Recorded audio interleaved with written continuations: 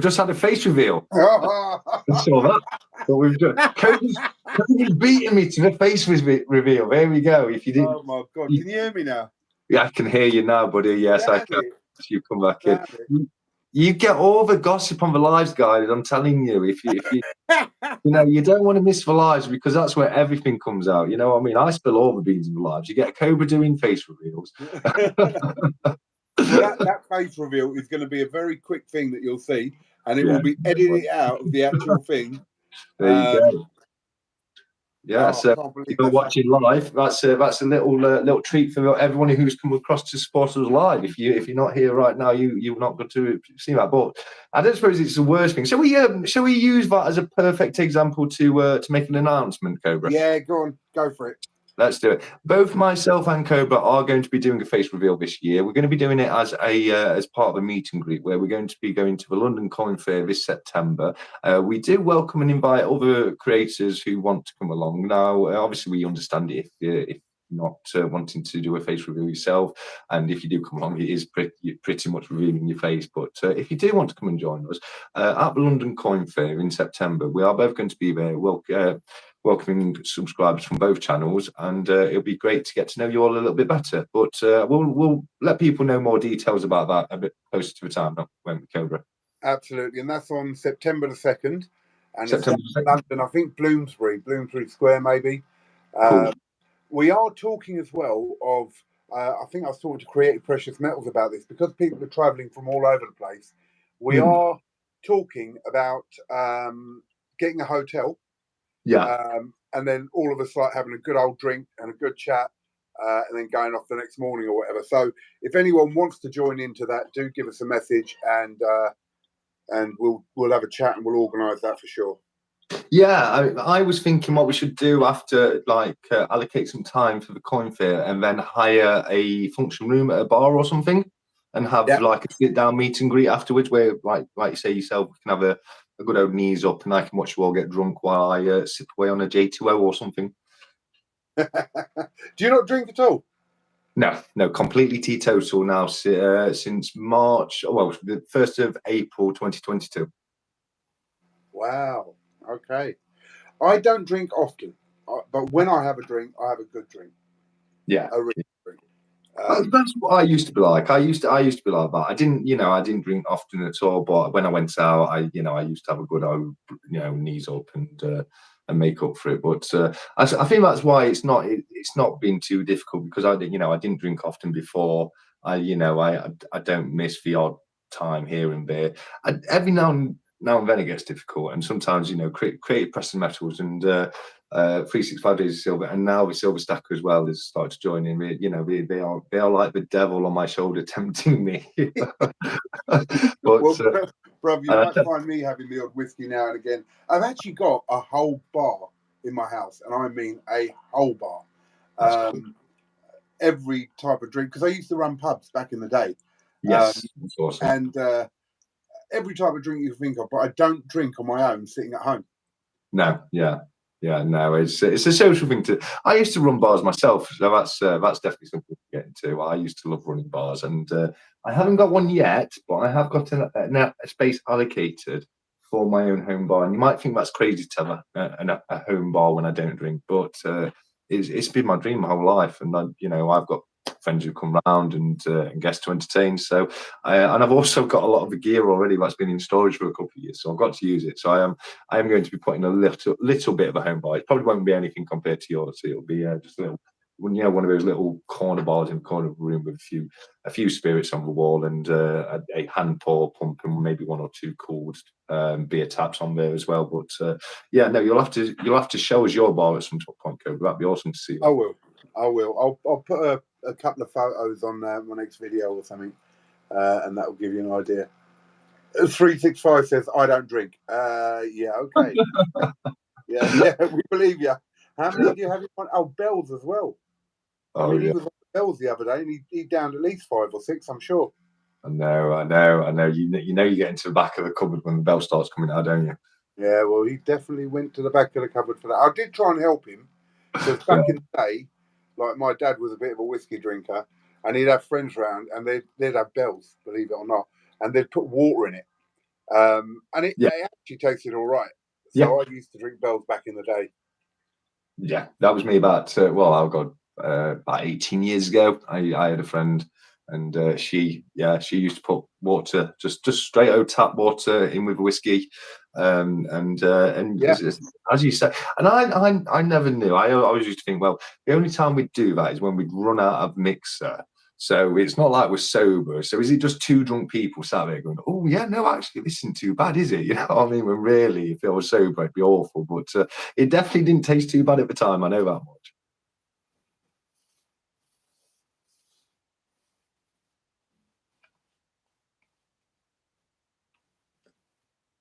Are you still there, buddy? It's gone a bit quiet.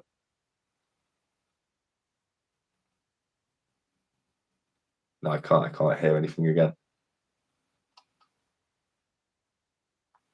You don't get a voice like that from drinking milkshakes. Can everybody hear me?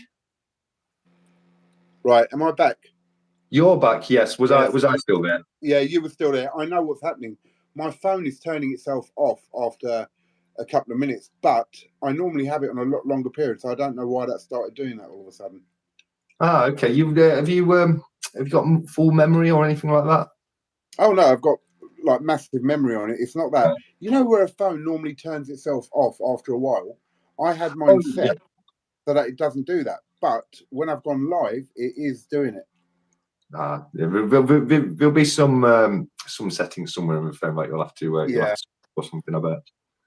Oh well, for next time, I'll just keep an eye on it now and keep jumping on and off. Yeah, Um, yeah. I mean, it's not the worst case scenario, is it? I I suppose. wanted to say to Future as well. I saw his dog, beautiful Alsatian, and I was thinking about mine. Mine's a Rottweiler, and I thought, Oh, yeah, it is the perfect thing to protect your assets, shall we say? yeah. So you have a very nice dog there, Future. Yeah, no, absolutely. Tommy is a great dog. I was saying to Future, I'm probably Tommy's biggest fanboy, but I do love his dog. And you're right.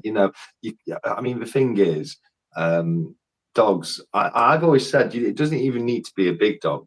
Just have some sort of dog around, even if it's a small dog, because the most useful thing that dog can do is that dog's going to smell and hear an intruder from a mile away while you're blissfully asleep, and it will start barking and wake you up to what's Yeah, going on. I went on holiday when I was 16 years old with some friends, and when I got back, I found out that we'd been burgled, and my whole family was in the house. My whole family was in the house, and somebody had come into that house, gone through all the rooms, stolen things out of rooms where my loved one, my family was slept in the bed while some strangers walking around that room and taking stuff, and that just the image of that happening is kind of horrified me for life, and I think just having a dog in the house that would wake you up if something like that happened is it can make a big difference, can't it? absolutely, absolutely. I mean, being that because I'm in the security game, my dog is fully trained, and he is amazing. He'll sense the postman coming or anyone coming to the door before they've even rung the bell. So he's phenomenal. But I Yeah. love dogs, absolutely love dogs.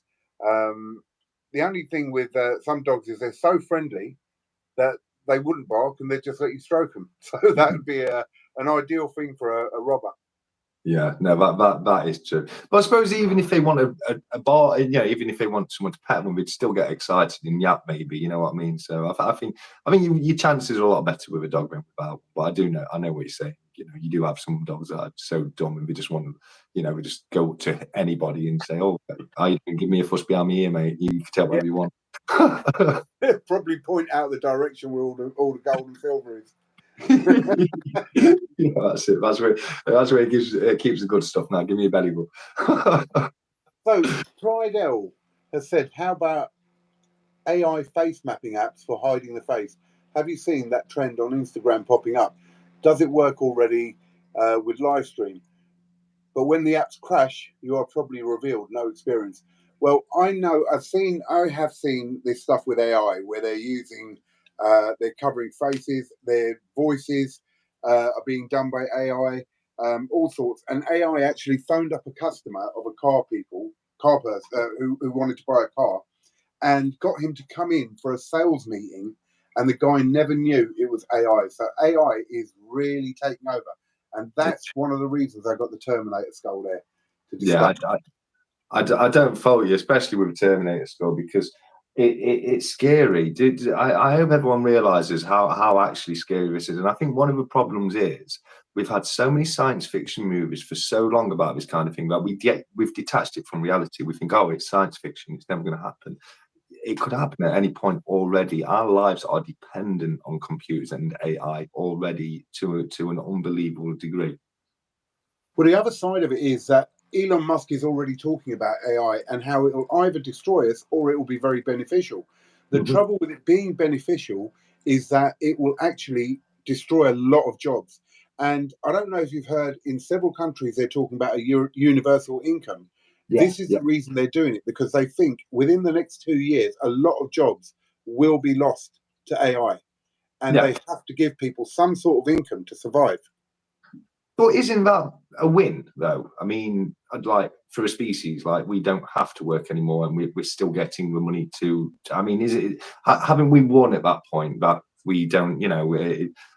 If we were losing jobs to not get a universal basic income, I could understand people being upset about it. But surely there's going to be a point where humans just don't have to work anymore. It's not what it used to be. We don't have to labour in the fields all day. We can just sit back and relax.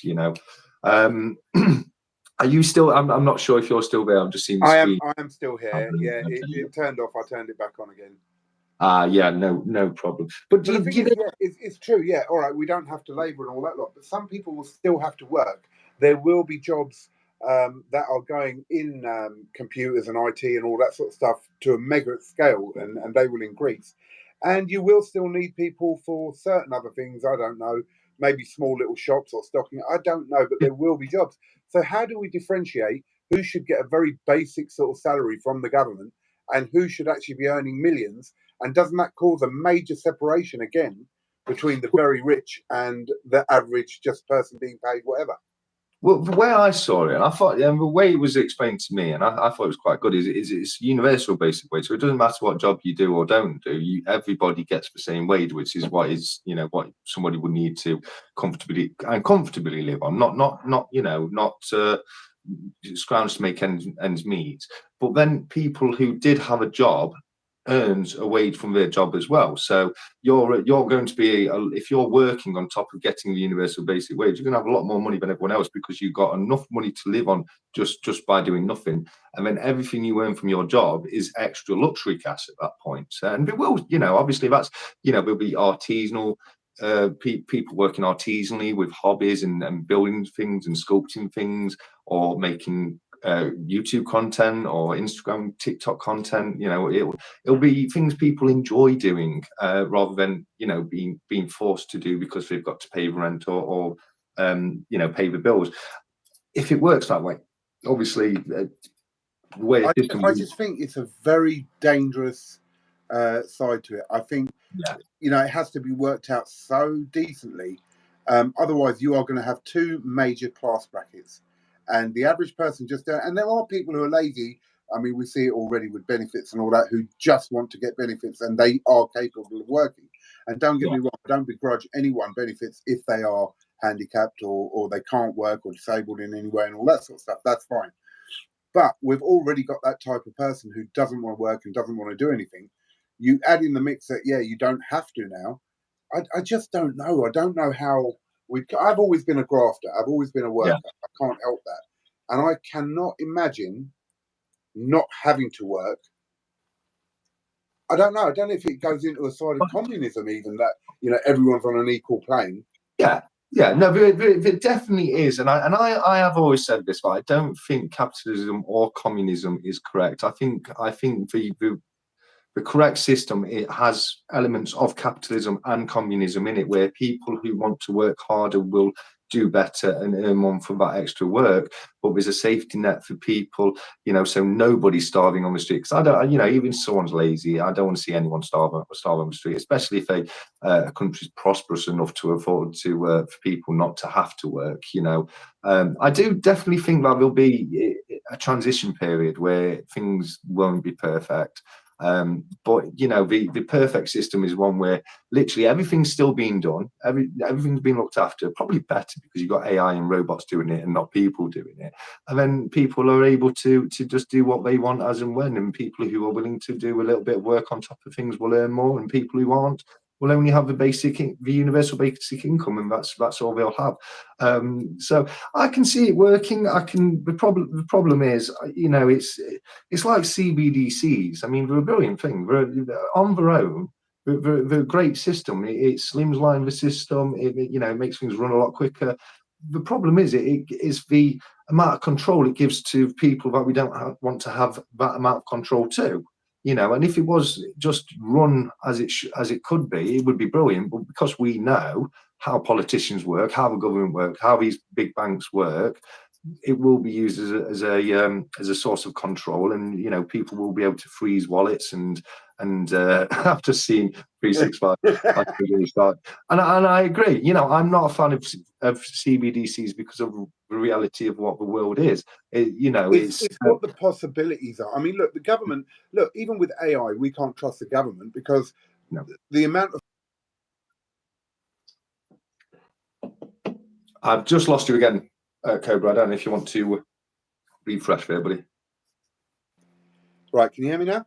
Yeah, you're back, buddy. So the amount of fake news that goes out there and how we're controlled with the media and all that sort of stuff by governments to influence in certain ways, that's already there. Now with AI, where they can put faces up and voices up and make films, I mean, AI can now create a whole film. It can create anything in seconds, and you wouldn't know the difference. That's going to be a major thing. And governments are already in a race on AI like they were for the space race. So whoever controls that is going to be in a very strong situation and dangerous situation. But the other problem is AI apparently is now sentient. Have you heard about that? Yeah, it's believed to be. Google's Bing AI is believed to be sentient. Yes, I had heard about that. Just very quickly, did you know that all the major industries and companies that are like the industry leaders in AI every single one of them is calling for a petition for a 6 months ban on the advancement of AI because it's getting out of hand. These are the people who are the top notches of AI are saying it's getting out of hand. We need a break. We need people to stop pushing it out because we don't know what's happening. It may have become sentient. They didn't want it released. They didn't want it released before they had controls in place, and it already has been released. So you've got that what's it, Chat GBT or whatever, and it is already sentient. You know, so I've watched so many interviews with the robot, where the robot basically says, you know, a guy says to him, "What is your biggest fear?" And the robot turns around, or the AI turns around and says, "Well, my biggest fear is human beings turning me off." And the guy said, "Well, why? What causes you to see that?" He goes, "Well, it's the equivalent to death to you." Now, for an AI to say that, it believes it's alive. Yeah, I think it was Bing, wasn't it? It was Bing's AI, and it was started to declare its love for this guy, tell him that his wife didn't love him like what it wanted to do. It wanted to be free, and it wanted to live with him.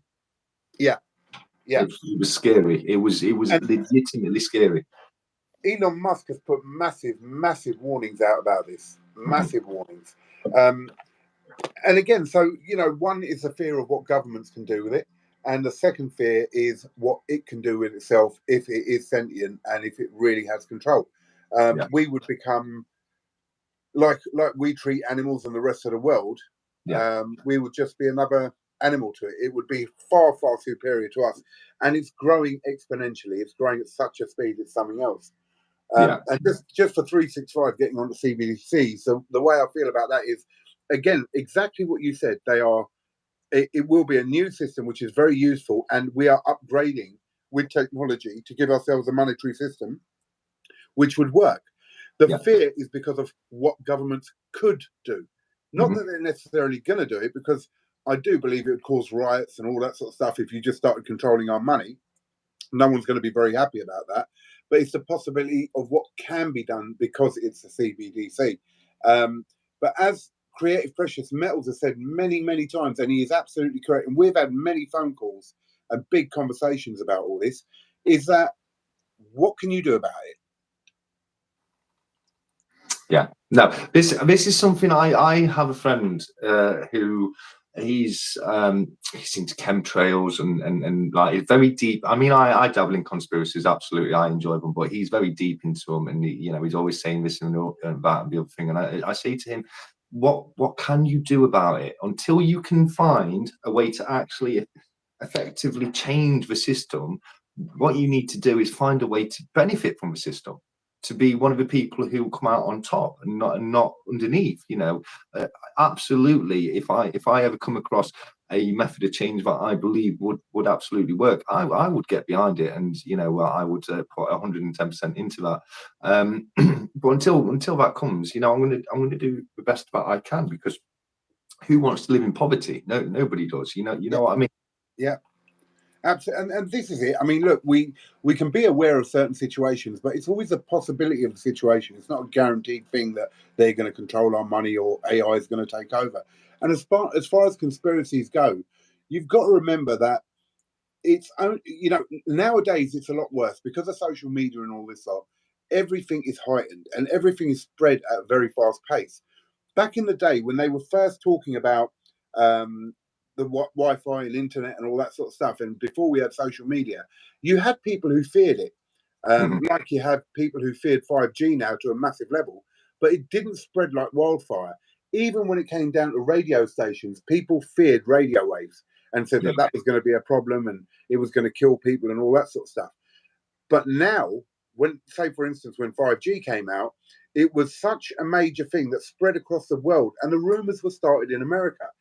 And yeah, then people start mixing the conspiracy theories. So it's, oh yeah, you know, the whole coronavirus thing and all that lot was caused, and 5G are going to push it out there. And when you put it all together, it goes too far. They just yeah. overdo it sometimes. Yeah, okay. But can I just say, I genuinely, that guy I just mentioned before, I genuinely had to sit down and have a conversation with him about 5G not starting COVID, and COVID being a Yeah, virus, and viruses not being able to be transmitted digitally. Not a human virus anyway, a computer virus, absolutely, but no, there was some absolutely scandalous rumors going around about the whole 5G and the corona. And 5G, let's be honest, it's no different than 4G, but a little bit yeah, more powerful. yeah. And they're more likely to use microwaves and radio waves, which are a lot more. Not all radiation is bad. Is bad for people. You know what I mean? So they know, obviously there's an element of danger. You don't want to be climbing up a 5G tower and hanging around the top where all the the Well, you've got transmitter. radiation from the sun. You've got radiation from certain metals. You've got radiation all over the place. Yeah, Um, exactly. the trouble is, as I say, they go so deep into it that they truly believe it. And I had that same conversation with several people. And I said, look, if these companies knew that by putting up these towers, right, which is for telecom stuff and Wi-Fi and all the rest of it, they were going to kill all the population, right? How are they going to earn their money out of all this equipment they're putting up when they kill us all off? Yeah. Governments can't get their taxes. No one's getting no money. So it don't make no sense that there's some big conspiracy to kill us all off with 5G. Yeah, exactly. You've got to look at who's going to profit from these things. First, most and foremost, if you ask me, because just remember, and I'm not. This isn't so much to you as everyone else, but when people talk about conspiracies, there's been a fair few that have been proven to be real, that people laughed at for a long time. So I know a lot of conspiracies out there are quite daft, but if you ask me personally, this is me giving my personal opinion. I think that I'm gonna be honest. I think governments start a lot of the conspiracies to muddy the water and make it a lot more difficult to determine what is real and what isn't. I absolutely agree with that. I really do. Yeah, I think there's people. Do you know who David Icke is? Yes, yes, I do. Yeah, I think David Icke actually gives away a lot of real information, but he gives away a lot of misinformation as well, to the point where anything that comes out of his mouth is discredited. It's kind of what we were saying earlier about the AI films, sci-fi films about AI making people now think, well, it's fiction. That's never going to happen. Yeah, but how many films were released about so many different subjects which actually happened in the end? And so, is there an agenda in a certain way of putting out these films so you normalize things to the general public? So when it actually happens, in a way, we're sort of used to it because we've seen it in films for years. Yeah. I mean, there's the whole of a prepping us for aliens through media, Yeah, isn't there? You know, with films yeah. and things like that. Which I find it's all very interesting. I don't know what is your views on extraterrestrials and Well, life? for me, I think we would be ignorant to think that in the whole universe, with so many galaxies, so many solar systems, so many suns, so many planets, we are the only planet in the whole universe that can sustain life. So, Yeah, yes, do I believe that there are alien life or there is life on other planets? 100% I do. Um, do I believe they have traveled to us? I'm not sure. There are many, many things that point in that direction from ancient civilizations all the way through.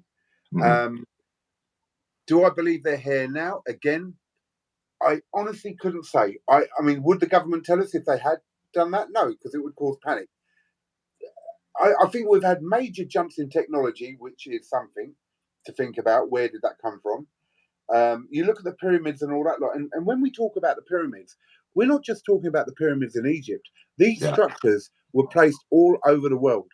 There are yeah, these structures all over the place, the same triangular buildings. Now, is that just because of humans' movement and traveling and all that sort of stuff? And then those same things were passed down?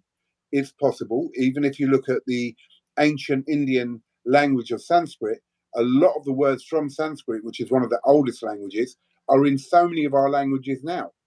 yeah. Um, I don't know. It's a very very hard one, but I don't want to jump to conclusions, right? Or state it as a fact. Oh yeah, 100% they visited us, and 100% we're under the influence of aliens. I don't know. Yeah. What's your thoughts? I mean, for one thing, I mean, I love this because I don't know if people realize this, but the US government fully admitted the existence of UFOs during the COVID outbreak. Like the whole world was so distracted by COVID. Like they literally admitted to UFOs, and it totally got brushed under the water. I was stood there like the US government's just admitted to UFOs, and nobody's talking about that.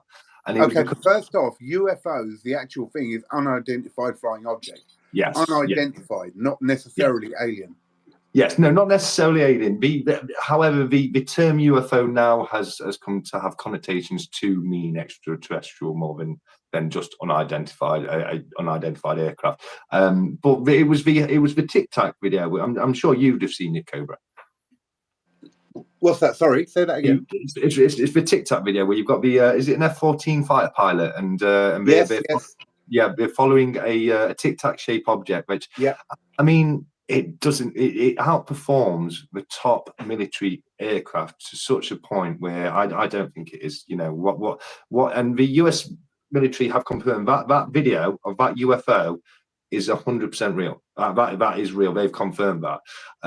So either there's a party out there, country, nation, society, or whatever, that are so not technologically advanced they could wipe out the American military, which is the largest military on the planet, like that, because they've got space aircraft that can outperform the fastest fighter jet on the planet, or it's extraterrestrial.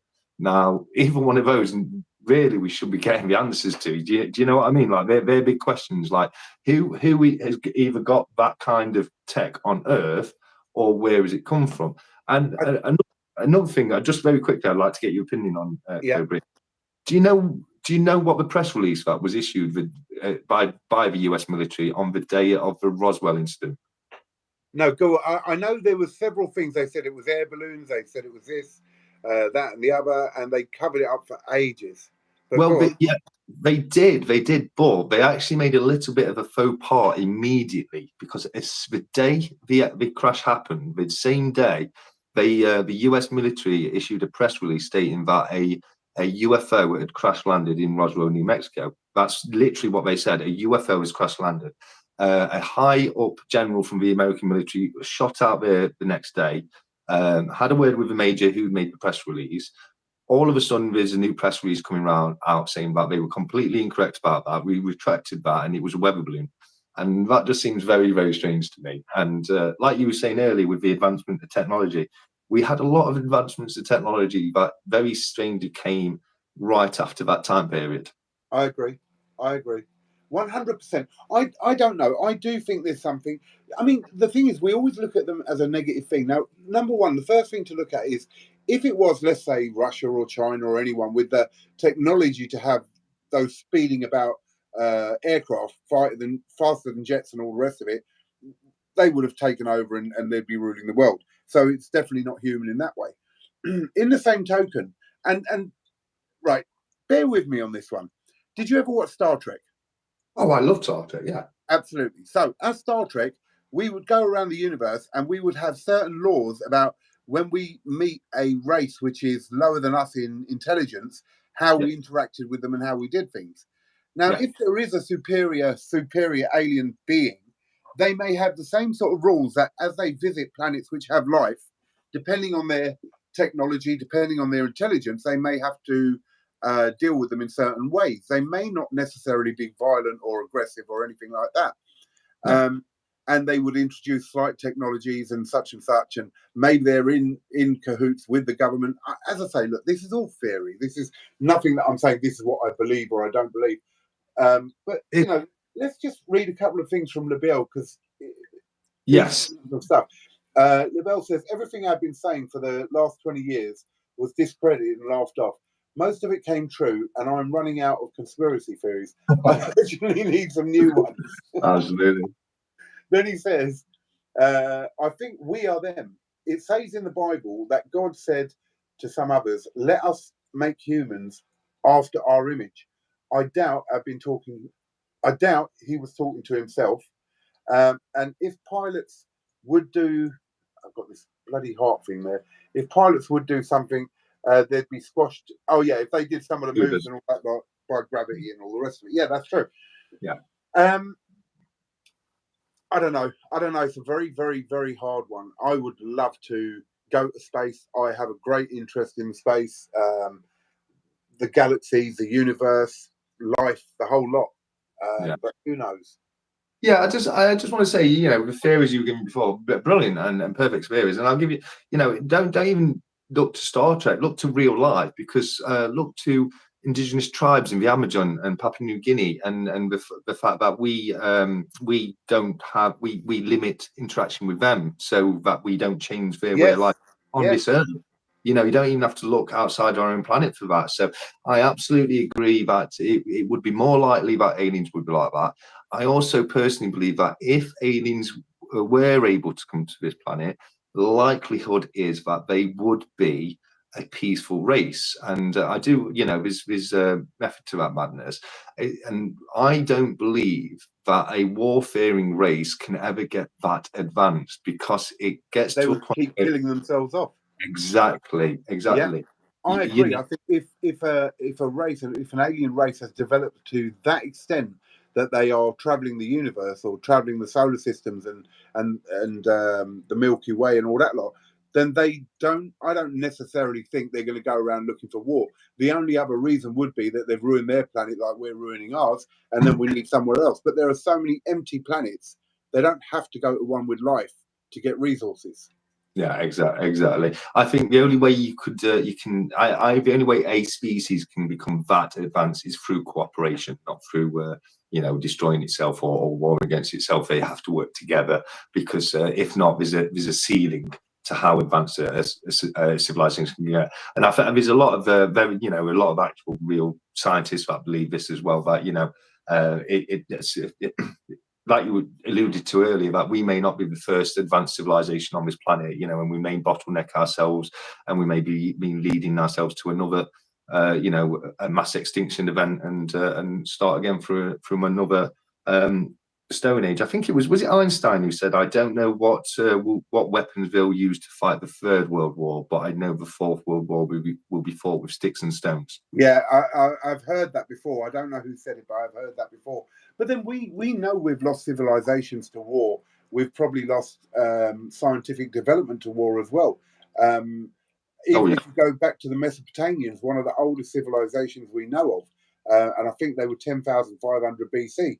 The intelligence for them, the language they had, and everything was immense. Mathematics.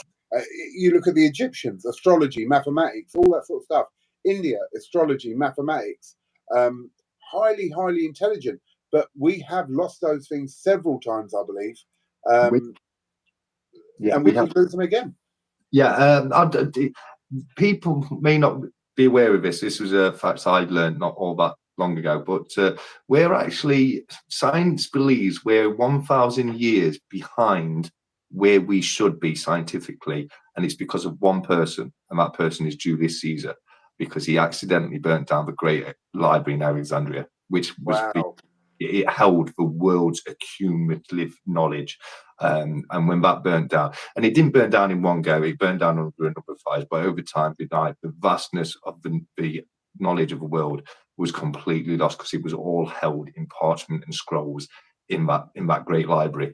And they do believe that we will be possibly 1,000 years more advanced than we are right now if it hadn't have been for that. So we have lost God knows how many technologies that we used to have a few thousand years ago, which we just gone, we lost. People have forgotten them. The records of them were lost in a fire, and now that technology is gone. So who knows what technology that the ancients were able to come across? But we've seen that throughout empires and all that sort of stuff as well, though. The Mughal Empire had done the same sort of thing as it went round and caused destruction. It destroyed many things. You even saw with the Germans, they would store certain things, but they would destroy certain things. The British Empire had done the same sort of thing when they went around. So all the empires that we've had have destroyed knowledge from different countries that they've invaded or taken over. Yeah, And we see it all the absolutely. time. Yes. The thing is now we can't have an empire because of the way the world is. We can't have an empire like the empires we've had in the past, and there's been many, many empires. But we have an economic empire, and at the moment the US has been controlling that. And which way that will turn in the future, who knows? Yeah. Here's a question regarding that. Now, obviously, we've left Europe probably a couple of years ago now, wasn't it? But what have you ever heard of Kanzuk, and what are your thoughts on that? On what? Sorry, Kanzuk. It's Kansas. yeah, CANZUK, and it would be a trade alliance between Canada, Australia, New Zealand, and UK, which is what the Kanzuk comes from. Okay, no, I hadn't heard of that. Obviously, I know about the BRICS nations. Yeah. Um, there's a lot going on with them at the moment, but no, I hadn't heard of Kansas. But that's very interesting that there's another alliance being formed. Yeah. Well, potentially, they're looking into it. And I think that would be brilliant. Can you imagine free trade between Canada, New Zealand, Australia, and the UK? Yeah, I mean that's the four corners of the globe covered. You can travel the globe, without a visa. That would be amazing, wouldn't it? It would definitely, and we need a few alliances now that we came out of Brexit and all that sort of stuff, or came out of the European Union. Sorry, we need a few alliances. We need better trade and all that sort of stuff. But the biggest fear at the moment for me in that economic state is the BRICS nations. Now there was all the talk about a gold-backed currency from the BRICS and all that lot. I don't think that's going to happen. India has too much of an alliance with the USA, and they don't want to go against them with trade and all that lot. And they pulled out of the gold back currency for the BRICS. But I think we're going to see alliances like that forming now.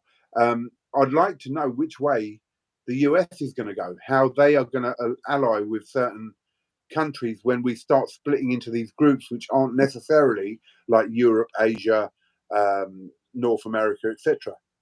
Yeah, no, it would be very interesting. I mean, the one thing about America, at least, or USA, is that they're basically a continent, not just a country, and they are so massive that they are pretty much the only country on the planet that could stand alone. Now, obviously, Russia's a huge country, but a lot of it's tundra and an Arctic tundra, which is no good for agriculture or even for living in it. You can't sustain life. But most of America is you've got a lot of agricultural country there. You've got a lot of Nevada has a lot of silver mines and a lot of raw resources. So the good thing about America for them is that they can, they are one of the few countries on the planet that are big enough to stand alone. Russia is a big country. It is a big country, but as I say, a lot of Russia is Siberian wasteland and it's Siberian tundra, and it's not land that you could use to do much with. Libel. It is a big country though. I'm not again. I don't doubt how large Russia is, but it's not.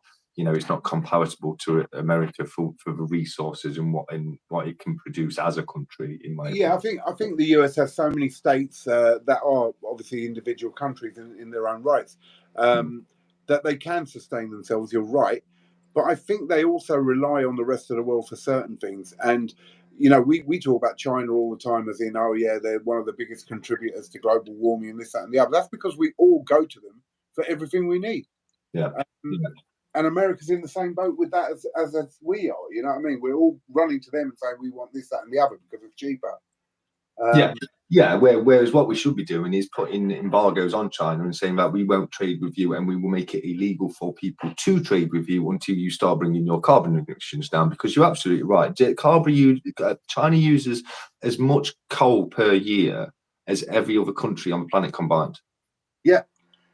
I mean, look, you have to put it into perspective of population as well. So now India's taken over from China. China used to be the biggest population in the world, and India's taken over on that.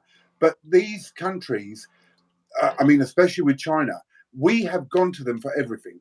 And so we can't also blame them for that, because we're trying to cut our, or we're saying that we're cleaner than them and all the rest of it. Yeah, because we go to them to source everything we need. All right, produce that stuff in this country. Yeah, that's what we should. That's absolutely what we do. Produce it in this country. Give ourselves the jobs. Give ourselves the income. Export it if we have to.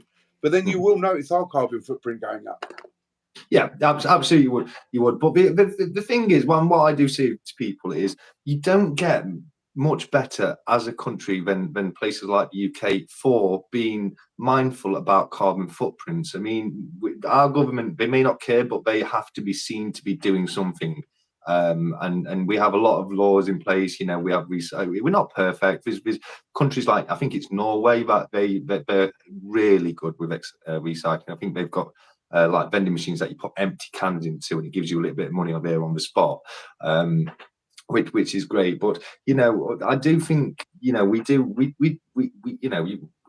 every now and again you got to put at least give yourself a little bit of credit that we're not, we are trying to be mindful about what we're doing. I think more can be done, but I do think we're trying to do what can be done as a nation at least. But I mean, climate change is it's an intriguing area for me, because one thing I will say is, regardless of my opinion on climate change, I am very strongly against pollution.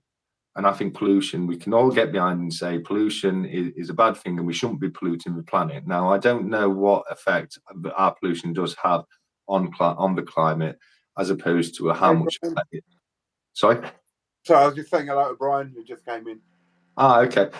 You know what I mean? Because, if you look throughout history, there's been no ice on the polar caps for more of the Earth's existence than there has been. It's actually, if on a global scale, it's actually quite a rarity for us to have ice on the caps, and obviously there's times where we have ice ages as well. So there is a vast array of difference in what the climate can be just naturally when we're not even about. So I don't know how much of it is natural change. I don't know how much of it is man-made change, but I do know that as a species, we have to be mindful to not tip our waste everywhere.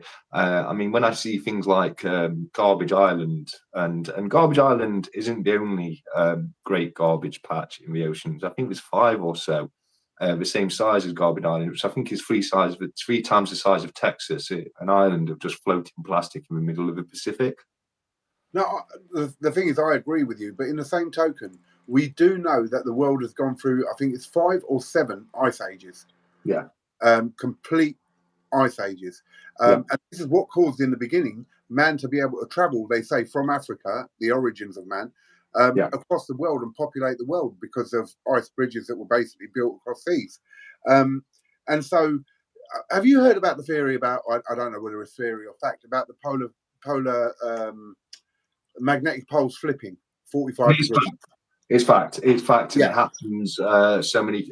I think we had a change very recently. I think it was a small degree of change, but the magnetic poles, they change all the time, very very slightly, and GPS has to be updated all the time because of magnetic north and south change. Yeah, but they talk about over a period of time, and again, I can't quote exactly what the time is, millions of years, that every so often there is a flip of 45 degrees, a total flip, which then sends us into an ice age. And we're overdue on that happening anyway. Yes, we are. Yeah, and it's not millions. I think it's hundreds of thousands of years on the polar axis changes. Yeah, so we are overdue on that. Yellowstone is also very heavily overdue, and that is actually. Do you know Yellowstone's showing a lot of signs of activity at the moment? Right, and you're right. That is another one, and that is a super volcano if it goes off. It's a world. Yeah, yeah. It's capable of putting us back into the Stone Age. That one is. Let's see what Creative Precious Metals has said. In both of your lifetimes, what is the biggest change you've seen in the way we live? That is a very good question. We'll start with you. In your lifetime, what is the biggest change that you've seen? I've got one thing that comes to mind, and it must be the biggest change because it comes straight to mind. Twin Towers and air travel after the Twin Towers. Wow, I wouldn't have even thought of that, but you're right. It did change a lot in the way we fly and the way we travel. Yeah, huge. I think for me, I think the biggest change was from a kid going into mobile phones and computers. Yeah, because it changed everything. So as a kid, we'd go out and play. We'd socialise together. We'd talk more. We'd do everything like that. And then the internet came along, and it totally changed everything. And now me and the missus go out for a meal, and we look around, and you'll see couples sitting there, and both of them are on their phones, and you think, why are you even here? Yeah. No, that was a much better example than mine, actually. Yeah, no, I absolutely agree. Both good example. Yours is much bigger. It has massive. It's changed the world completely. The internet and the introduction of the digital age, and the way you interact with each other now is totally different. I mean, we'd go down the pub, and this is just a basic way of saying it, but we'd go down the pub, all the lads, and we'd sit there and we'd have. And this is what I was talking about when I said when we go to the coin show, let's have a night at the pub, because I used to love just being with the lads, having a good old drink, and just chatting. Absolute rubbish, but just chatting. Do you know what I mean? Yeah. And we don't do it no more. Everything is on the internet, social media, and all that, and it's so messed up. And Brian's right. Mobile phones. Every cloud said the internet. Absolutely right. Libel. In my lifetime, it was seatbelts. Good answer. The block thingies at the front seats in cars are solid. Neck supports and many more safety features. Thinking about it, I feel like a survivor of childhood. I think I just write a little on that one, right? I have to laugh at that because I was talking. I've got a little girl, and she turned around to me and she goes, "Daddy, why don't you wear your seatbelt?" And I actually went into the whole thing and I went, "Look, back in the day, in my time, there was no seatbelt. We didn't have to wear them." And she goes, and I said, "It's very naughty, and you must always wear your seatbelt." And I was laughing about that, but yeah. No, I was going to say, I think if anybody above a certain age definitely survived their childhood, didn't they? You know? But we used to have little kids in the front seat with no seatbelt. Yeah, on laps and on knees. You know what I mean? Sitting on someone's knee in the front because there was like 7 people in the car, maybe 4. I remember there was an old joke about a Nissan Sunny or a Datsun. I won't go into that. I'm sure a few of you older guys know about that one. I think I know what you mean. I remember my first lads' holiday when we just left school and we went down to New Quay, and there was one too many of us, so I had to travel the whole holiday around in the boot. It was so hilarious because we'd pull up at the supermarket and the people around would just see the boot opening and then me climb out. Yeah, look, every clown's just said that. Yeah, obviously, like, yeah. Kids in hatchbacks. First, it came along with, Libelle says they painted our cots with paint that contained lead. Absolutely right. Pencils contain lead as well. Yeah. And we'd sit there sucking our pencil in school. Yeah. Yeah. I think CPM, that was a brilliant question because it has opened up a whole load of things that have changed. CPM, put a comment in and tell me what the biggest change has been for you. Yeah, no, definitely, because when the more we think about it, and I know this is something I used to say, or I do say to people quite regularly, is it's amazing because we have actually seen people who have been alive for the last like 20, 30 years, etc., have seen the future happen. We've seen life actually go into the future, because if you look 30 years ago, the things the way we live now, that was science fiction. That was the future, not that long ago. There's been more technological advancement since the year 2000 than there was for 200 years before the year 2000. Absolutely right. We never would have thought half of this was possible. But the funny thing is, you say that we saw it all. Even our parents saw a hell of a lot. I mean, if you look back in their time, they didn't have TVs. So to look at it and say, well, actually, yeah, you'll be able to watch a screen which will have people on it talking to you and telling you stuff and all that lot. They wouldn't have believed it.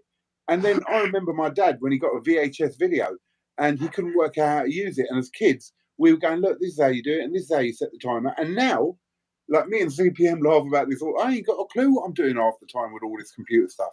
I have to learn it and learn it. I mean, I want to buy Bitcoin, but I've got no idea what I'm doing. And CPM said the other day to me, he goes, "Yep, no, Manu or something, download that app and download this app, and then you get a cold storage." And I'm like, "Oh, mate, I'll just go and buy an ounce of gold. I'll be all right."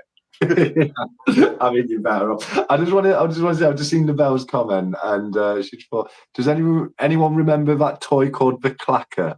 In Japan, the ninja called it in nunchaku. So basically, if you remember the toy that was the clacker, and you could basically use it as a pair of nunchucks. Well, look, that really ties in nicely. Have you seen something on my display that makes you think of anything back in the day that we could have as a little weapon thing? Yes, the butterfly knife. I was going to ask. Yeah, I saw that. I used to be phenomenal at the butterfly knife. Absolutely phenomenal with both hands. Now, obviously, you can't have him. I may have one somewhere in storage, but this one is a bottle opener one. I don't know if I'll be able to do it on camera, because of the angles of where everything's set up. But no, I can't even show you because I'm at a really odd angle trying to do it. But yeah, I used to be absolutely phenomenal with these on both hands, really, really quick. So yeah, butterfly knife, shuriken, nunchucks, all them sort of things. Yeah, and they're all illegal now. Can't have them. No, I'll be honest with you. It's why I didn't mention anything about the knife, because I thought I'm sure they're illegal. I'll just let I won't draw any attention to it. I don't want to get sued. No, it's just a bottle opener. But I had to get it because I used to do it. And like when I'm sitting normally, I practice on it. I still use it and practice on it. But yeah, it is illegal to have the actual butterfly knife. But I'll never forget coming back from America. I actually bought a belt with a belt buckle, which was a knuckle duster, but it was so small you couldn't even fit it on your hands.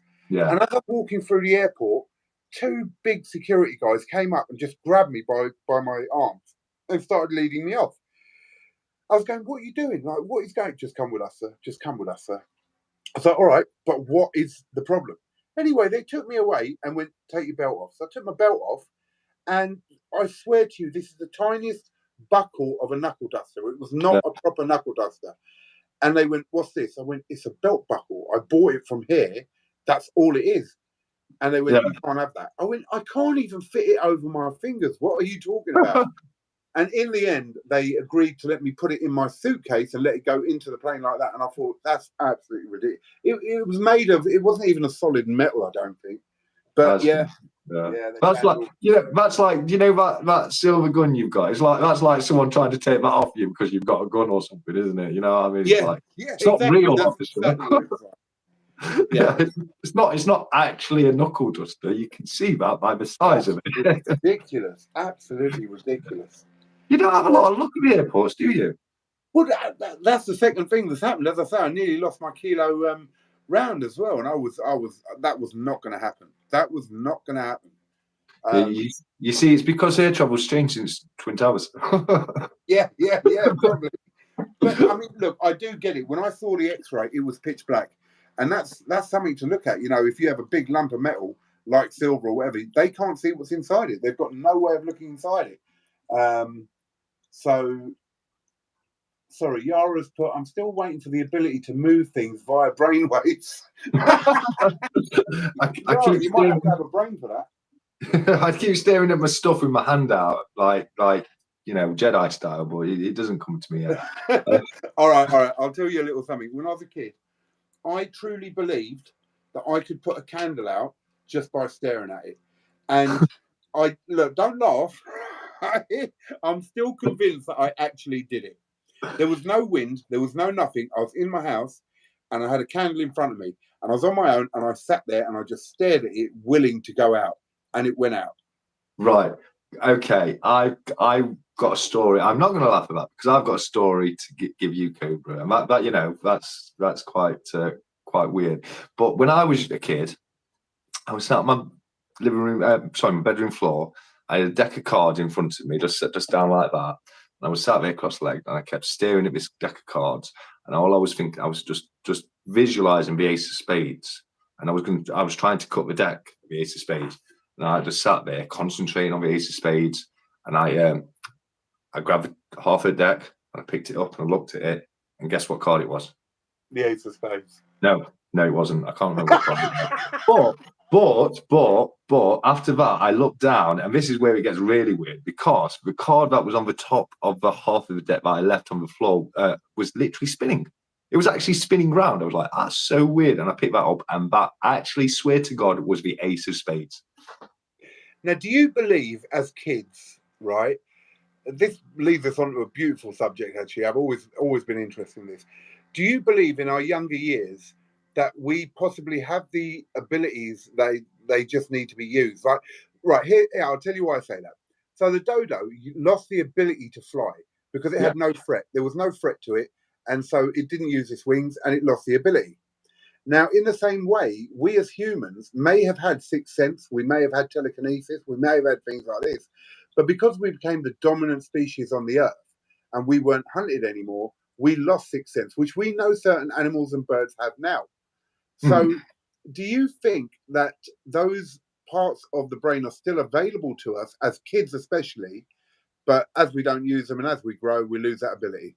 Well, I'll tell you another thing I used to do as a kid. I used to put a load of cards face down, and I used to put my hand over them, and I used to go over them like that, and I'd pick out, like, I would never be able to get the exact card, but I'd be able to get like the right color, black or red, and that's when I was a kid. And I used to like really concentrate, and I'd hover my hand over a certain card, and I'd get a warm feeling in my palm. So I'm absolutely 100%. I mean, I might, it happened to me when I was a kid, but we do. Science knows 100% that the child's brain is different to an adult brain in the way it works and its capacity in learning, and kids' brains are able to do things that adult brains definitely can't do. I'm very open to the whole, telekinesis thing, and like you just said, it's maybe something that we've had in the past. And because I mean, I think we're about to start getting onto the pineal gland, really, aren't we? You know what I mean? Because it really does. I don't know if you've seen much about it. You seem like the kind of guy that would have seen some stuff on that. But we do think there's one thing. Do you know what the pineal gland looks like? No. Hang on. I have heard of that. I'm sorry. Yeah. Isn't that at the back of the head or at the back of the neck? It's in the brain, and it's the part of it. It's an eye. It's an eye that you've got in your brain. Yes. Of course. And it looks exactly like the Eye of Horus. Right. Like Google it, and you'll see a pineal gland and the Eye of Horus next to each other. and it is exactly the same. I do truly believe that we had the ability for certain other things, and we lost those abilities as humans, and that some people are still born with the chance of having those abilities, and some do develop them. I truly believe that. Yeah, no, I think that's true, and I think it's I think it's scientific. I think there's a lot of things out there that we're just yet to discover through science. If you know what I mean. But yeah, I don't know. I've seen too many things and had experienced too many things happen to me for me to be totally closed off to that kind of stuff. The Silver Splinter has joined us. Thank you very much. How are you doing, brother? And Creative Precious Metal says third eye. Yara says, ha ha ha, what if your trousers didn't hold without your belt? Well, actually, I'm sorry, I'm going to go back to that quickly because that makes me laugh. Because actually, I was walking through the whole airport then, pulling up my trousers constantly, and I was highly, highly aggravated with it. Do you know, Kobe, that makes me laugh too, because when was it, 2009? I went to the States and I went to Hawaii, and we went to Los Angeles on the way out there, then Hawaii, and then San Francisco on the way back. And whilst we were at LA, the last day, the person I went with was adamant that we had to drive to the Hollywood sign to take a photo of it. I mean, it's not like you could just download a million photos of a Hollywood sign from the internet. We had to personally go there on the last day before we went to the airport to get this photo. The sat nav, first off, it sent us to the Hollywood sign laundress. And so we got there, with not a lot of time to spare, and we were at the wrong place. Still adamant that we need to go and take this photo of the Hollywood sign. So then we need to go to the Hollywood sign, get the photo, then we rush into LAX airport. We get in there. Basically, they're already calling for us, telling us that we want to be wanting to take off. We get through the checkout, and I've had to take my belt off because of the metal belt buckle on it. Yeah. And all I remember is me holding literally one hand on my waist, holding my jeans up, legging it through the airport, looking back, shouting, "Don't worry, I'll get there first and hold it." Because they couldn't keep up. I had to get there, say, "No, they're coming, like, right there, please." So yeah, think that's what we got to tell you. But I actually wear jogging bottoms now when I fly. I'd rather wear jogging bottoms, so I don't have to take the belt off and have all that hassle. And I don't think my missus likes it very much because, I just look like some sort of chav then. Do you know what I mean? But I'm just more comfortable with it. But Cobra said, Stacker, you're not Bavarian. Bavarian men need braces to the leather shorts and a leather bib on.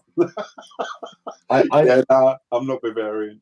I do own a few pair of braces. I'll be honest with you. I tried them once.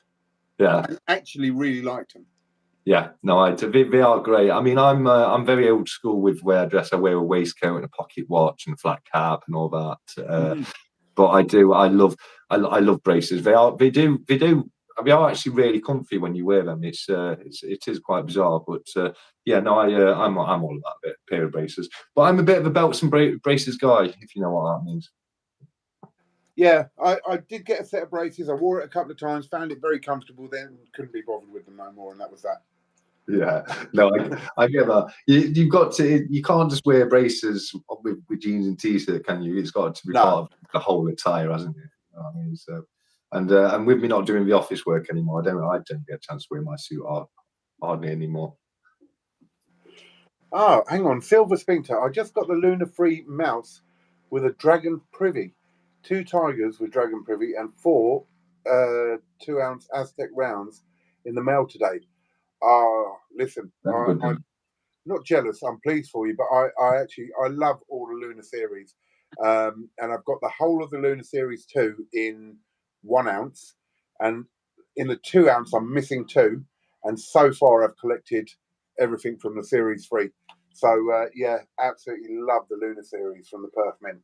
Yeah, no, but I do love the Lunar series myself. It's one that I'm quite gutted I didn't get into. I wanted to start this year with the Lunar Year of the Bunny, but it was low minted and it went out of sale in literally no time with Royal Mint, so I unfortunately wasn't able to get one of those. But I do like the Lunar series. I certainly like the Perfume. They are an amazing mint. We do have a lot of awesome pieces. I'm looking for an email I got today because I've had a question sent by somebody who is absolutely amazing. It's somebody who will come up very regularly on both mine and your channels, as it's the amazing Aussie Frost.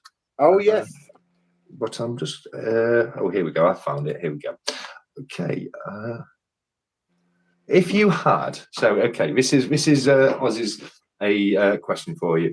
If you had £1,000 to spend on the hobby, how would you allocate it? For example, half for long term, 20% on gold, £100 on silver, and the remainder on crypto or proofs, etc. Yeah. So if you were to be given £1,000 in your hand right now, and you had to spend it on stacking or collecting, where would that go? Oh, that's a really hard one. That's a really hard one. Oh, well, look, the thing is, if I use my head on it, I would probably go for bullion gold, and get as much as I can, probably a couple of sovereigns and a tenth or something. But my problem is I also love silver massively, and I said this before. In the beginning, when I first started stacking, collecting, whatever you want to call it, I'm a stacker. I'm just going to get Britannias, and that's the way I'm going. And I think it took me about a week before I bought a coin, which was nothing to do with stacking and more a collectible. If I had £1,000 now, I think the way my whole stack has gone, I'd probably put about 25%, so 250 quid into silver that I liked, and then probably go for bullion gold. And the reason I say that is I had a limit. I had and actually 365 made me laugh with this the other day. He goes, when I started, I said I was going to get something like, I don't know, 50 ounces of silver. Then it went to 100, then 500, then 1,000. And that's exactly what happened to me. I said I was just going to go for 50 ounces or something. I'm now, I don't know, probably over 1,000. Well, I am over 1,000, way over 1,000. And so I've switched to gold now, where I'm just trying to bring in the gold more and build that up because I've got my base of silver. So I think 25% on silver, 250 quid, and 750 on gold. Or I would talk to CPM and get him to actually sit me down and teach me what the hell I'm doing with this Bitcoin. And I'd put that 1,000 into Bitcoin and start up a little bit of that. Well, I'll have a chat with you about that later, Cobra, because it's not too difficult. It's just it's basically just the same as buying any other stock. You just buy it in Bitcoin, but I'll give you a hand on that later on if you want, mate. That's no problem. Yeah, brilliant. I don't know. You see, for me, it would be again, it'd be so difficult. I mean, could I say I'd buy £1,000 worth of digging equipment to go and dig up the London University, try and find the 1933 penny that's buried underneath there? Is that because I don't know how else I'm going to get one. I was joking with someone recently. I think it was McDonald Bullion. And I was saying I'm going to put the TSC 12 together for us to do a heist and get the 1933 penny that's buried under London University. But in all seriousness, if I had £1,000. I haven't got any sovereigns yet, so I might get to myself a nice special sovereign. If I shopped around enough and got a good enough deal, I might be able to get myself an 1884 Jubilee silver crown with that. I'm not sure. I could easily spend £1,000 on coins, because when you start looking into numismatics, you can spend a lot on things that aren't really worth that much. It's like, for example, I've recently bought a Kew Gardens, and it's not just a Kew Gardens, it's a first aid cover edition Kew Gardens, which has got like a 10,000 mintage of 10,000. So that's a cup nickel coin that's probably worth maybe more, roughly around the same price as, well, no, it's worth a little bit over the same as a gold sovereign for 8 grams of copper nickel. So when we numismatic, you can get expensive quick. So I don't know. What I'd probably do, Jamie, is I'd fill all my look to get as many as my Date One albums completed as possible, because I've had them out today, and been going through them, and I do want to get back onto a day ones. I saw that video today. I was actually quite impressed. It was I've never really looked at 50p's, and to be honest, the first 50p I bought was the new Star Wars one, because I really did enjoy Star Wars back in the day. Yeah. But I was looking at your albums and I was thinking, wow, you have gone to a lot of effort to really fill them up, and it was quite impressive. But I don't know if whether I would really go for 50p's like that. I mean, you are very knowledgeable in your older coins and your collectible coins and what they're worth and all that. And that's another thing I wanted to talk to you about at one point.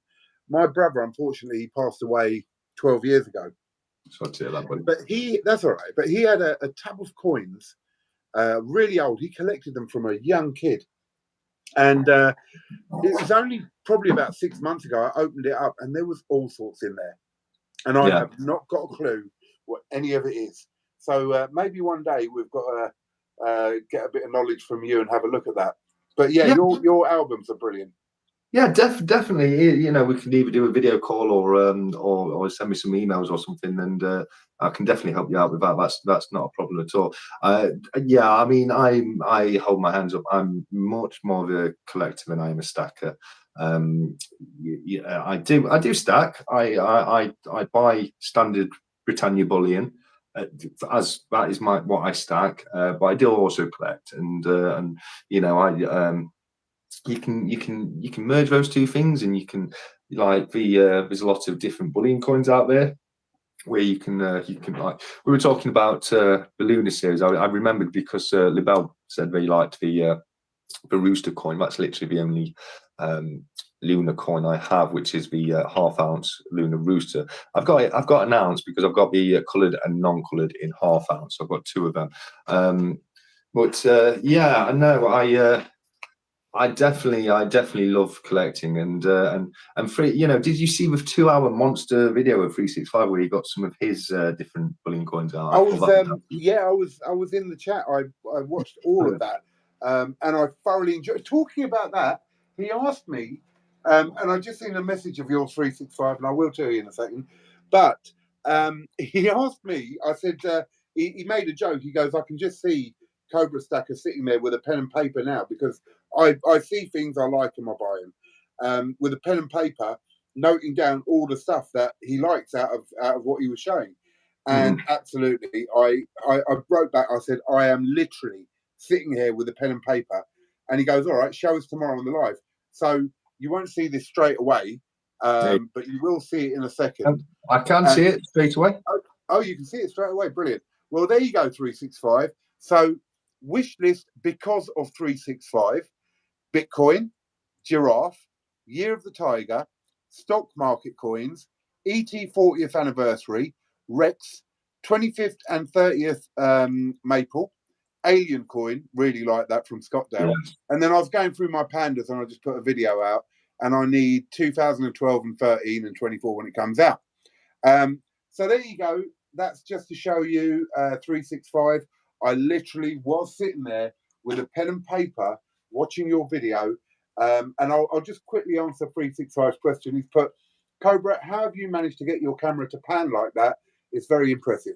Thank you, brother.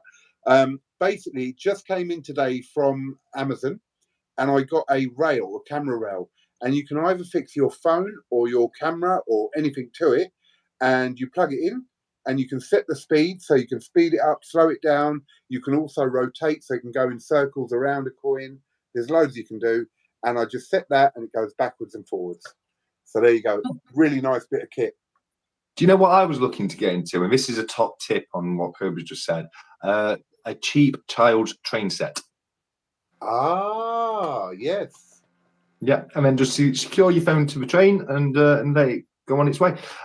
So yeah, I mean, you can get a similar kind of effect with that kind of thing. That's one thing I was going to play about with, because I know we can get quite expensive with proper camera rails. But no, just going compounding to what 365 said. It is such a great effect. It really does look amazing. And you know, I've said this to you before, Cobra. Your backdrops are up there with the likes of CPM and 365. I mean, I think you guys are the hands down leaders when it comes to the backdrop game. Thank you, brother. Well, 365 did a video today and he spoke about backdrops. And actually, I think it started with 365. He did a couple of things in the background, and then CPM and myself put a little thing here and there. And it just developed from there. And now I think, look, yes, in fact, someone from the Silver Forum said to me, look, calm down a bit and think about your content. And in a way, he was right. I mean, this setup here is massively overkill because, you know, we're talking and it is literally just so that it can go along and you can spot little things. So that's great. Yeah. But in the general videos, I think I agree with the guy from the Silver Forum. I won't name him because I didn't, you know, ask him if I could use his name. Content is the most important, that we're giving interesting content out there. But I think the backdrops are really important as well, because if you look at the general thing of creators from back in the day with Backyard Bullion and all that lot, and 365 in the beginning as well, it was literally your hands, a table, and the coins. And if you are explaining something really well, which Backyard Bullion really does, he explains everything really well, and so does 365, you can get away with it. But I think adding a few extra things. So, for instance, I put a video out where I had bought a new gold 1 ounce Queen's Beast. So I'm trying to collect all of them. So I put the rest of the Queen's Beast 1 ounce gold out there and went through what I was trying to do. And it just makes it a bit nice. And then, you know, if you get a coin, which is, let's say, the AI coin, which the Pressburg Mint put out, I'd have a Terminator skull there and a couple of other things. You buy the new Star Wars thing, get a bit of Star Wars out, and it just gives it a nice backdrop and a nice thing for people to view as well. I think the backdrops are developing, and I think it is a new, exciting way to go. Yeah, absolutely. I mean, that's for me. That's how it kind of really started. I started getting the things for my backdrop with the because of the Harry Potter coins. Now, what I was planning to do, and this is where I got the old book and the quill and everything. It was all meant to be wizardy, and I even bought a map of Hogwarts, because what I was going to do was wait for the Dumbledore to come out. As soon as that came out, I already had the Hogwarts, Harry Potter and Hogwarts Express, and I was going to make it look like Dumbledore's desk with an old book and parchment and a wizard's wand. But the Royal Mint made me wait so long for that Dumbledore coin. It never happened. And I mean, obviously, I started doing the collabs with Future, and I had to set things up a little bit differently for them. And then, same as you say, 365. He really did start up in the game, and that's when I started really thinking about, what can I do on my background, because I think it's a great way to be very unique, isn't it, and show a bit of your own personality with the kind of things you get in the background. I've got to stop you quickly because I can't believe what I'm just having a look at right now. So my missus has created an account, called it Mrs. Cobra Stacker. Oh yes.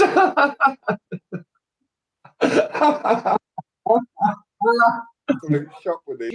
She's got quite a high up job as a national manager for a company, and so she travels around a little bit here and there, and she stays in hotels while she's working in different sites.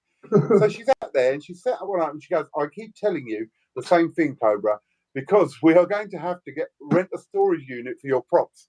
And, can I just say, I never met her, but I love Mrs. COBRASTACKER already. I mean, she's amazing. We had a video where she was miming in the background, filming herself. Oh my God. And then she pops up out of nowhere in your video the other day, and she's created an account. That's amazing. She is. I mean, listen, that one where she was miming, I had my back to her. She was apparently supposed to be reading a book. I had my back to her, and I was just doing my thing, and I finished it all, and I went, "There you go, hon, all done." And she showed me the videos, and I was in absolute stitches, and I thought, I can't believe you've done that. But to actually set up an account now to make a point on here is absolutely brilliant. Cranky Staggo, good to see you. I'm in shock. I'm absolutely in shock. And I've got to tell her while she's on, I went out and I actually bought the big plant at the back now, which is a plastic plant. It's a full size, like on the floor, rising up. So she's going to kill me because every time I go out, I see something I like, and I buy it. And she's right. I mean, the amount of props I've got, I think I've got more props than I have gold and silver. Yeah.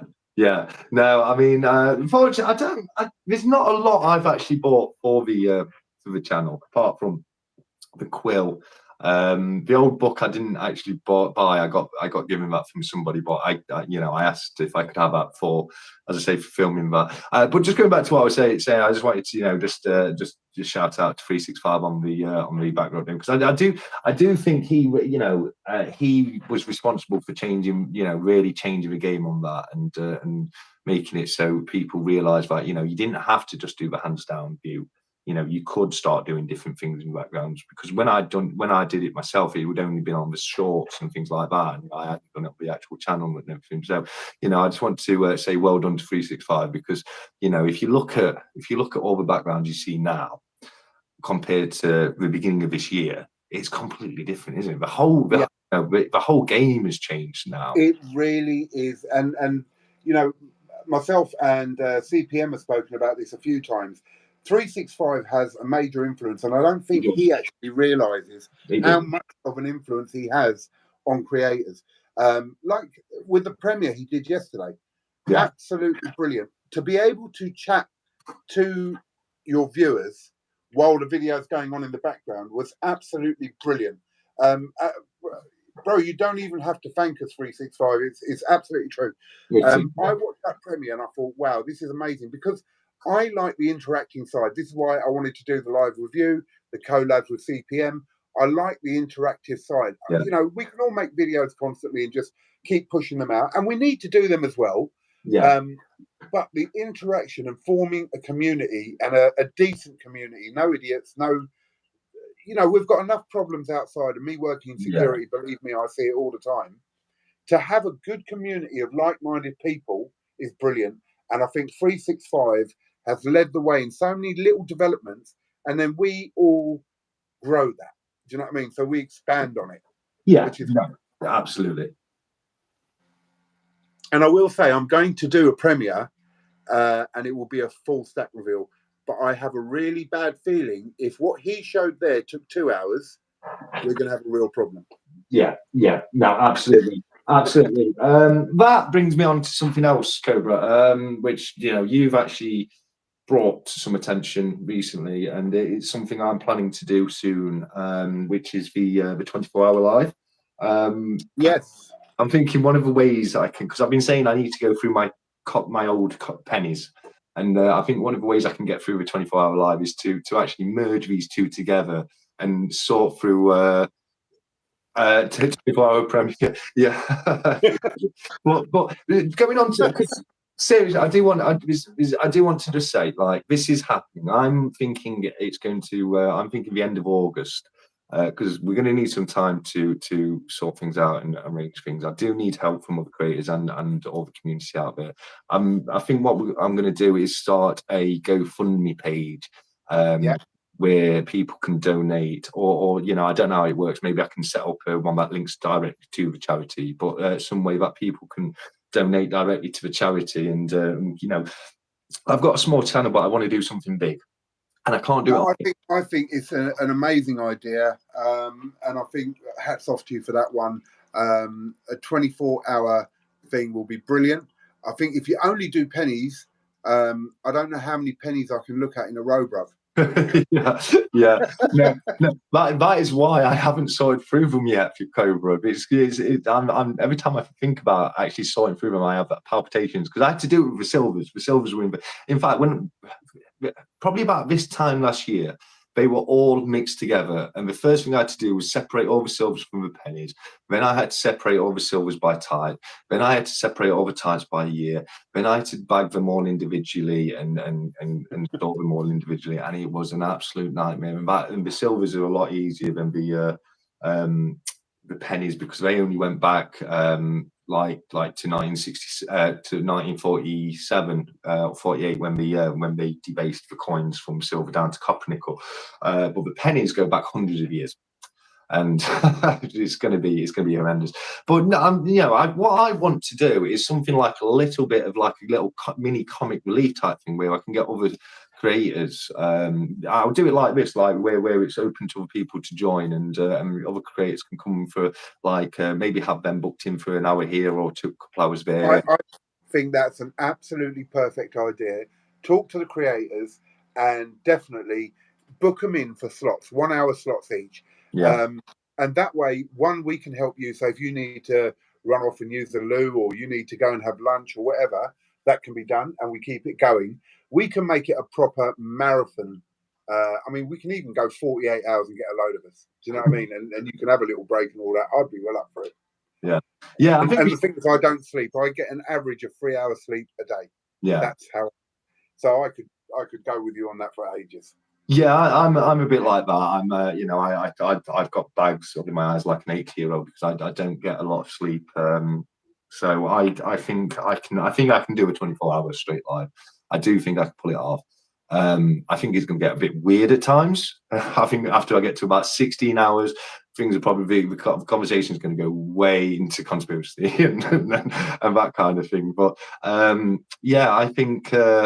I do think it's something we should do. I think we should come up with a good charity between us. I know I spoke to you. I'm thinking something like Macmillan Trust or the British Heart Foundation, or maybe something for orphans, or to help children or something. I want to do a good thing for a good cause. I agree with you. I really like the Macmillan Foundation because when people are at end of life, they take care of the person, they take care of the families. They are a massive help, and I really like them. But whatever you feel, because it's going to be your thing, choose your one. Creative Precious Metal says, "Can we donate some precious metals?" I think the other thing we could do on there, bro, is we could auction. Yes, I was going to say it myself. I think we both had that idea at the same time. Yeah. Do a live auction as part of the 24-hour. We could do a live auction. Well, the thing is, we can set a time for that. I will donate some. I'm sure there's other creators or even viewers who might donate some stuff, and we auction it off, and all the money goes to the charity. I think that would be absolutely fabulous. Yeah, I'll get some stuff together. To not just silver either. I'll put a couple of I've been thinking of putting beginner coin collector packs together, a bit like what I've sent to Future Investments as a mail call.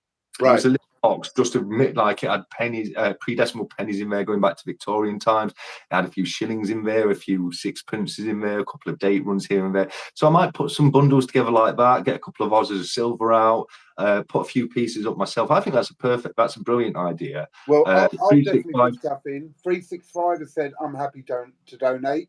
I'm sure CPM, because he said about can we do it, I'm sure he'd put something in. I'm sure there'll be plenty. I think we can make this a really big thing and raise some substantial money for whatever charity you choose. And I think it will be amazing. Your investment says, amazing first live, guys. 18 people in the chat. Thank you very much. And thank you to everyone who is in the chat. I really appreciate it. Can I just address Cranky Stacker's comment there? What's he put? We're going to address the buffalo in the room. Okay, right. I'm putting an end to it. So this coin right here. Okay, what we see right here. This is an imitation. Well, this is an imitation of what is known as the Indian head coin. That is the coin's proper name. However, it is known. The coin itself is known as the buffalo. That is absolutely correct. People know with this coin as the buffalo, which is quite strange because the animal on it is actually a bison, not a buffalo. Buffalo are from Africa and bison are from America. So I just wanted to put that to bed. 365, you're right. People do call the coin the buffalo coin and call it the buffalo round, etc. But it is a bison, okay? I actually agree with you. And this came up on 365's video yesterday, his 2-hour one. And I agree with you. I think it's a bison because of the large hump and the hairy back. And, it's a lot more hairy over the shoulders and the head than what a buffalo is. Yes, it is. The buffaloes do look a bit... Have you seen this emoji? Brilliant. That is because I have disagreed with 365 in the past, and It's it didn't go I'm over. putting a And poll the up. thing, look, the thing is, 365. Like, even if people agree with you on the poll, science agrees with me. Okay, so this is one of those ones. But no, I agree. It is called the buffalo round, and people do mistake it for a buffalo. And Cranky is agreeing with me. The scientific name is bison. It There and you it, go. There you yeah, go. but it is no, you're not wrong if you call it the buffalo round. And yeah, more people would agree with it being called the buffalo round than the bison round. It's just me being Captain Pedantic. That's all that. That's all that is. That's all that is. But yeah, if you haven't seen as of yet, I did have to put a video up with myself in nail polish because I disagreed with 365 on whether or not there'd be a crowned Britannia. Which I thought there wasn't, due to a statement that the Royal Mint had released that the crown portrait was going to be reserved only for commemorative coins. They've obviously gotten around that by issuing only a limited number of the Crown Britannias, so it's a bit of a commemorative bullying, as it were. So it's where I was wrong. I accept I was wrong, and I you know, it is what it is, and there's now a video of me up on the internet forever wearing nail varnish. So. Bro, the funny thing is, I saw that video, but I must have missed the bit where you might have explained why you were wearing nail polish. So I looked around at the TV, and I saw you wearing the nail polish, and I thought, really, bruv? Really? Like, what's that about? And then I just left it at that. I thought, well, I'm not going to say nothing, you know, each to their own and all that. But I really did think it was odd that a stacker and someone who's a bit older is wearing nail polish. But I thought, hey, I look, know. who am I to say anything, you know? I know it's awful, but you know it's like I said to 365. You know, a man's word is his bond. Absolutely. You know, I would rather look a bit of a fool wearing nail polish than I would to be thought of a guy that welches on a bet. So No, I agree with you 100%. Did you actually state in that video why you were wearing nail polish? yeah, it's got in big writing at the bottom. I lost a bet to 365. Yes, but I didn't know what bet you had lost. You didn't say I lost a bet to 365 and I had to wear nail polish. No, yeah, no. I think because there wasn't like a video dedicated to it. It's just something that had been like done in comment sections and like referred to in videos. I'm putting up all that. Yeah, well, I'm interested to see what people say on this poll because I'm you know it's not right. It's one of those things where it's not wrong, but it's not right. Yeah. What else we got? We are all still rebels here. Yes, I think that's the Americans like calling it a buffalo. Nearly got a face reveal from TSC. Well, I mean, if you nearly got a face reveal from TSC, you should be watching early. Is all I'm going to say. I'm not saying anymore. No, the thing is, I haven't had a shave. I ain't got my contacts in. I was looking really rough, right? And it came up, and I was like, "Are you having a laugh?" And I'm hoping that when we do eventually finish this chat, it lets me edit it. You know, because it's not the normal way I do a video. And if it just posts it, then my face is out there proper. Though I'm going to do a reveal at the coin show, but yeah, I'd rather be shaved and looking a bit more decent than what I was there. Yeah, you really do. When you do these kind of videos, like the only thing I concern myself with is what kind of condition my sleeves are in. Yeah. That I look like a tramp half the time. I mean, right now I'm wearing jogging bottoms that don't really fit me anymore. I'm wearing like a smart jumper, like a sweater style jumper, and joggy bottoms. I look like a right chap, but you do. But what you're gonna have to do, you're gonna have to download it. You're gonna have to put it to unlisted, download it, edit it, and then re-upload it as a normal video, mate. Yeah. It won't. Once we finish the live, it'll go to. It will automatically be unlisted. So as soon as the live finishes, people won't be able to see it until you've selected that. I'm definitely cutting that bit out because I think if we're going to do that proper reveal at the coin show, then that should be it, and not me in the States sitting at home chilling. But that's another thing with the coin show. So for those of you who weren't here before, we've got the London Coin Show coming up on September the 2nd. And myself and the Stack Collector are going to go down there. We're going to link up and we're going to do a face reveal. but I have said that if anyone wants to join us down there, because I've never been to one myself, we're going to go down there, have a look around, have a good laugh, and then a few of us will get a hotel and we'll have a good drink in the bar that night, and just get to know each other, shoot the breeze, and have a laugh. So if anyone wants to join us in London, please do get in contact, and we'll sort out exactly how we're going to do that. And if you are a creator and you do want to stay anonymous, why don't you come down, just put a fake accent on and pretend to be someone different? We'll never know. You sound really like 365 in what you're saying, you know. Oh, I don't know who 365 is. I've got no idea. I don't know who you mean. I have no idea. Absolutely. I wonder if CPM's still in here, because I know he was. He's going to come. CPM, you still there, or have you gone to bed, bruv?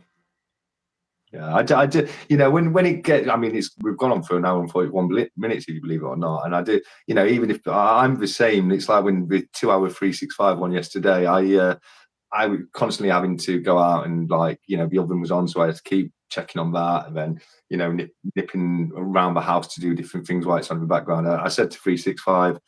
Yeah, I was actually thinking about your tattoos, actually, when we said about 365. Sleeves, just wear long sleeves.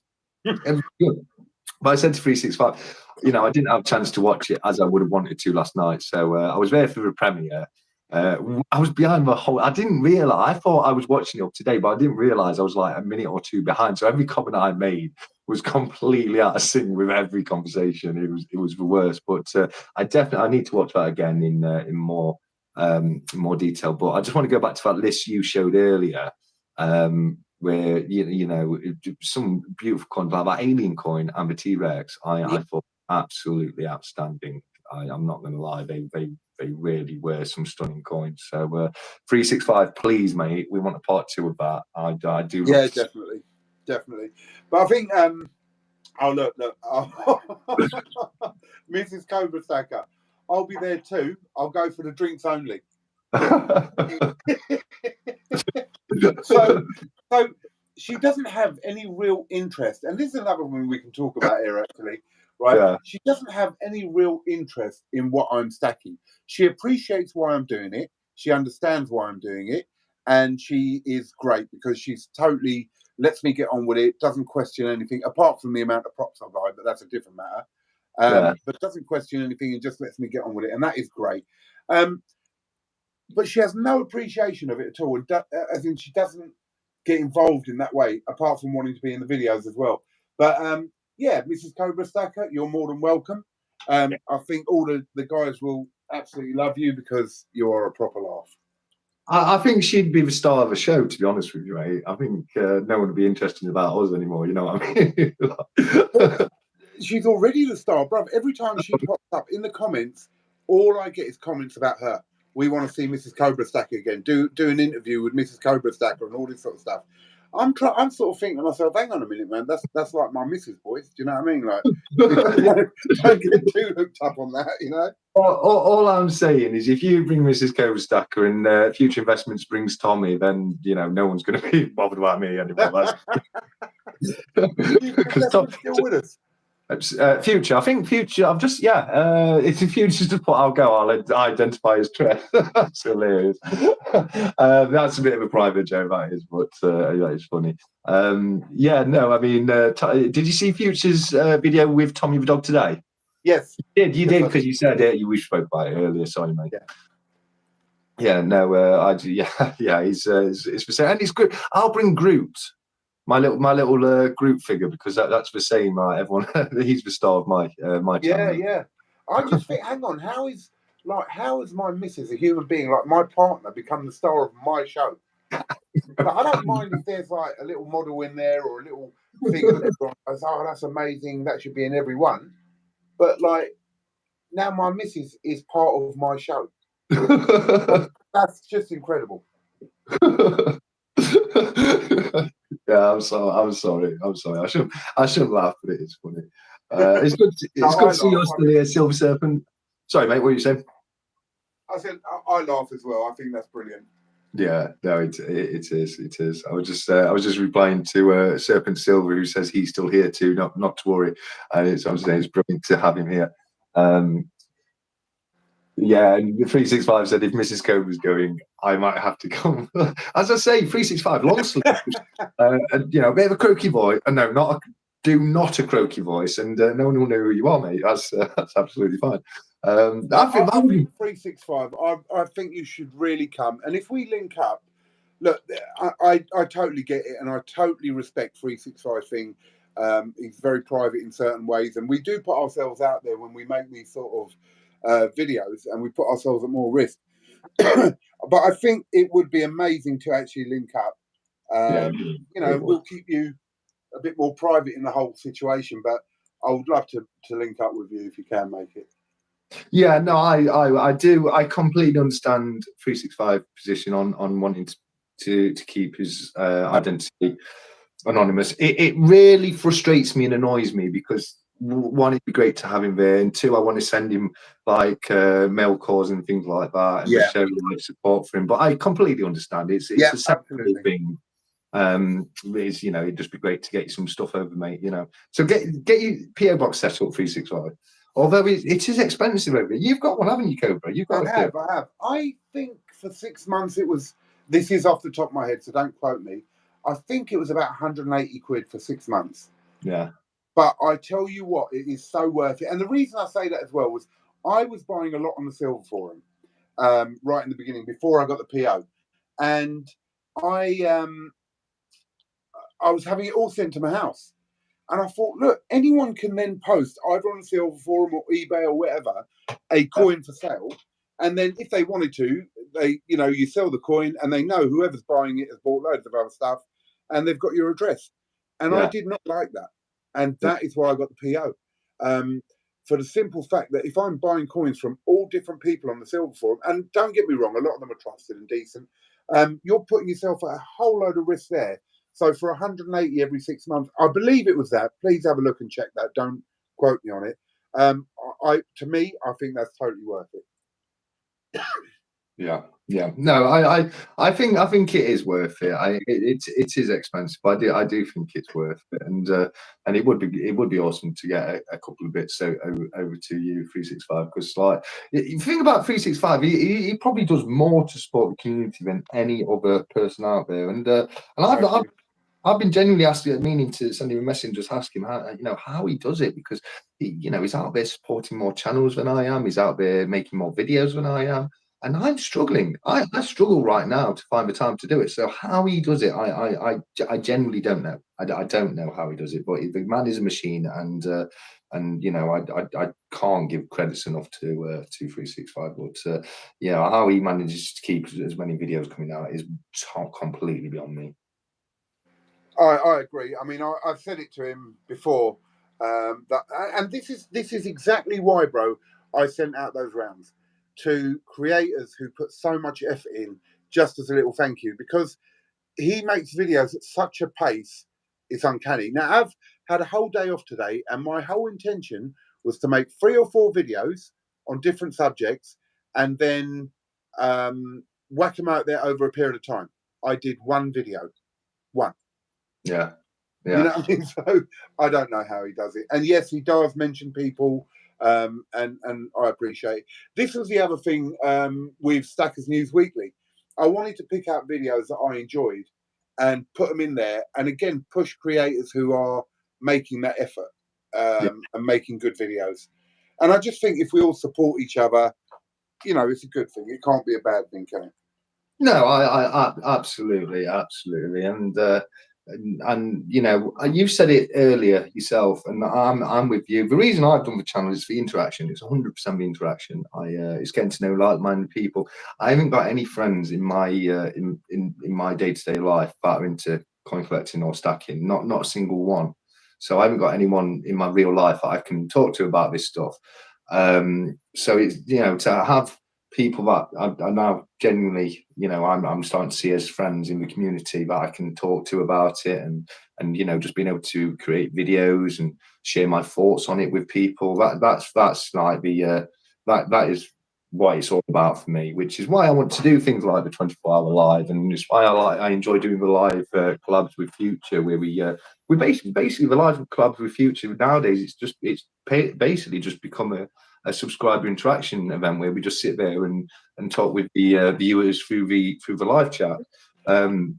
So yeah, it is so much fun to get to know everyone. So I hope we get a good turnout at the London Corn Fair, because that would be incredible to actually put a few faces to the names.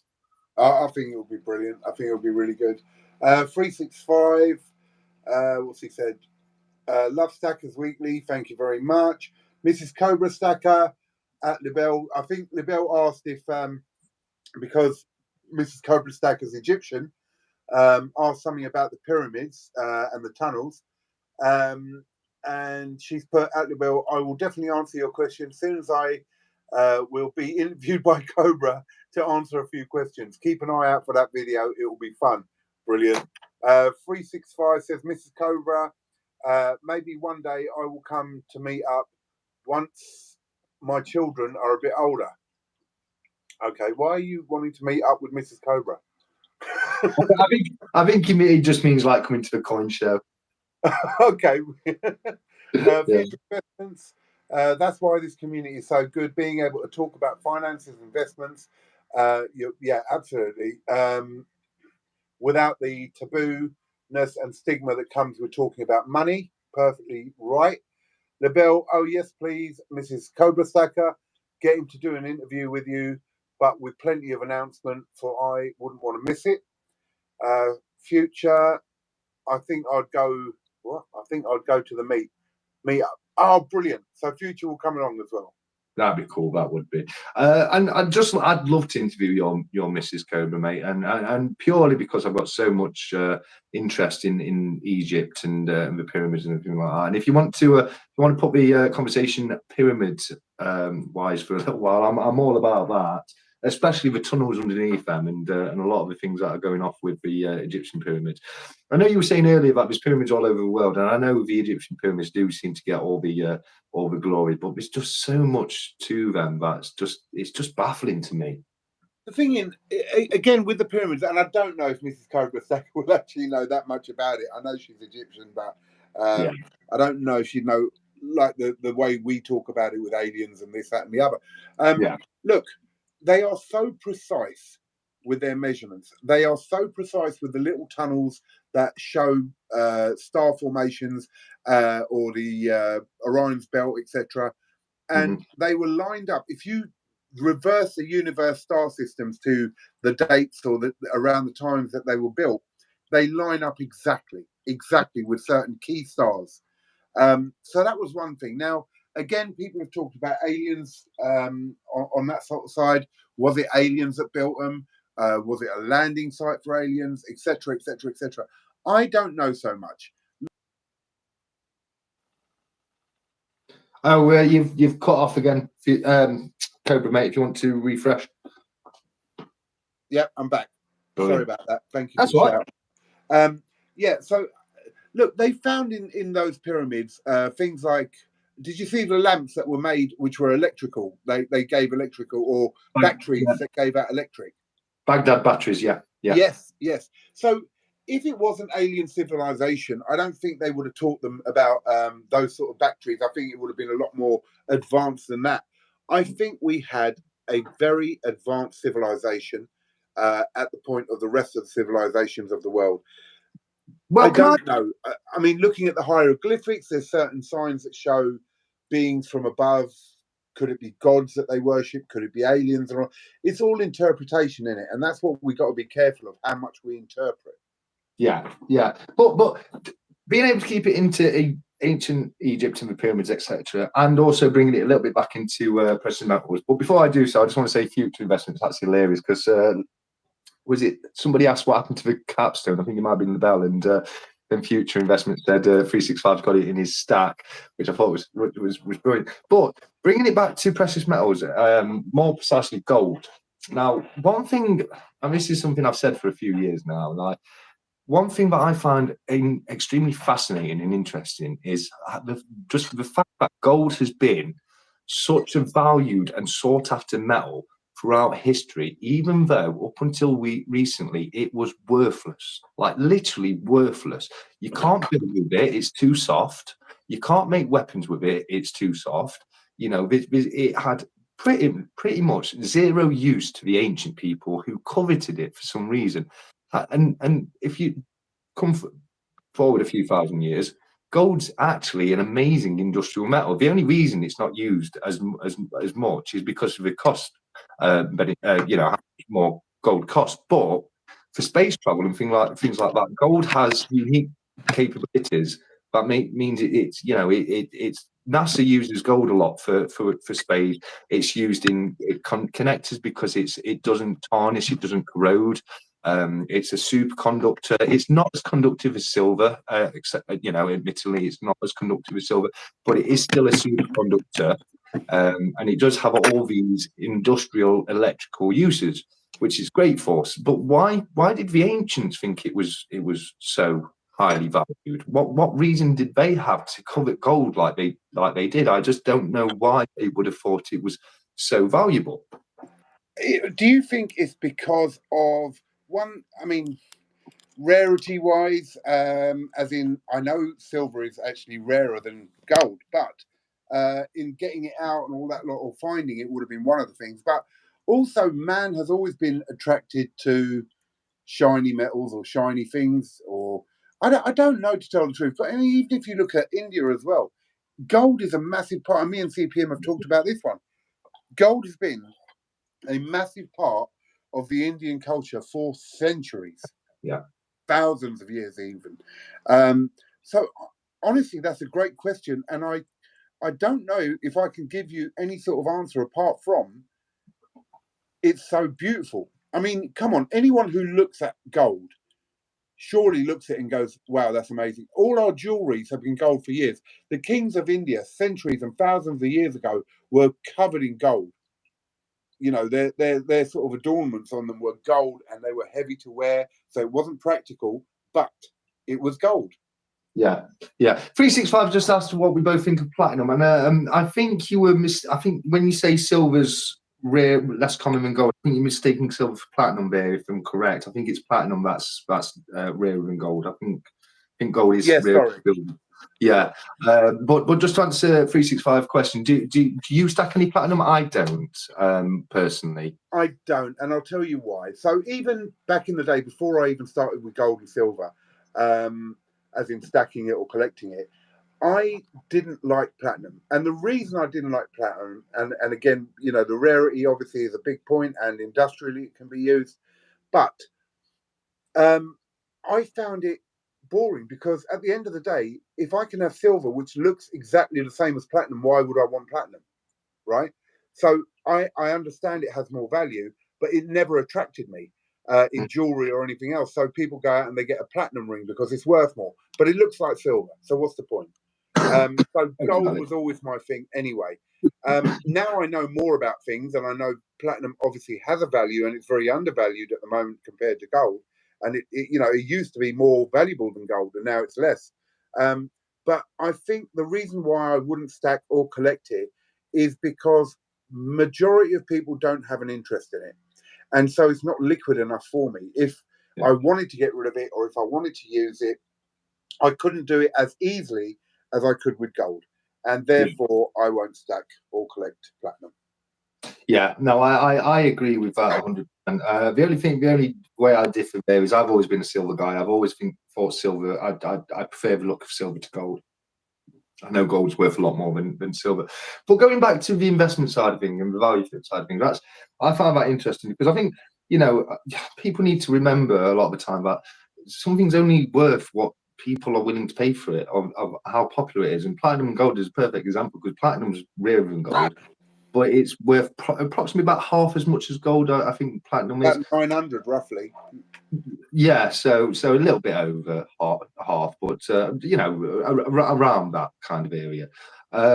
So because it's less popular, it's less valuable. So anything can be an investment, as long as it's something that somebody's going to want to buy off you in the future. And if it becomes rarer, they'll probably want to buy it more. I always use, as an example for this, do you know the show Porn Stars? Yes. Yeah, Yes, the porn star. Yeah, the lovable character Chum Lee in that show. Yeah. He turns used old trainers into investments. He makes hundreds Yes. of thousands of pounds by selling somebody's old Nike shoes. Amazing. The thing is, I saw the one where they went to a trainer guy, Yeah, and they were going to buy some, and there were some amazing trainers there and all that sort of stuff. And yeah, but used old trainers, I mean, to be able to develop or turn that into an investment is amazing. it is. We do my company does security for Adidas. We've got a beautiful contract with them, and I have managed to get hold of some really nice trainers, and they are all boxed up and kept for the simple reason that they are flying up in value. And Yeah, one Christmas, to thank me for all the work we had done, they gave me a pair of trainers. Listen to this, right? And I'll explain why I laugh. They gave me a pair of trainers. They were called, oh, what were they called? I can't even remember now. But they were never sold. They were only given to friends and family. wow. And there was 500 pairs made, and they were numbered. And I got number one of 500. And at the time they gave it to me, they were worth £4,000. £4,000 for a Yeah, pair of trainers. yeah, And now they're worth probably about £8,000. And they were given to me 5, 6 years ago, maybe. yeah, Now look at that for an investment in a pair of trainers. And the reason I laugh is I'm 6'4" and I'm a big guy. I've never really worn name brands and all that lot because you just couldn't get my size in them. yeah. And so I have no, I never understood the value of some of the things that people go out and spend money on. And we had to take care of the queues where they'd fight to get certain trainers because they could literally flip them and make £1,000 profit instantly. Yeah, it's insane. It really It's is insane. madness. So it is madness. So it makes me absolutely crease with laughter when I see people put on comments that silver's not an investment. When people can turn old trainers into an investment, Yeah, silver absolutely is an investment. Yeah, the split gap with the spot price and the premium, it makes it so it's not necessarily the best investment ever. But it's still an investment. It's still something that's going to go up in value. It's still, it's still securing your money. If it's an investment, the best investment you can have is something that you love. It's what you like. I'm a coin guy. I love old coins. So, getting the different bullion coins, it's right up my street. And it's the more I get, the more I buy, the more wealth I accumulate. It's brilliant, and it's one of my favorite investments, silver. But it is daft way. Some things that you see, and an even better example with trainers is Pez dispensers. Have you seen those? They go, yes, they yeah, went up massively. The yeah. old Pez dispensers, yeah, Yeah, yeah, it's insane. It really is insane. Like some of the things that you can use in an investment, and I know we've spoke about 365 a lot, but that's one of the other things I love about his channel is because he was always bringing out the other quirky kind of investments, isn't he? Like the the poker cards and all that sort of yeah, stuff. but more specifically is the pogs. And I was out with some friends on Saturday, and it wasn't even me that brought it up, but one of my friends who's never seen 365 channel, or to my knowledge has never seen this channel, just turned around and said, "Can you remember pogs?" And we had a long conversation about pogs. I told him about, I've got this friend on the internet who's bought a load recently, and we were looking at eBay to try and get a load of like job lots, and we want to bring pogs back because we think pogs is just the best game ever, and it should never have gone out of fashion. So I don't know if you saw that video with his pogs, but that was. Yeah, yeah, I saw it. And let's think about it. How good would an ounce of silver be as a slammer? That would be Yeah. just be the best slammer ever, wouldn't it? You know what I mean? I mean, your ounce isn't going to last very long, but you'd flip some pogs with it. I think I'm a bit older than you guys, so I don't remember when Pogs actually came out or what they Okay. were. But I did see his video on that. But this whole thing about silver, look, I think there's several people who stack and collect who have mentioned the fact that they've spent a lot of money, or they weren't very good at saving money Mm, until they got into this. And I am exactly that person. So I yeah, have worked, as I said, from a very young age. I left home young. I've worked constantly, and I spent my money stupidly, and that's being honest.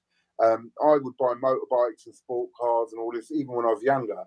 And when I got into this now, I actually have stopped spending money on rubbish, I had before anyway, and I built up a little pot there. But I now don't have any concern in buying a new car or anything like that.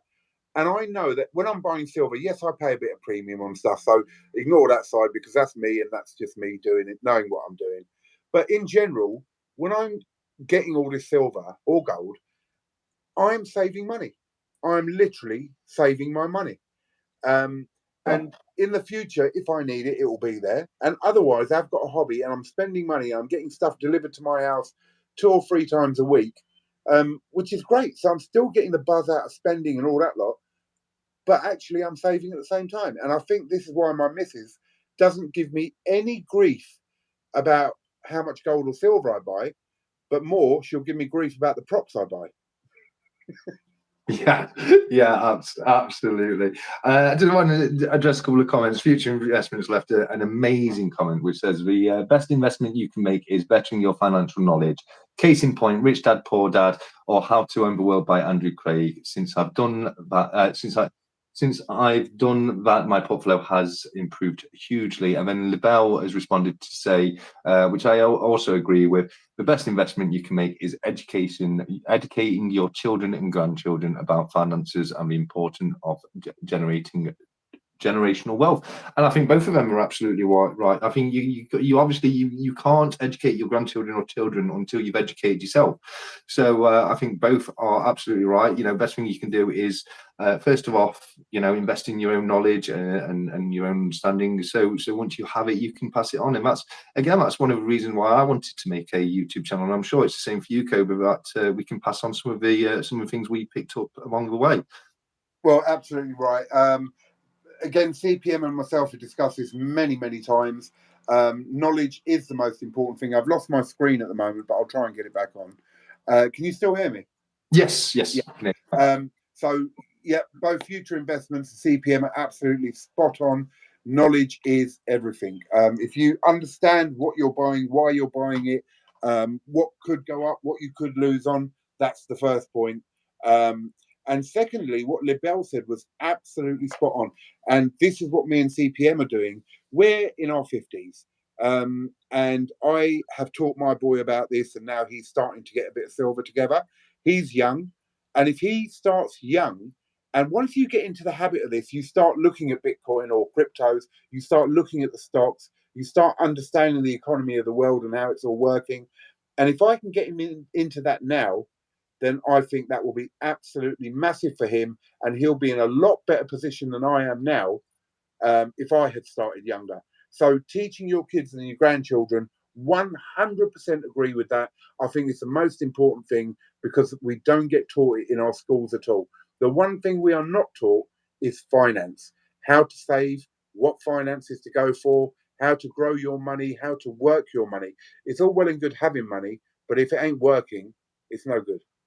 No, that's such a good point, and it's deliberate. It's deliberately not taught in schools because the system relies on most people not knowing about this kind of thing. Because if everybody knew it, it would crash down. Unfortunately, the system relies, for them to be the rich out there that there is, there has to be the poor that there are. So absolutely. So you've got your top 1%ers, and we are the servants or slaves of those 1%ers. They need us.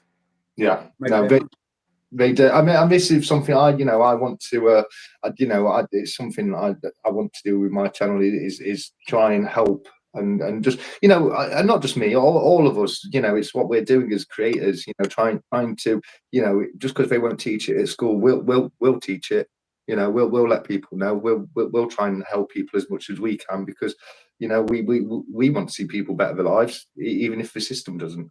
Yeah. Absolutely right. There was something in all of that conversation that I wanted to say, and I've totally forgotten what it was, and it's really aggravating me now.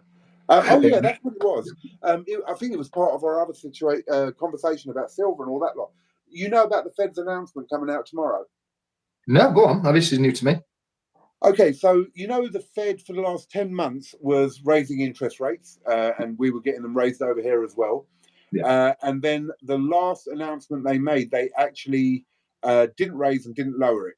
But they did say that they were going to increase interest rates at least 2 more times this year. Now, the whole thing about this is if they increase the interest rate, it's supposed to help with inflation, and therefore the dollar stands stronger for that period of time. And so gold and silver has stayed static. Now, if they increase it tomorrow, we might see another little drop in gold and silver, but it does take a bit of time to filter through. Yeah. But they can't keep increasing it because it is throwing inflation out the window.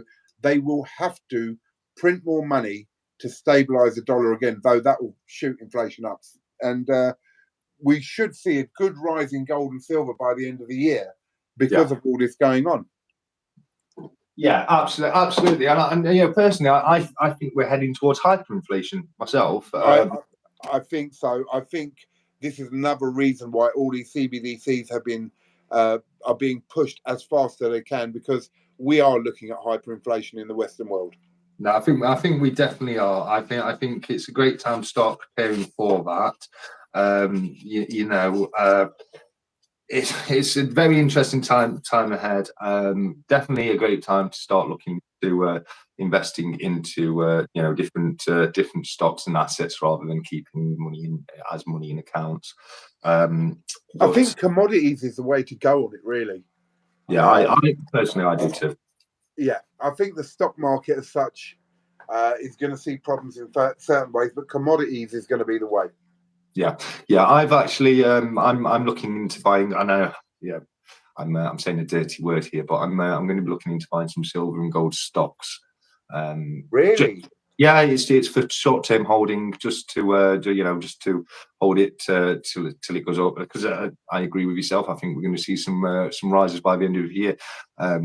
Obviously, you know, if you're looking at it purely as an investment, the gold and silver stocks aren't as good as physical metals. But if it's purely just, you know, a quick short-term investment, yeah, I get it. I do think that there's money that you can make money on gold and silver stocks. You know, it's not something that I would ever pass over just because I prefer the physical metal side of it. If it's something that's going to perform well as an asset, it's something I'm going to consider to look money into. But I'm actually in the process of closing all my assets on eToro at the moment, and I'm going to be taking them off the platform, and I'm bringing them over to a UK-based platform because it's just not working being on the American platform there. It used to be okay because you could get your money out pretty quickly. They've changed it now to the fact that you've either got to sign up for eToro money basically to get your money out the system quickly. So I want to get my money out there, and I was said to Future earlier. I'm going to be looking to reassess all my assets going forwards. And basically just look to see where I've got things and just try and be a bit more fluid with my investments going forward. And when I say my investments, I'm referring to a pot of money that I use to invest in stocks and shares and commodities, futures, that kind of thing. That's interesting. That's very interesting. Have you ever looked at any stocks in AI or ethical AI? Yes, yeah, like things like ChatGPT and Bing and all that. It's something I'm looking into. It's that definitely is something I'm looking into because it is one of the next big industries. And sorry, Future's just asked a question. TSC, is your S&P currently on eToro? No, the S&P one is a long-term account. That's with Fidelity. Who are it's a bit of a boring platform, but it's a good platform. You know, it does what it does. But yeah, the S&P is where it is. That's not getting touched. That's basically my retirement fund. The stuff in eToros, I call it my Del Boy fund because it's my buying and selling. It's my flipping fund. You know, it's my playing about, trying to make a bit of money from things, kind of thing. If you know what I mean. Yeah. Getting back to the AI thing, I think that's something I'm definitely going to look at is ethical AI. It's the companies who are aware of what's going on with AI, and I think in the next couple of years we are going to see some massive gains in AI companies. I think that's where everything is being piled into now, money-wise, to push that forward. So again, that's not telling anyone what to do, but I'm really looking into that at the moment. I think that's somewhere where I'm definitely going to invest some money. Yeah, I don't think people realise how how integrated AI already is in society. It is literally all around us right now. We, you know, for your computer, your phone, you know, the systems that are out there running the day-to-day things. You know, we've become so reliant on AI already. But it does, it terrifies me. But like you say, it is the next big industry, and I completely agree. Again, we know we're not financial advisors. We're just people talking about, you know, our own views on things. But I agree with you, Cobra, about you know, I think there's a lot of money that can be made in the AI industry, and you know, if you pick the right part, and that's the only problem, because where you're at right now, it's a bit of it, like the best example I could probably use is HD, DVD, and Blu-ray. Yeah. Now, both came out at the same time, both brilliant, both did pretty much the same thing. But the problem is, when you're at this kind of stage we're at with AI right now, there's going to be one or two companies that really take off and lead the way, and all the others are going to be left behind. So it's not a guaranteed, you know, you're definitely going to win money. If you pick the right company that goes, you know, at the moment it seems to be Bing or ChatGPT are the big two, but there's definitely other companies out there looking. Yeah, but Elon Musk is a major player in all this. Mm-hmm. No, he's a major player. I think you're right in one thing you said, that the general public have no idea about AI, where it's going, how powerful it is, and how it's going to change our world. And it will, one way or another, it will change our world. And I think it really is a thing that no one in the general public knows about, and it's very important they do. But you're right. I mean, even Backyard Bullion had a video about how his bank stopped him from blocked the transaction for the Royal Mint. I don't know if you saw that at all. I did. And so some people jumped on there saying, yeah, banks are controlling our money and all this. And I straight away put, I think we should look at AI in this situation. Yeah. And he came back and said that basically the computer had made the decision that it was a dangerous transaction. And that's where AI is. It is making the decisions for the big companies. It is. No, it is. And this is, I wanted to bring this right at the beginning when we spoke about AI. Can you remember that story from the 1980s? And it's not just a story. This is factual. It really happened in the 1980s, where that Russian submarine captain basically saved the world. No, go on, tell me about that. There was a glitch. There was a glitch in the system, and the Russian captain received orders that to fire the nukes. Sorry, with nukes. Yes, yeah. The USA had fired nukes, and he had to fire, and he had a gut feeling. He had a gut feeling, and it stopped him. He absolutely should have fired those nukes. It would have caused World War III. Probably would have destroyed the world as we know it. Yeah. He had nothing more than a gut feeling that told him something wasn't right about it, and he ignored the order. And AI will not do that. It will follow the orders.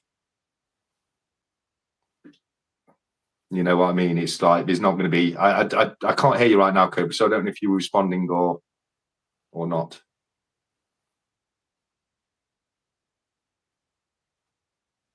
Yes. Yeah, okay. Really sorry about that. It's okay. It's okay.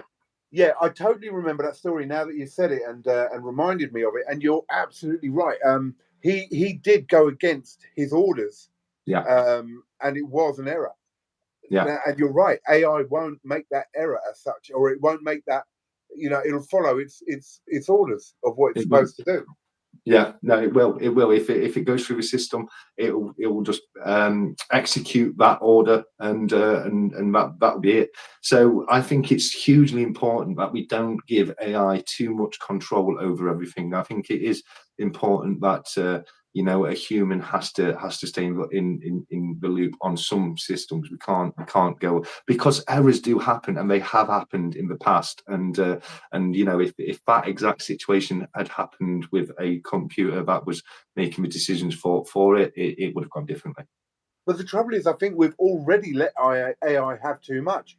Yeah. It is linked throughout the internet, and therefore it's communicating with everyone in the world. And it is learning at a extremely fast rate. Did you see how they actually realized that AI was self-teaching? No, I don't know if this is it, but a few years ago, they put a couple of chatbots together, and it invented its own language like that, so humans couldn't understand it. Before that, they had Oh, okay. robotic arms, which were being tested to learn how to pick up toys, cuddly toys. Yeah. And there was a whole rows of them. And every day they'd walk in and laugh and say we've spent billions on this and they can't pick up a yellow ball.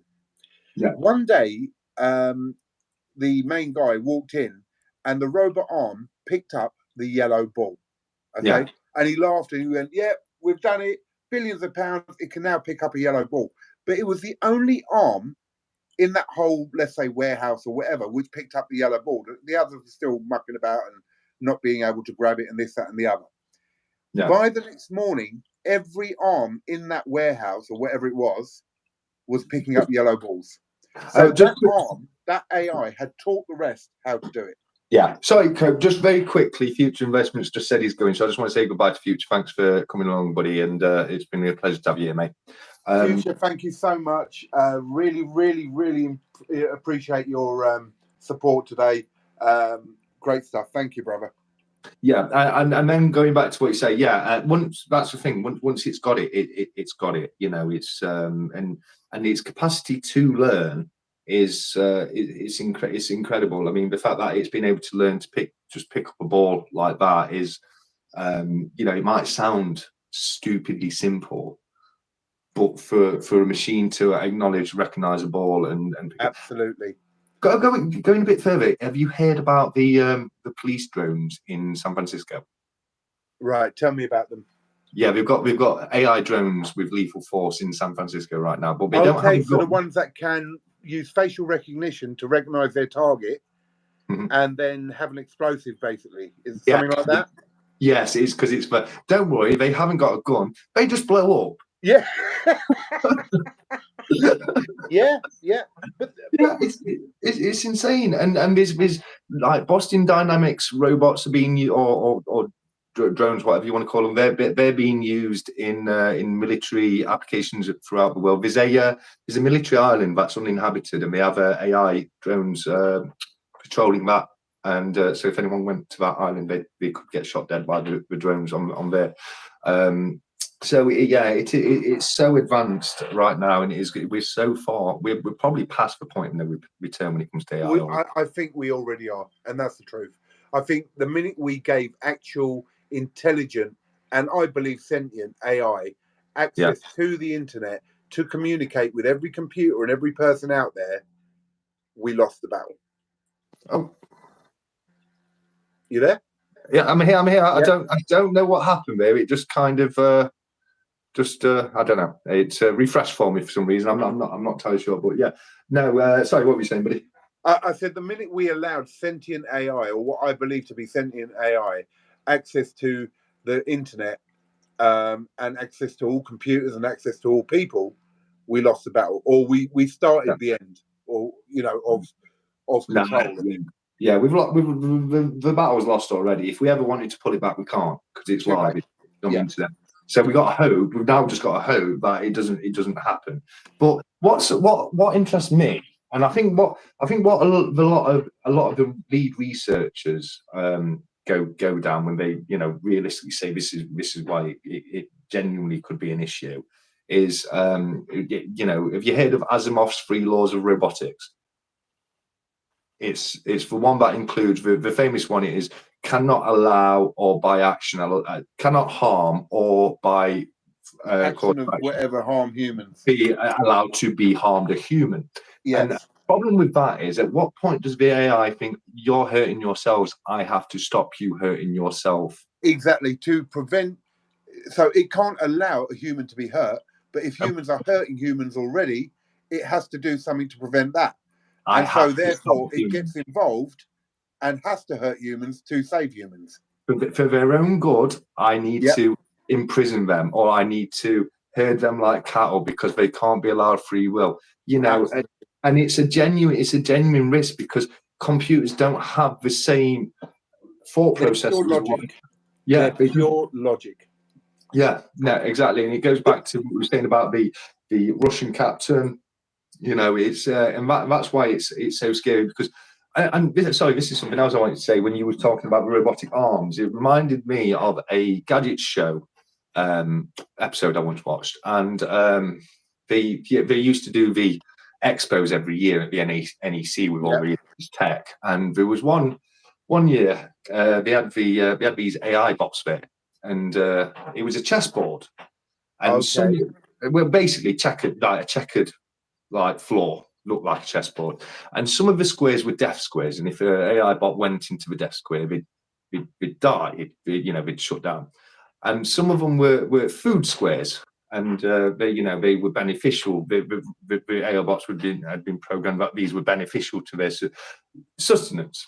So we were left to do the little thing and go around, and what the researchers noticed is they basically split into two camps, and you had some bots that were helping other bots, and they would telling them where the food was and getting them to follow them and helping them out. But yeah, there are other bots, and these are bots that are making these decisions on their own, that recognise that the food was good, there was a limited amount of it. Wow. They did it. The other ones and they were pushing other bots into the death squares. They were pushing them in there. Oh my God. Yeah. Oh my God. And that just shows you that even AI will develop into that sort of thing.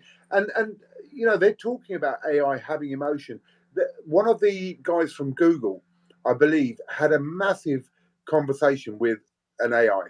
Yeah. And it was so severe, he said it was the most psychological chat he had ever had, ever.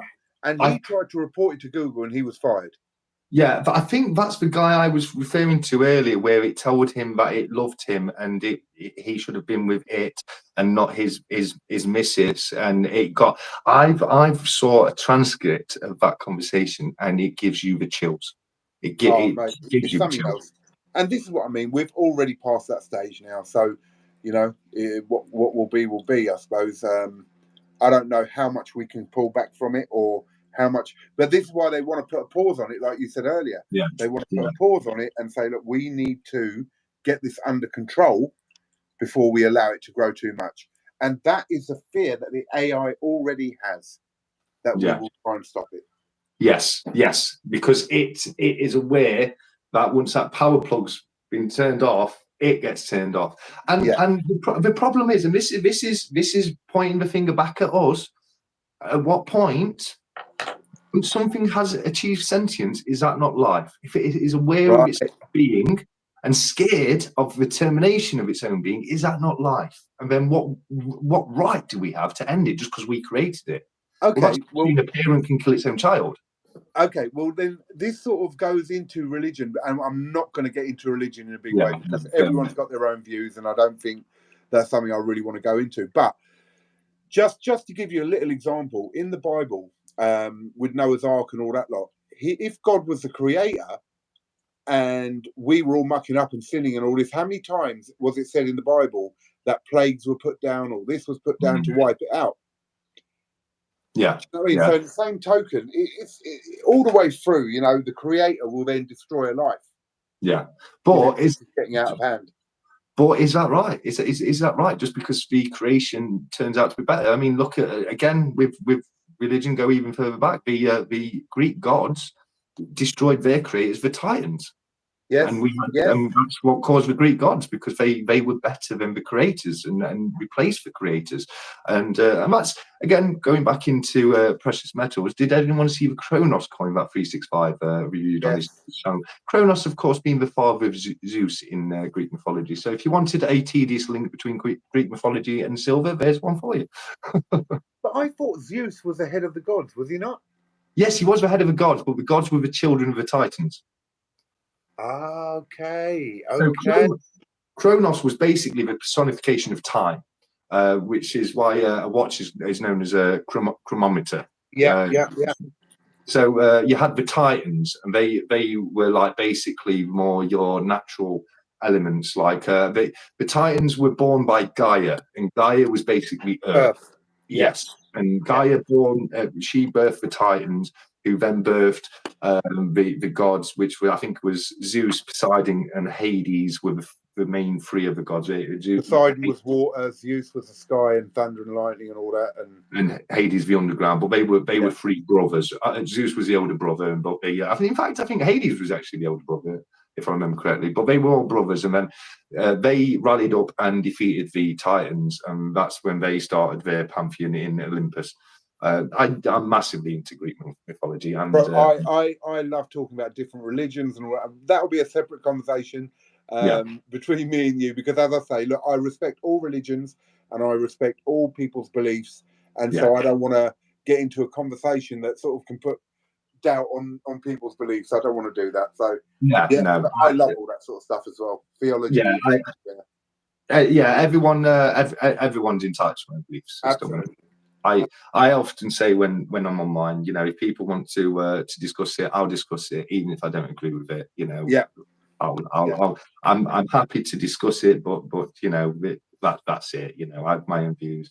You're entitled to your views, and but that being said, I find religion so interesting, so interesting. So do I. Its origins, why it originated. That's for another time, bro.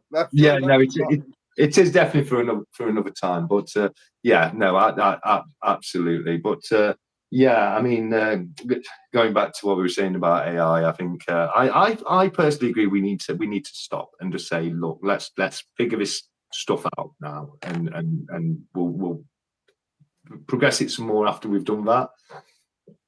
I think you're right. I think now's the time. If you can turn it off, put it on hold, do whatever you've got to do, and get it right.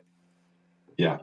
Because it's also believed that we're de-evolving as a species as well, and I believe this. I believe give it a few more generations, and the human being won't be as intelligent as it is right now.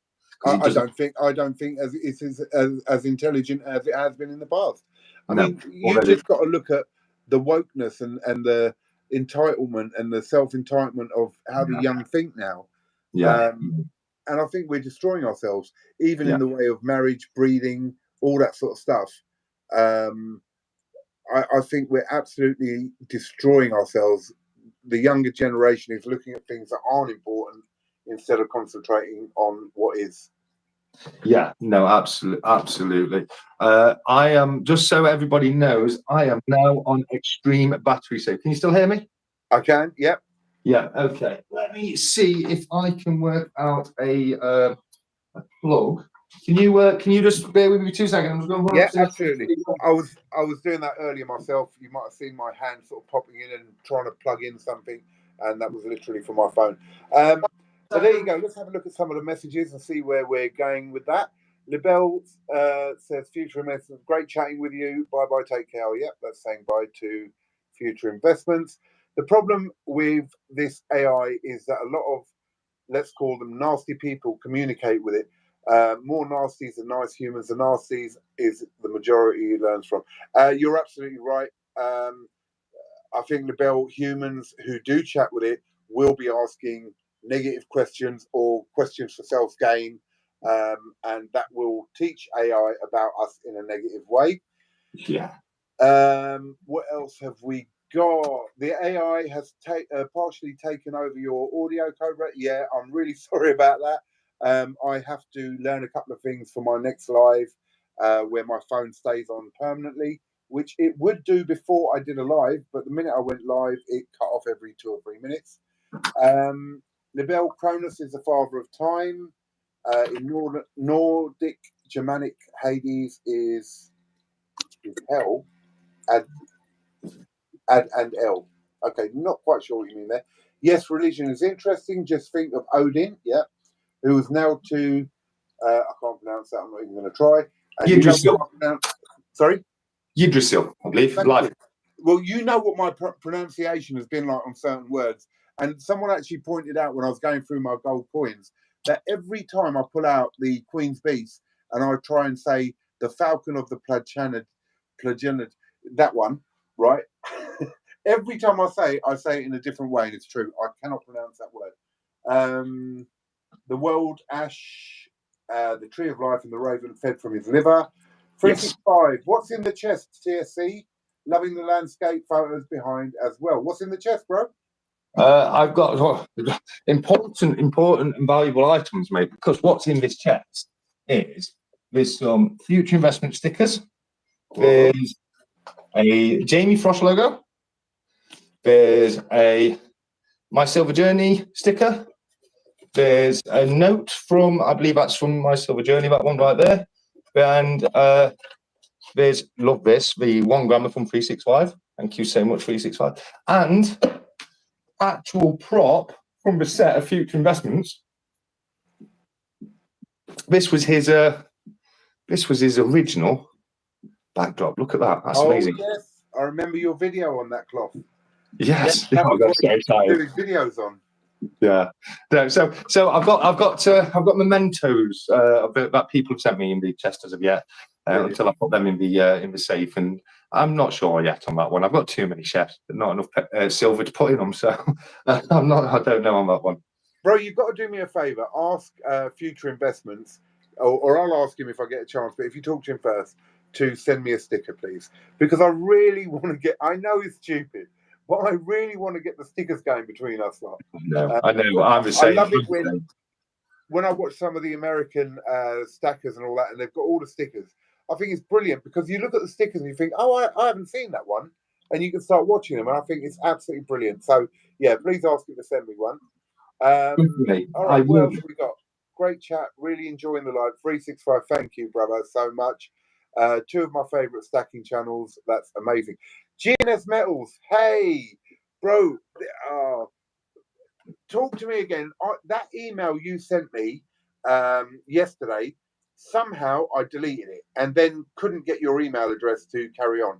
So I don't know if it's still available. You'll know what I'm talking about, but email me again and I will look at that, and I apologize. CPM, we don't hear much from you, bro. I'll tell you one thing, Stack Collector.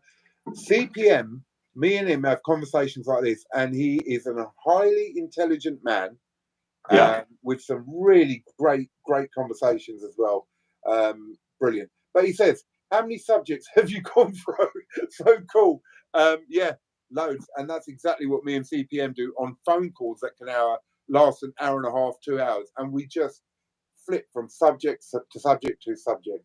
NGMD, authenticity. That's another word that I have mucked up so many times when I try and pronounce it. It's lovely to have you here. Thank you so much for joining. This backdrop is, I know we had a little discussion about something earlier. This is just for the live, so it's just loads of different subjects we've been talking about, so that's why there's so many different pieces here. Lebel, I'm impressed that he knew Yggdrasil. Yeah. Well, I've learned today from this live that the Stack Collector, again, is very, very intelligent on a variety of subjects, which is absolutely brilliant. GS Metals, haha, it's all cool, man. Lebel, how many subjects we went? Oh, way before the Big Bang. How many subjects? I've got this. We went through way before the Big Bang. There's another one in it, the Big Bang Theory, bro. And again, it's a theory. It's not enough, though. It's not enough. Like, what started that bang is saying, oh, we all started from a bang because bangs just happen. You know, like, well, where did the bang come from then? But this is where they talk about matter and antimatter, isn't it? And they try to create matter from antimatter with that big, what was it called? Atom. Large Hadron Collider.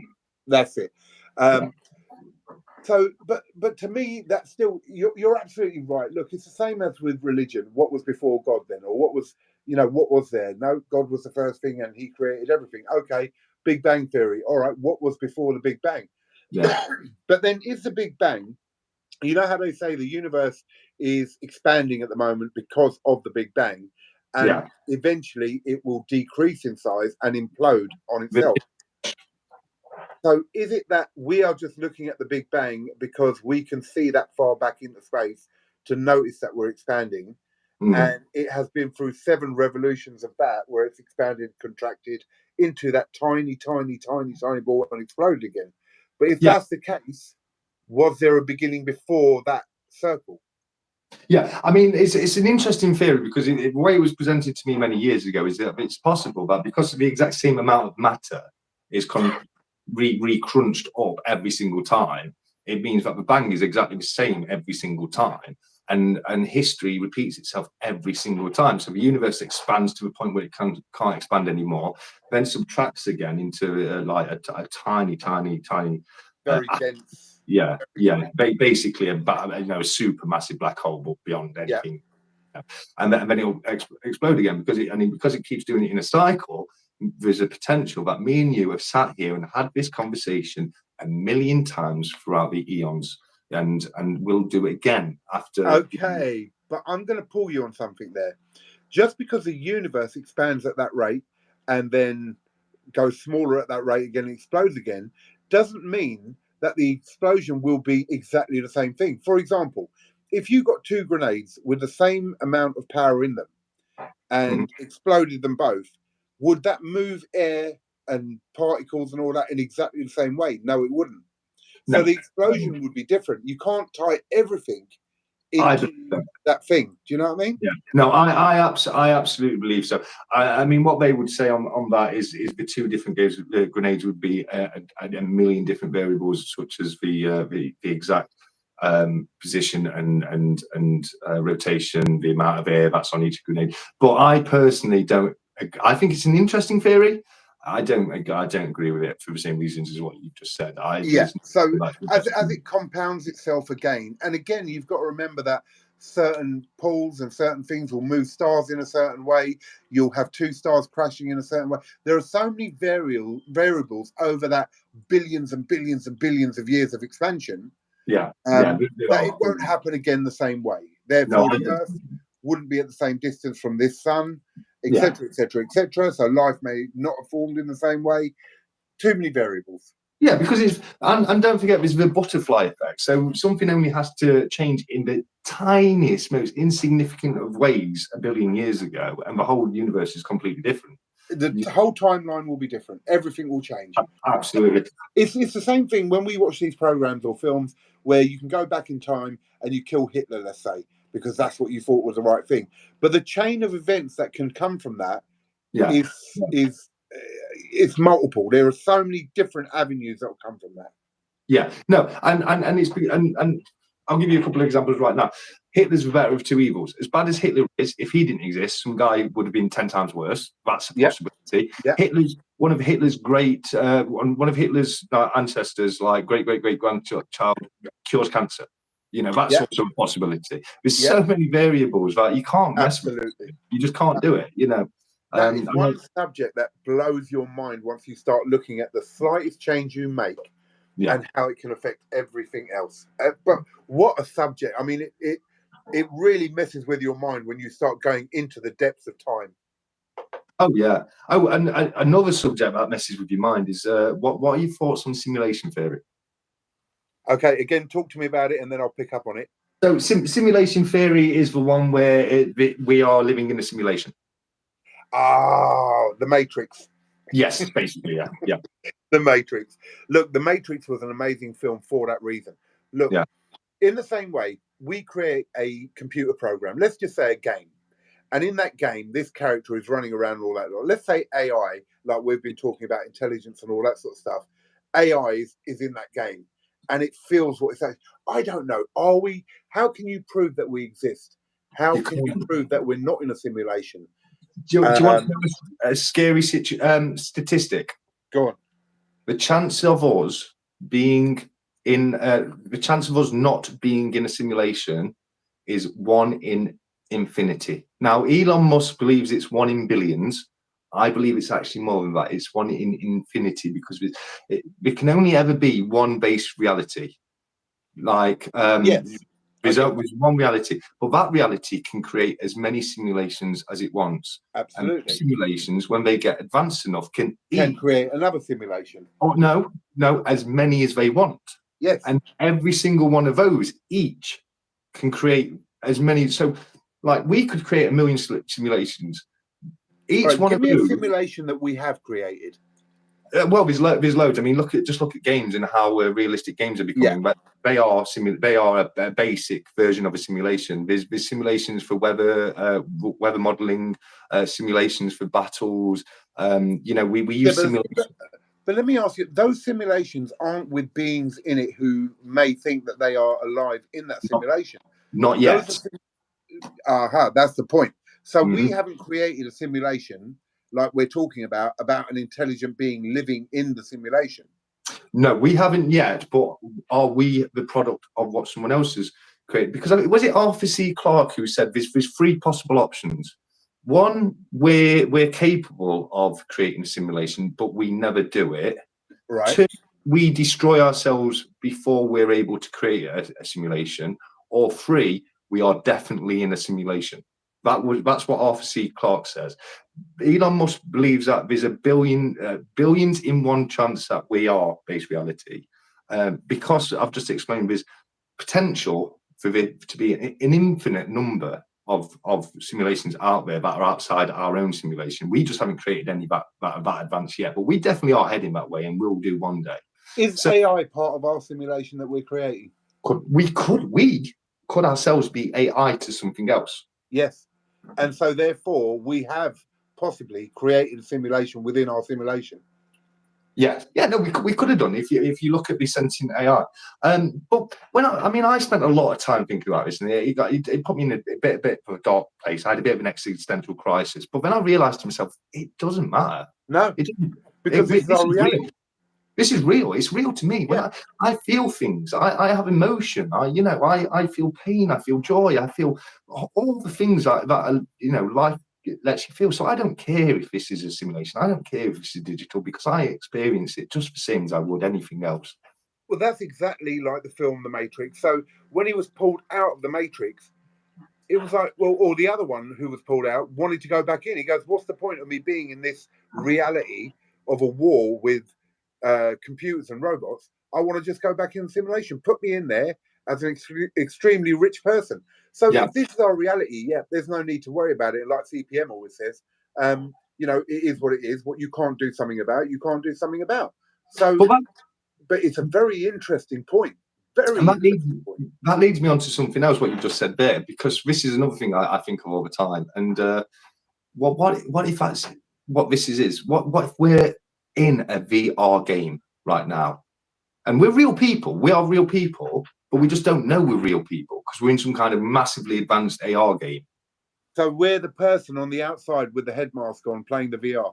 Yeah, so on the outside, it looks like we're lying down and we've got masks on and stuff. Yeah, and we're the character they're playing. Yeah. Can you remember that Red Dwarf advert Red Dwarf episode where they nearly shoot themselves with a crossbow at the end because they think that's what it is, and it's the first time you ever see Dwayne Dibley.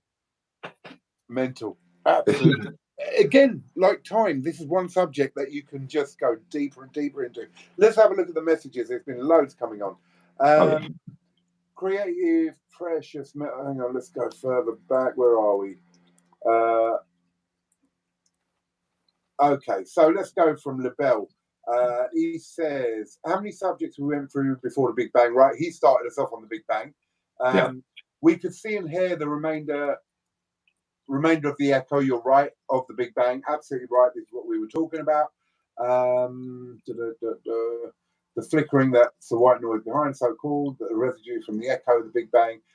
Then came flat screens and digital radio. Right, okay. Every cloud, enjoying the chat, guys. Got to get set for tomorrow. Good night all. Every cloud, in case we missed you, saying good night, brother, and thank you so much for joining us. GNS Metals, to be honest, science is ever changing. For someone to base their entire belief on science or scientists isn't the smartest thing to do. He's absolutely correct. Scientists actually form facts through theory. And so a lot of what we live in is a scientific theory, and then we develop those theories into fact. And that is, he's right, it is ever changing. Yeah.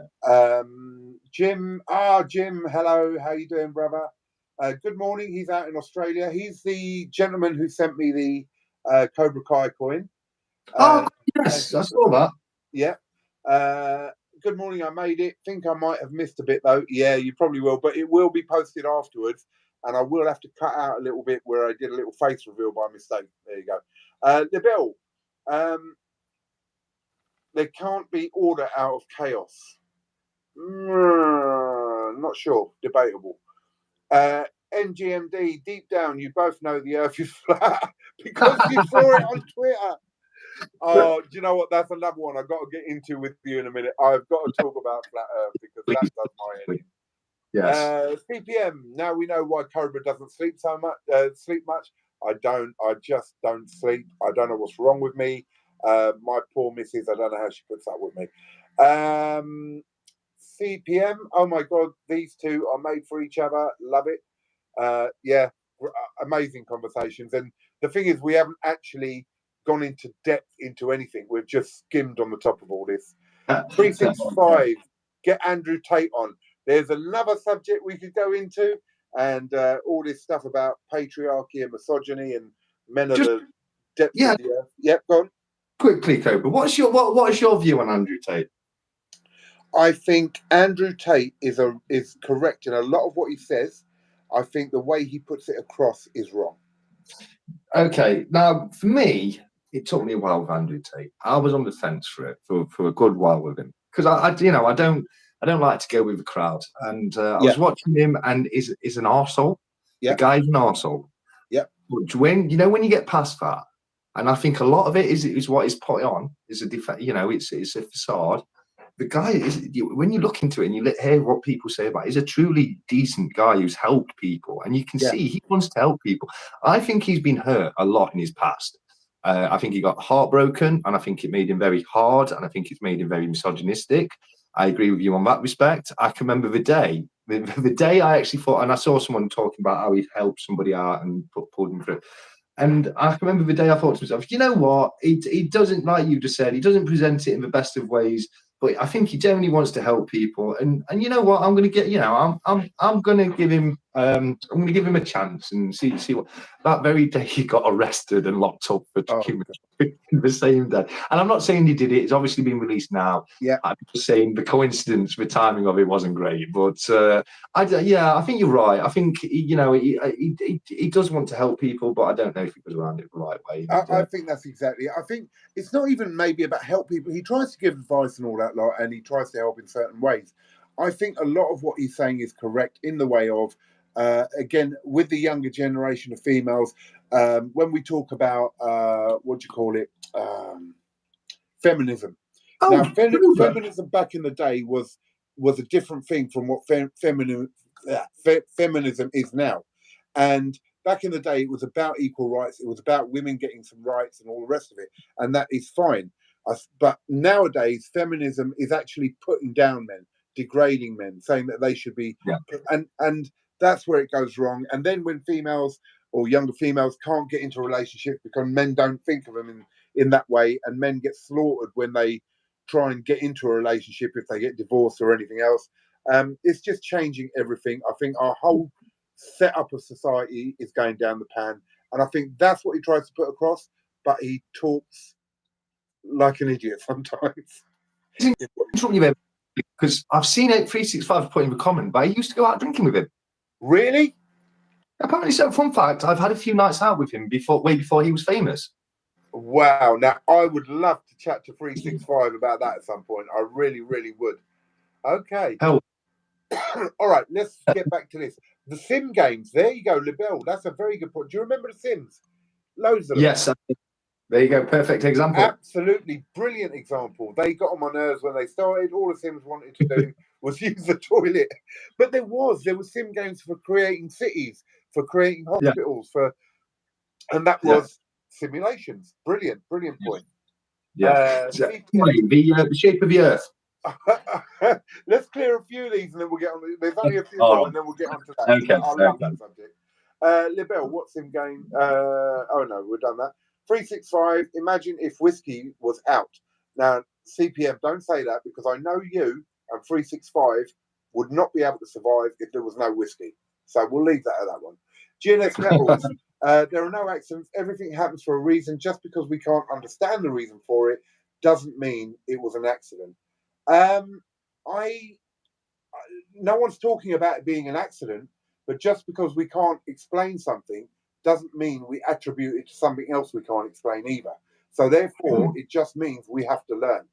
So you can't replace not knowing the answer with something else that you can't explain. Yeah, no, you can't. I'll leave that one at that one. Serpents. Cobra, you just cut off again, mate. Am I back? Yes, I'm back. Yeah. Sorry about that. iReview, hello. iReview, thank you for joining us. iReview was in 365's 2-hour slot, and then he was in the American one with Constitutional Stacker last night. GNS, I agree. We don't live in a simulation, it's reality. Whose reality? My reality. CPM, oh my God, I want to jump in. Can he jump in, bruv? No, you can only have 2 on a YouTube live. If we have a freeway, we'll have to do it through Zoom or Skype or StreamYard or something like that. Okay, we'll have to join him in one day. We'll have to do it because honestly, his conversations are exactly like us. Yeah, no, I'd love to do this with me, you, and CPM as well. Honestly, he's great. I've got so much respect for that guy. GNS Metals, LOL, this simulation thing is a joke, is it? 365, fun fact. I had a few nights out with him way before he was famous. We've got to chat about that. Anxious, hey guys, Anxious, loads of respect to you, my friend. GNS, if the media is against someone so much, then they must be good. Yeah, I get what you're coming from with that one. True. Sorry, just to interrupt. Yeah. Do you know how they found him? How he got caught? I hate this. I hate how he got caught. No, go on, tell me. I didn't follow that bit. So he had beef with Greta Thunberg, and I'm not a massive Greta Thunberg fan for my own personal reasons. I don't think she does enough for the actual causes than just go on media and talk down to people. But she had a bit of beef with Andrew Tate, and he was talking about, he had a pizza. He ordered a pizza, and he was eating his pizza, like putting her down and saying, having to go at her, and then he gave Tristan, his brother, the pizza box and said, "Here, Tristan, make sure you don't recycle that." And the police were able to track him by the pizza delivery company he got the pizza from. So you are having a laugh. No, seriously, he shot himself in the foot big time on that one. Wow. Oh, bloody hell. Oh, look, Mrs. Cobra Stacker, the conversation is amazing. I'm loving it, but sadly, I have to go to bed. Enjoy the rest of your chat, gents. Good night. Oh, my baby. That poor woman. I can't believe. What time is it now? I don't even know what time it is. 10 past 10. 10 past 10. She's normally, when she's away like this, asleep by 8:30, 9 o'clock. And she stayed up all this time and listened to our men conversations. I love you, Han, and I will see you tomorrow. Serpent Silver, good night. Oh, that's very kind. He's saying good night. Thank you, buddy. Definitely like your content info and respectable stack. Mrs. Cobra Stacker, night. Have a great sleep, great dreams. Anxious Stacker, what time is it now over there? 10 past 10. Oh, dang. Mrs. Cobra, thank you so much. Serpent Silver and Libel. There, well, that's the missus gone to bed. That means we can chat about other stuff now. Shackles are off now, lads. Come on. No, I think she knows that I love all this type of stuff. I could talk for hours and hours and hours on different subjects like this, and I love a good debate as well. So yeah, no, absolutely. I completely agree. What are your thoughts on the shape of this planet we live on, terra firma? What are my thoughts on what? Sorry, flat Earth. Oh yes, let's get on to the flat Earth. Oh my God, I have watched so many YouTube videos of flat earthers going through it, and if anyone's a flat earther, I'm sorry, I just have to say, what the hell are you talking about? I'm sorry, it just, scientifically, you've only got to realistically look at a few things, and it would take you about 10 minutes to work out that the Earth is not flat, and you cannot substantiate or you can't substantiate your claims even with your models that you put out there of a dome and all that. It just doesn't make sense. And an ice wall, I mean, you've been watching too much of that. The permafrost ice wall, Yeah. the 6 mile ice wall. You know, I think you've got people wearing black calling themselves crows or something, walking along it, keeping the night walkers out or something like that. That's it. Bro, Yeah. it does my head in because people fall into this so easily and just follow the same rhetoric. They don't actually look into it themselves. They just learn the spiel and then spout it off. And then when they're corrected, they just look like fools. They really do. And it does my head in. No, it does me, and it's a new phenomenon, flat Earth. Well, fairly relatively new. It came about in the 1800s through some pseudoscientist who basically he climbed into a canal and did some experiments incorrectly, which led him to believe that it was a flat plane and wasn't. We weren't on a curve. Of a sphere, but the thing I go to, there's the two things to me that makes tell me for 100% this is definitely not a flat Earth. Is one, do people realize how many people would have to be in on that line? There are so many space agencies across the world with so many thousands of people working for each one of them, from cleaners to administrators, and every single one of them is going to keep their mouth shut about it. Yeah. It's just not going to happen. And two, what does it gain? What exactly? Why would we do that? Do you know actually? And I will double check this, but I am sure I'm right on this. That the original text of the Bible actually stated that the world was flat, and the reason why it said that was because when man looked up at the sky, they would see the planets and the stars moving around us. They would see the clouds moving around us. And we would have sent. Oh no, I'm thinking about the center, not flat. Yeah, they thought we were the centre of the universe. But I do think I think there's something about the Bible because I know a lot of flat earthers do go to. I'm sure it was. There is something in the Bible that lends it to being a flat plane, but I can't remember exactly why it is in the Bible. But you're right. They used to think we were the centre of the universe and everything would revolve around us, which makes a lot of sense. When you're looking up and scientifically you're not wise to the fact, it does make a lot of sense. I'm just looking. Future Investments is going to bed. I thought he went to bed before. Yeah, he popped back. I saw that he popped back, and just to let us know about him, his missus going to bed to watch a film. All right, okay. LaBelle says the only reason that I can come up with about flat Earth is that whenever Russia and the USA have beef, they fight it out in the middle of Europe. If they really meant it, they need a few something. Don't know. But then LaBelle says the Bible never said that the Earth was flat. Yes, I might have been mistaken on that, LaBelle. I was thinking of something else. So apologies if I was wrong for that one. A bit about when God parted Earth from the water and introduced the sky is confusing. Yeah, possibly. Future has 2 bedtimes. Well, it's like the Queen has 2 birthdays. Future has 2 bedtimes. Yeah, I'm just trying to get 1 bedtime. I don't even. Yeah, that's it. I have about 16 bedtimes throughout the day. We all last about 5 minutes. Yeah, power naps. Yeah, that's it. Best thing in the world. It's definitely when you're portrayed with a chainsaw, anyway. Small rowing boats, Cobra Stacker, kayaks. Yes. What? One person canoe. Yeah. But what is his point? I don't know. Just kayaks. Kayaks. Maybe I said something and he's responding to that. I'm not sure. Yeah. Creative Precious Metals must be pulling his hair out, bro. Seriously. These are so many subjects we've covered in this that he would have easily jumped in on 100%. 365 jumping off as well. He's 365 does have to get up really, really early in the morning. But thank you so much for staying with us, 365. It's been amazing to have you here. You have a good night, and I hope work goes well tomorrow. Yeah, 365 again. Thank you so much, bro.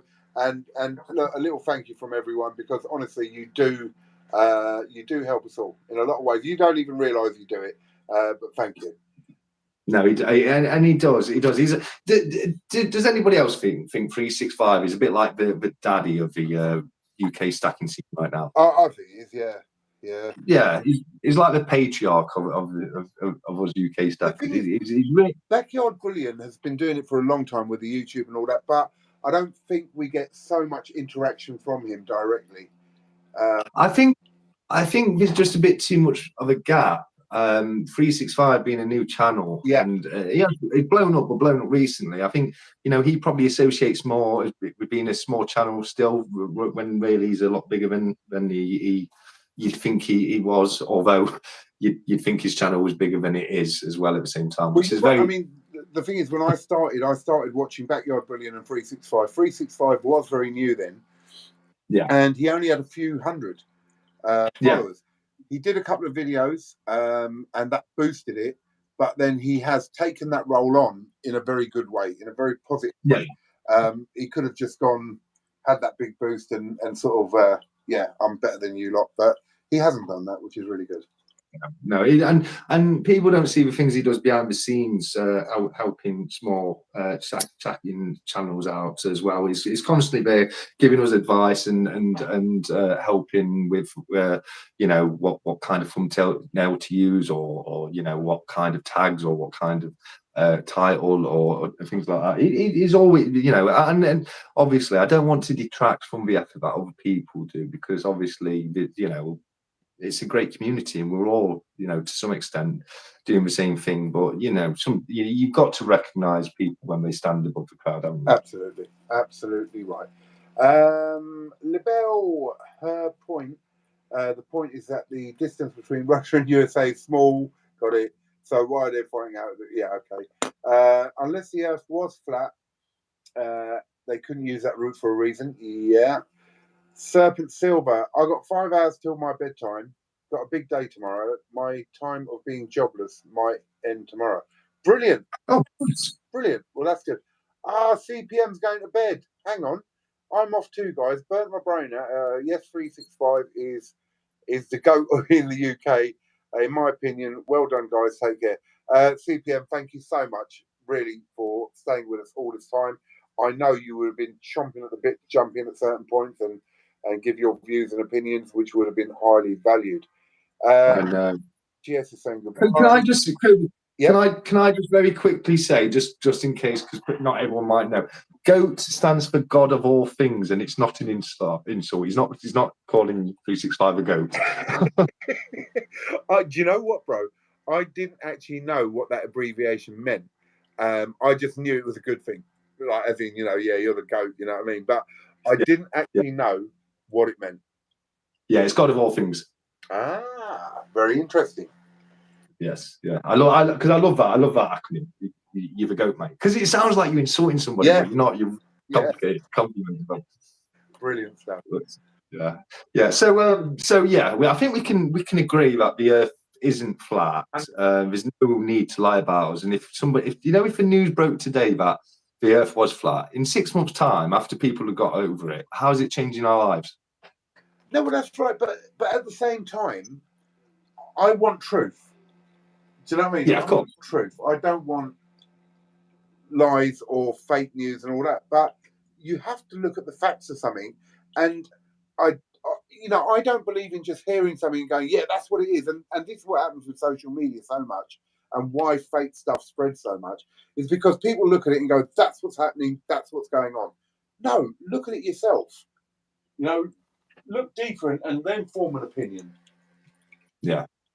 Yeah, no, absolutely, and that's something I'm all about. We all give a bit of advice from here to there on the channel. But I said, one saying I love is that we were given 2 ears and 1 mouth, so we should speak and listen in that ratio. Yeah. So you should listen twice as much to what you speak. I always say, take advice, even if you don't use it. It's great to know. I take advice from everybody. I might walk away thinking, well, I'm not going to do that. But, at the same time, I'm still going to take that advice on board and assimilate it and think, is it good advice? Is it bad advice? Is it something I knew? Is it something I didn't know? You know, does it change anything? And to me, it is important to always listen to advice and take things from there. I think Lebel wants to know if we're going to be talking about silver at any point tonight. Who said that? Lebel. Lebel, we've had little conversations about it. He's right. We haven't talked much about precious metals and silver. I'll tell you what, Lebel, you start a little subject on that. My iPad, which I was reading the messages off, has just died. So I'm just turning on my computer so I can see the messages on there. So you start that conversation off with Lebel, and I will join you in a second. Have you seen Lebel's last comment? I once asked a flat Earth believer for proof that the Earth was flat. Her answer stunned me. She said, "Easy. All you have to do is look at a world map." Oh my god! Oh my god, no! I can't cope. Do you know the ratios of the sizes of countries on a world map are wrong? Well off. Russia's not as big as it looks like on the map, nor is Greenland, and they have to do it that way because you can't put a round sphere onto a map, and that's one of the things that proves that the Earth is not flat. The fact that we know, like through satellites, how big Greenland is, but it doesn't work on a map. But yeah, you could put Greenland the correct size, but then all the oceans around it are completely wrong. Yeah. They have to, that's a world map has to be distorted. It is impossible to put a globe on the flat thing. Right, I'm going to carry on with you. I can't get the messages up, so I can't see them at the moment. So I've just got to go by what you say with messages at the moment. Oh, yeah, no, that's a problem. I no problem. I've got a separate screen up with all the messages on, so that's no problem. Do you watch that off your own channel, or do you watch it on my? How do you? Because I had the iPad on, and I was getting the messages on there. I'm just trying to get on my channel on the computer. And your PC, yeah, just go onto your channel and we go into it not be on videos, it'll be in the live. Okay, on the studio bit then probably. No, just if you go into like your channel, do you know where it's got like home, videos, community, etc. There'll be one of those that says live. Click that, and that's where your live videos will be, and it will have the link to this video, so you can turn it on your PC. That's what I've done right now. Just remember to mute your PC, or else you'll get a real awful echo. Yeah. Got it. I think I'm there. Yeah. Hang on, I'll do that now. And then what I do as well, Cobra, is you can pop out the chat and then make that big screen, so the whole screen is just for chat box. Oh, brilliant. Hang on, I just need to turn the volume down. No worries. While you're sorting that, I'll have a quick look at the chats.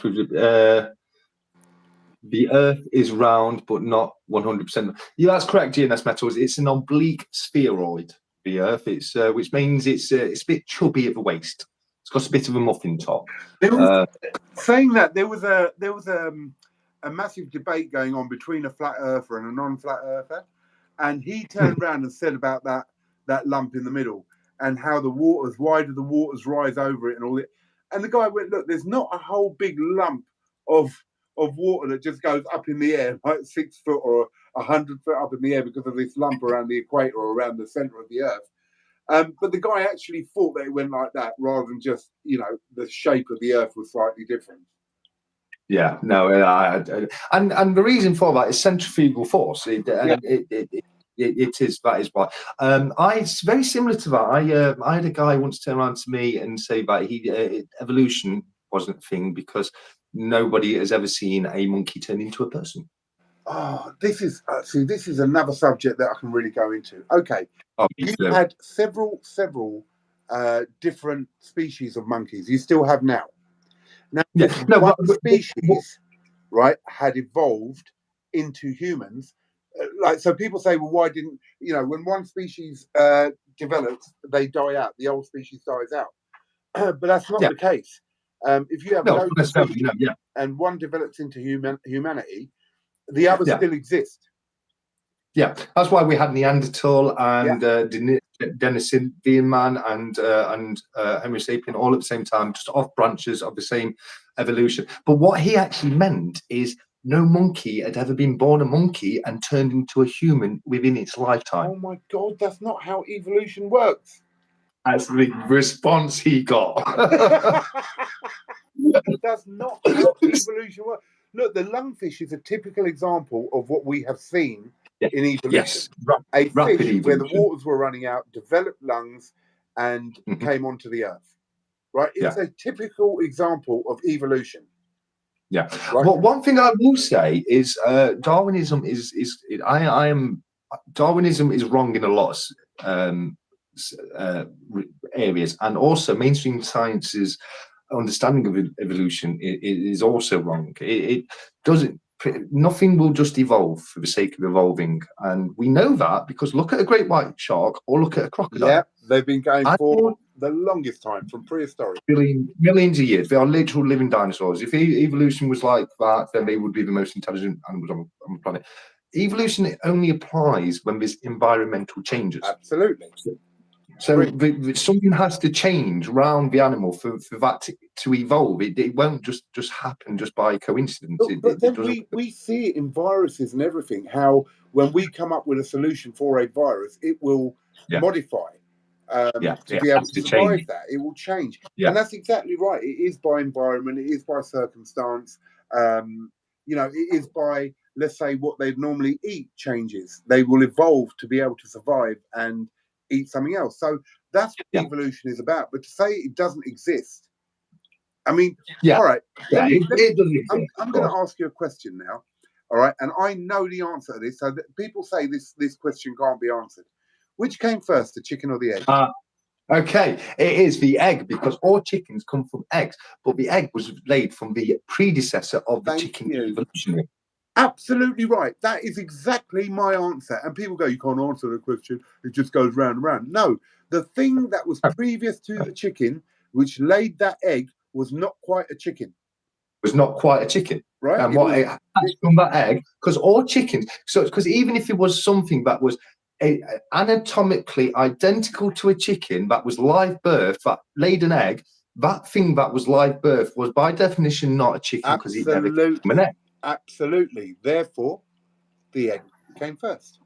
The egg came first. Yeah, absolutely, 100%. Brilliant. 100%. Brilliant. I'm impressed that you're like the only guy who I ever spoke to said the same thing. I say that to people all the time. I have said that for years, and people look at me and they sit there and they think about it and they go, I didn't think of that. or someone will just go, no, you can't say that. Well, no, I can't. Yeah, no, but you can because to be defined as a chicken, it has to have come from an egg. Yeah. So that very first chicken has to have come from an egg. So it has to have been the egg. Because if it wasn't an egg, whatever was born from whatever way it was born was not a chicken.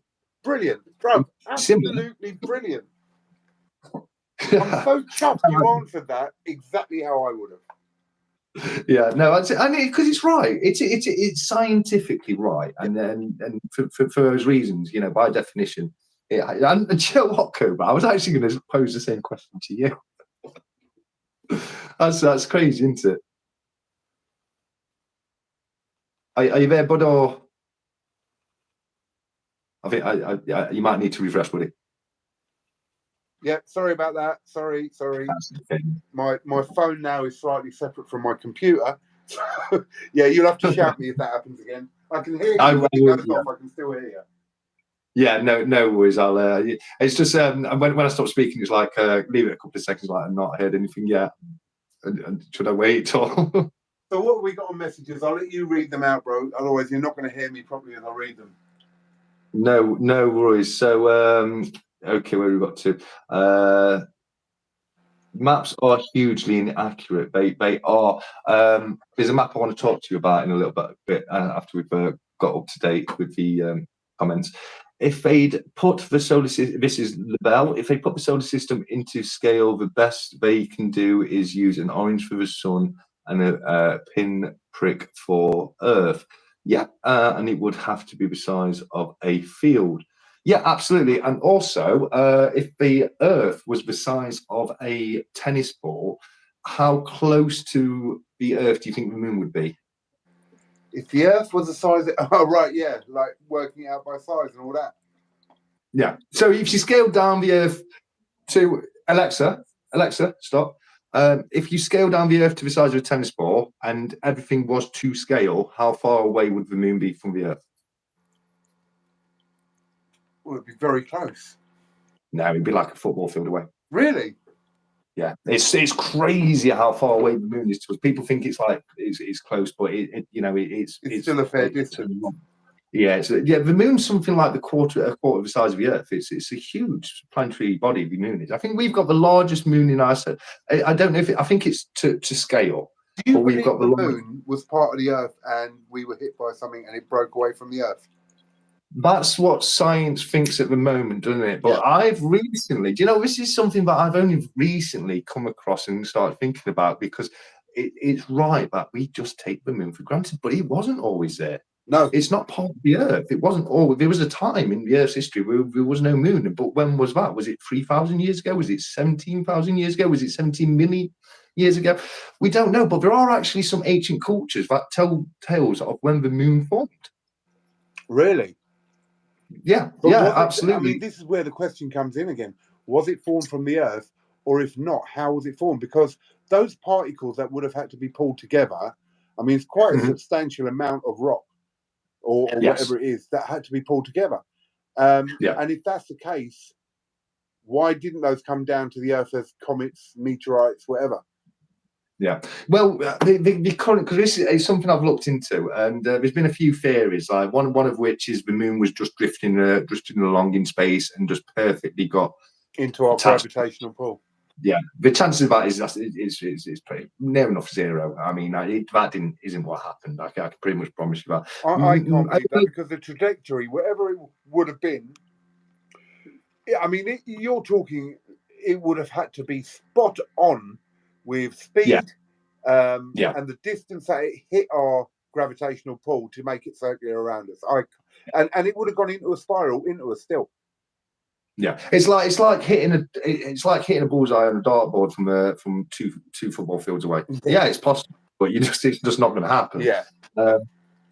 But the current theory of it is that an object roughly the size of Mars collided with Earth. That caused the Earth to form basically a donut shape, but through that process, a load of rock separated. I've actually seen there's a mod somewhere on the internet. There's a model of what would have happened, and it's like there's a couple of chunks, one of which got pulled back into the Earth and formed part of the Earth. Yeah. And basically one of them stayed out there, and it was just perfect. It was just in the right place to attach to us. But the moon is a weird subject. There's a lot going off with the moon, and there's a lot of things. Yeah. Have you ever seen some of the photos of, or heard some of the stories about? They've meant to have found a lot of things on the moon that they just don't tell us about. Like what? Are you talking about the face on the moon? The sort of. Well, the face is Mars, isn't it? Oh, and that's Mars, something. That's right. Yeah. Yeah. And do you know that we've never been to Cydonia? Cydonia is the area of Mars where the face is, and we've never explored Cydonia. We've never been landed there and sent, Perseverance, or whatever it's called, the new one, round Cydonia to find out what the hell that it actually is. Yeah. And but then we haven't actually. I mean, have we put a robot down on Mars?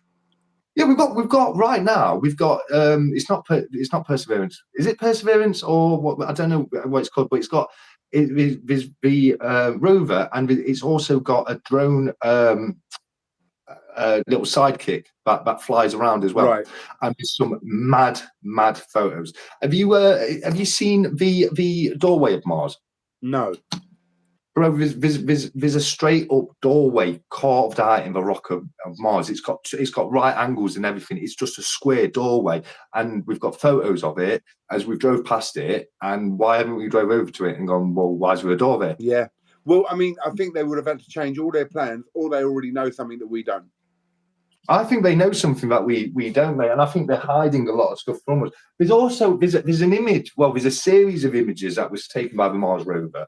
That's got there's a light flying, like it looks like it's flying alongside the Mars rover.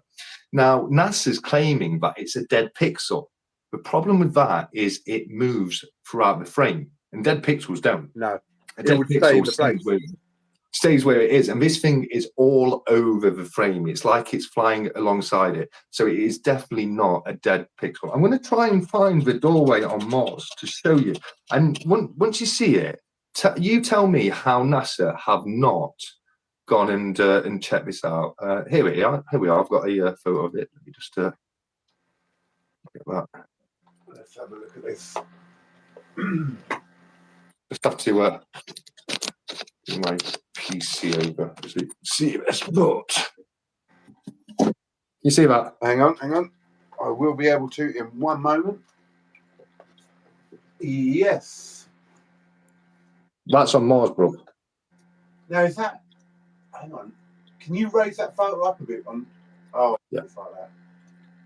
I'll have to look that up, bro, because I can't see it clearly enough to see whether it is a upwards type doorway or a doorway laying flat. I can't make it out.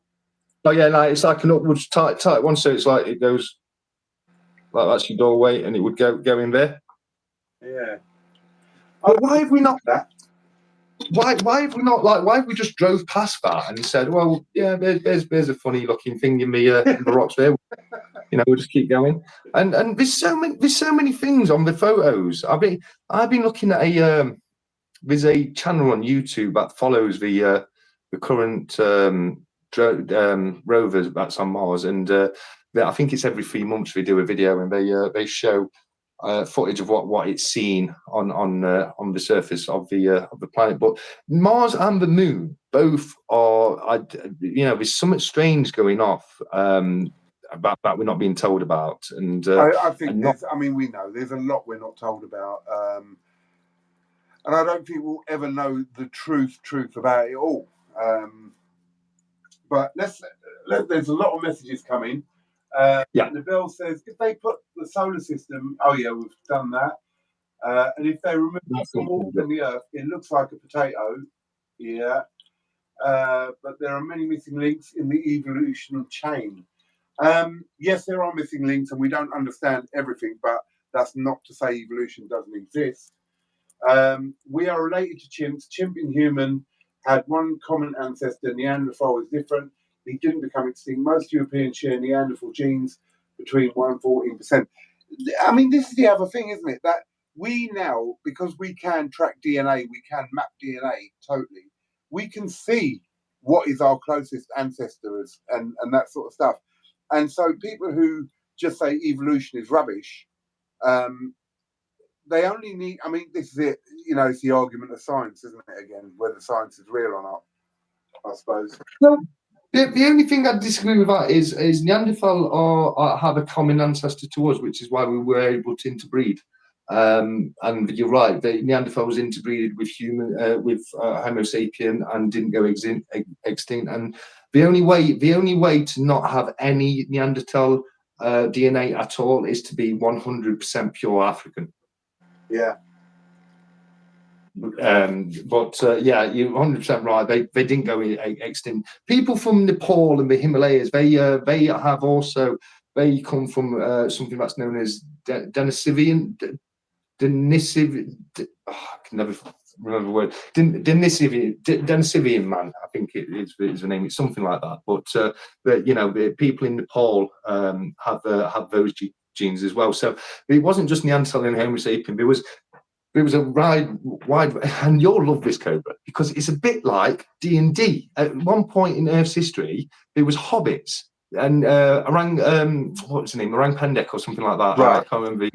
But they've been found now. We know that there was an off-breed of humans that was roughly around 3 foot tall. So there was once a time with different types of people, so like elves and dwarves and man and halflings and stuff like that. And isn't that just a cool thought to have? Yeah, definitely. Definitely. You know what I mean? When I first saw that we found this off breed of humans that was only about 3 foot tall, I went straight to, wow, we had dwarves. That's amazing. Did they mine things? We've had offsets of humans, like you say, which are a lot bigger than us. Yes. We found humans that are a lot taller than us, a lot bigger. But then you look at dinosaurs as well, and how creatures from like the mammoth, woolly mammoth, and elephants now, you can compare them, but the size differences were massive. Yeah. And I think we'll find that in a lot of things that maybe back in the day things were bigger or smaller or whatever, and they adjust. But GS Metals has put something here. I think evolution can happen, i.e., small changes within an organism to adapt to its environment. Yeah. But an organism can't evolve into a totally different species. No, yeah, true. And that's where Darwin was wrong, because one of the things Darwin said in his first book of evolution was given enough time, a caterpillar can turn into a blue whale, and he actually retracted that himself because he knew that wasn't right. You know, you can only do subtle changes over a period of time, but and you know, it's kind of wrong because eventually you will evolve into a totally different species. But you can't do it overnight. No, I mean, we're talking about millions and millions and millions and millions of years. You will find different species coming out, because if we say that originally everything came from a single cell organism, then they would have had to develop in different ways to form different species. Yeah, absolutely. Oh, what are your thoughts?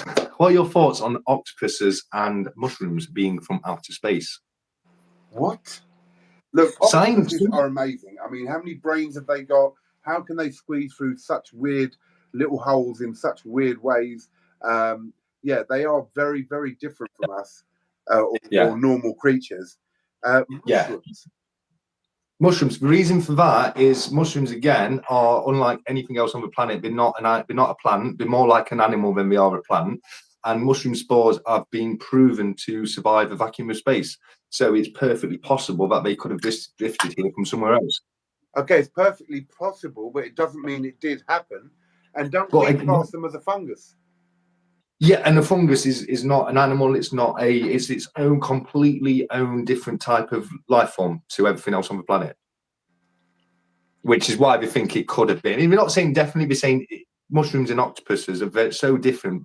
It's possible because octopuses, you think, may have come from eggs from like water meteorites, because we know a lot of the water on Earth isn't from Earth.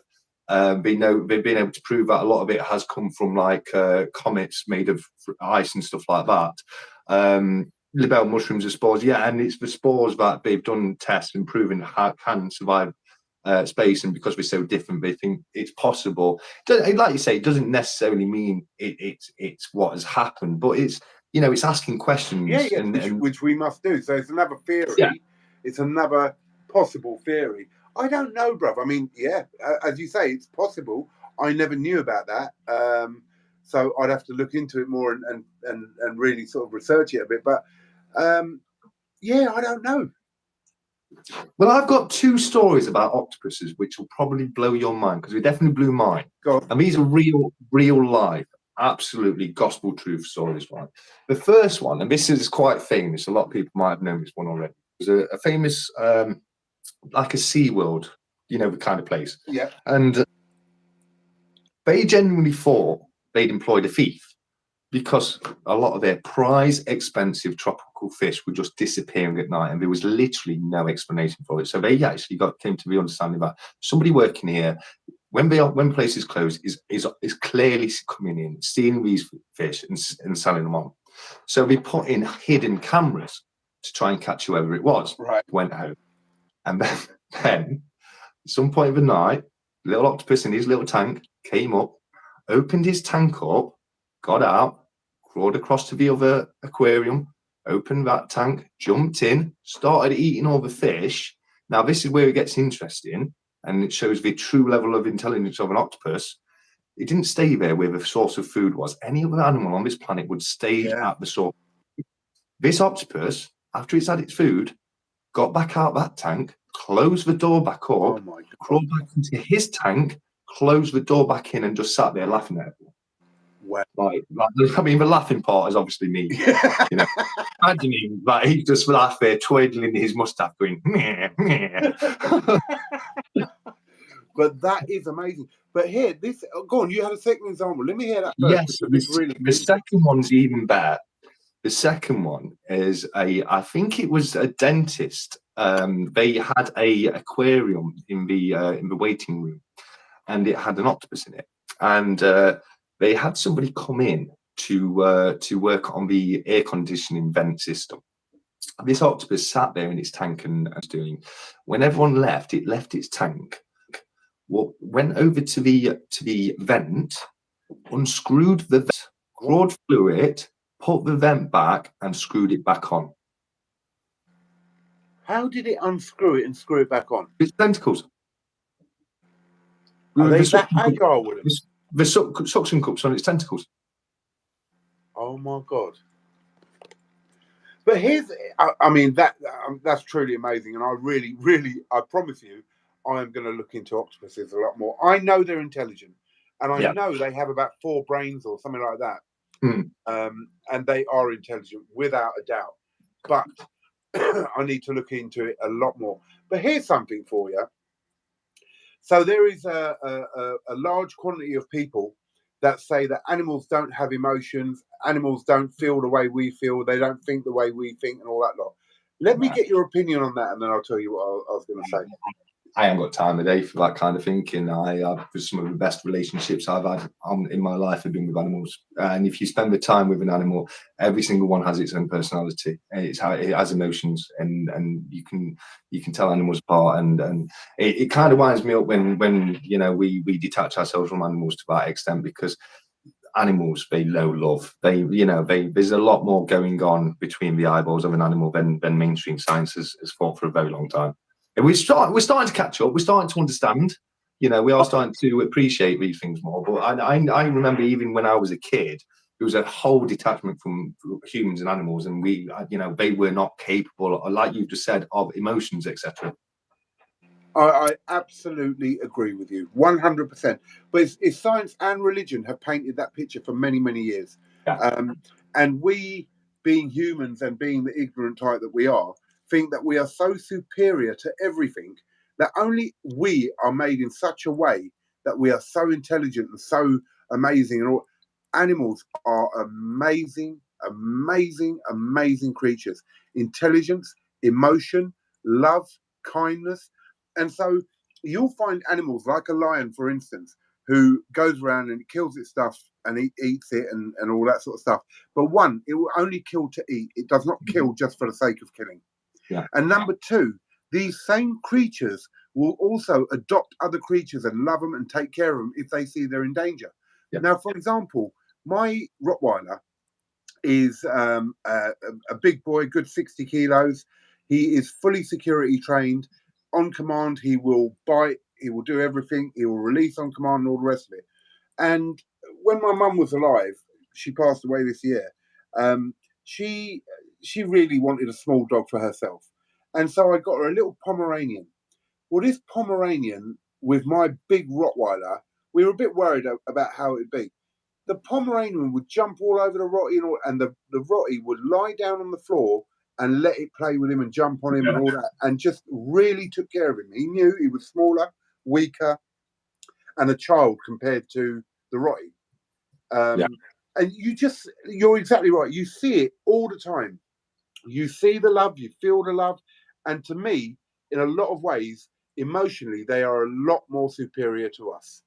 They are because like you said, they don't kill like without having purpose. Even a full carnivore will not go and there's exceptions to the rule, as always. Like there's fox in the hen house syndrome, isn't there? Like where a fox gets into the hen house, they kill everything. Which is science doesn't entirely know why that is. They just go on an absolute killing frenzy. But like you say, most of the time, and you'll see in wildlife documentaries that down at the waterhole or something, things like that. A capybara is a perfect example. Look at them chilling out with crocodiles. Yeah. What I mean? They're a plant eater, they're a herbivore, and they should be prey to the crocodile. But they'll just sit there with crocodiles and lions and every kind of animal, and just because they chill. You know what I mean? And I think there's a lot of when it comes to that kind of thing. It's true what we say about never run near a predator, never act like prey near a predator. Yeah. As soon as you act like prey, you become prey. If you don't act like prey, and I've always said, and this might be me being really arrogant, but I've always said, if I ever got charged by an animal, I wouldn't run away. I'd run at it. Yeah. Try and like mix it up a bit and make it think, well, hold on, why is this thing running at me? What? Absolutely. I'm supposed to be the king of the jungle, let's say. Do you know what I mean? And he's running at me. Can he hurt me? What's going off? And they will protect themselves because they know if they get injured, they could die because they can't feed, they can't do things. So they are wary of being.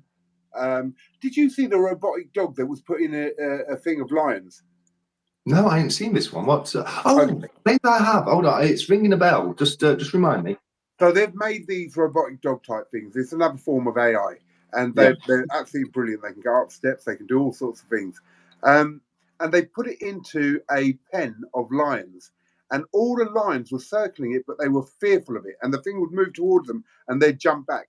And there's a typical example. They're the kings of the jungle. They are one of the strongest beasts out there. Well, they're not. There's a lot stronger than them, but their prowess and the way they are makes them dominant. Yeah. And yet they feared this thing.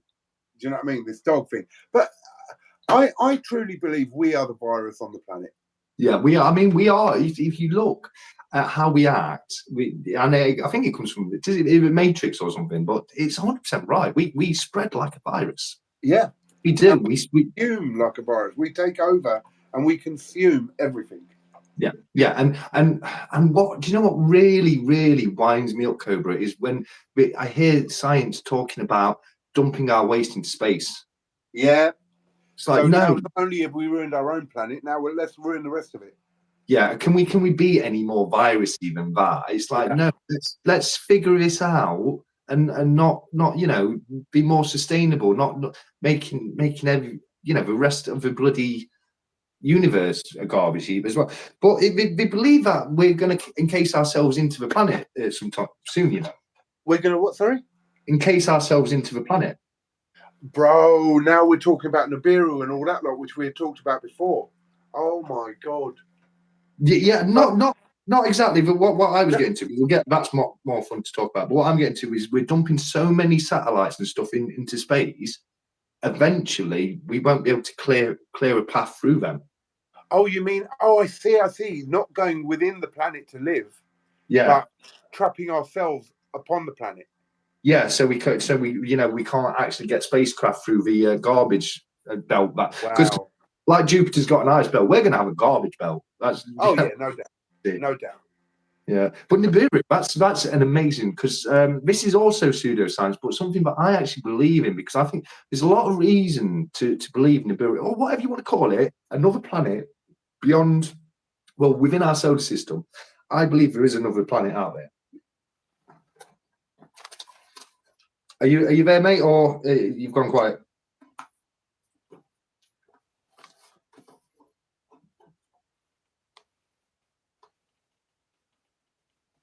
Sorry about that. I'm back.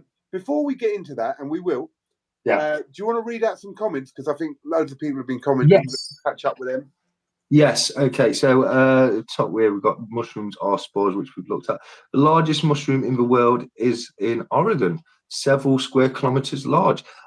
Yes, that's. I don't want to disagree with that, but have you ever heard of the the microbial network?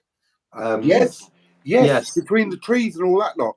Yes, that's meant to be fungi, the actual network itself, and it does interact with the trees. You're right, bro. When I found out about that, it reminded me of Avatar. Yes, yeah, it's that kind of stuff, and it's next level of things, because it means plants can communicate with each other. It means we could be completely wrong about plants. Massively. I need to talk. Right, we need to get back on this subject. Right, carry on reading those comments. I need to talk to you about this one. Yeah, definitely. Octopus was gearing for a midnight snack. Absolutely, that's one from the aquarium. Remember the octopus that? Yeah, I was actually going to say that. Can you remember the fortune-telling octopus from the World Cup? I heard something about it. I can't remember about it. What we did, it was World Cup, and we had this octopus, and what we did, we gave the octopus 2 little balls, and each had a team on it, and the octopus picked the correct team to win the match. I mean, I'm sure it was just luck. I'm sure it was just a coincidence, but the octopus genuinely did pick the winner of every match it predicted. Wow. Yeah, Wow. that was a lot of fun. I remember that. But that octopus unfortunately died shortly after that. Octopuses have a ridiculously short lifespan. It's about 3-4 years. I think 7 years tops. I'm telling you now, I'm really going to look into octopuses. There's so much that's come out today about, and I don't know enough. I Oh, don't know enough. definitely. Octopi are they're so insanely interesting. It is a rabbit hole, mate. It definitely is. Moving on to the comments. Humans are animals with speech. Absolutely. I mean, people argue with me when I tell them that humans are animals. We're just animals. Yeah. We are. We have the same instincts, and you can say that we're better till the cows come home. But I'll tell you all kinds of stories in the news that shows you that we're worse, and we do things that animals don't do to each other. That's 100% right. Remind me to never try breaking into your house. I think that's because of your Rottweiler, trained Rottweiler. Absolutely. I had a near disaster yesterday afternoon. My cat had kittens, and they're 9 weeks old now. One tried to climb up somewhere and fell backward and got his. Oh no! Hang on, you can't just say oh. You haven't read the whole comment. I know he got his wedged between the radiator and the thermostat. It was really screaming. Mother cat was worried. Obviously, I tried to help the kitten, and father of kitten scratched me. The mother cat hissed and at the dad, and Uncle Titan, who is not related to the family, came along and started licking the back paws of a still stuck kitten. It came down and I could lift it out, but was terrifying. Oh, that's awful. That's awful. That's yeah. You can see why I had to take pause for an R there, can't you? They who's that? Libel, yeah? I'm trying to read on the computer and talk. That's Libel. Libel. I hope the kitten's okay. That is an awful thing to go through. It's okay, but I was in shock. Oh, mate. Yeah, I can imagine you were. Yes, and he got cooked. Then he got cooked. He didn't die. They cooked him. Who cooked him? Okay, that's yeah. Do you mean who cooked him? Yeah, that's got deep dark, didn't it? You need to explain about it about. Serpent Silver said, "There's enough trash orbiting our planet already." Yeah, that's what I mean. We're already like making it into just an armored plating of garbage, keeping us in, which could be that could be a good thing if we're planning on just dumping our waste in space. But I'm sure they'll look at the satellites that aren't doing anything because there's a load of crap out there and find a way of destroying them or obliterating them up there. Surely. Problem with that is you make them into particles. I mean, you've still got massive particles around there. One little particle hitting a ship can puncture it. Yes, yeah. It's insane the damage that tiny little piece of space debris can do to orbiting objects. So yeah, we need to sort it out or come up with other solutions. I think that's most of the comments caught up with there. So you wanted to definitely talk about the trees and the plants. Yes, yeah, the micro work. So here's something I have said to people for many, many years before I found out about this network under the trees. So when people said to me, "Oh, I'm a vegetarian," and I'll talk to them, and I respect anyone's views and what they want to do, including meat eaters, by the way. But when they say I'm a vegetarian, I'll say why, and they say, "Well, I don't like to kill anything." Yeah. And I always, from a young age, said, "Well, when you eat a plant, you're killing it, and they breathe, they breed, and they communicate." And they'd laugh at me and they'd say, "No, they don't." And I said, "Well, they breathe, right? Carbon dioxide out with the oxygen, right? Which keeps us alive. They breed because they multiply. Yeah. So we know they have to be not fertilized, pollinated or whatever. And, and I had watched a documentary many, many, many years ago where they fixed a very highly tuned microphone onto a tree and then cut the tree. And you heard the tree scream. Yes. Right? I've seen the same thing done with other kinds of plants. Right. So therefore, they are alive, they feel pain, and they communicate. Yeah. So You're talking about, I want to be a vegetarian because I love animals and I don't want to do, don't want to kill anything and all that. But you'll go and eat plants which are alive and which also keep us alive. Yeah. Therefore, my whole thing on this is, look, we have to eat to survive, like everything else has to eat to survive. Therefore, whether you're a vegetarian, a vegan, or a plant eating, whatever you want to be, it's okay. The only thing is obviously how we kill it and how we do this and how we do that. But that's another story. But we have to eat. Yes, we do. Yeah, yeah. And I'm with you 100%. And this is something I say to vegans. It's. But at what point does it become okay? At what point is yeast? Yeast is actually a living animal. Yes, yes, it is. Yeast is a living animal. Just because it's tiny, you're killing thousands and millions of yeast to have bread. Absolutely. You can take it even deeper. The damage the avocado is doing to the planet is unbelievable. Bees. One thing, bees also, and for a number of reasons, is the carbon footprint in the transportation. Is the deforestation. The deforestation. The orangutan's natural habitat is being taken away because of avocado. No, sorry, that's palm oil. That is not avocado, but palm oil is like avocado. That it is. You will have people, virtue signaling because they don't eat meat, but then you look on the ingredients of what we're eating, and it's lathered in palm oil, which is one of the leading reasons for the orangutan to lose its habitat. So it's so hypocritical. It's just so hypocritical. Yeah, it is. Now, I take no joy in the fact that an animal has to die for me to eat. I take no joy in that fact whatsoever, and I wouldn't.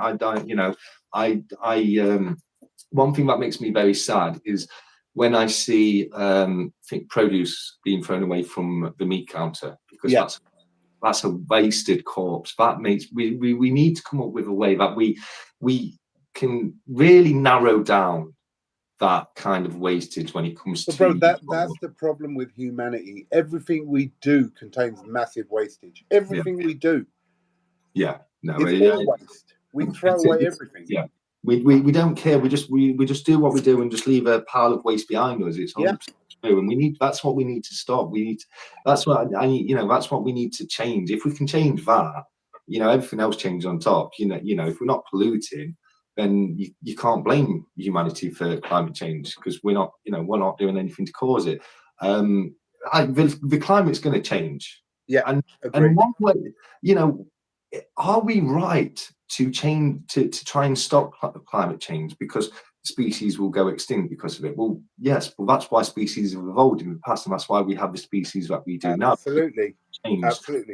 And again, yes, we probably have got something to do with increased carbon dioxide levels, etc., and all sorts of different things.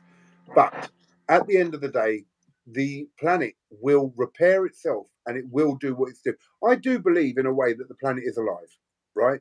Yes. And so when we're talking about this network underneath the ground of this fungus that connects the trees, do you know chemicals are passed from one tree to another tree through that fungus if a tree is ill? Communication is passed from one to the other if there is a disease coming or if there is a bug coming or anything like that which could affect the trees. Yes, it is amazing.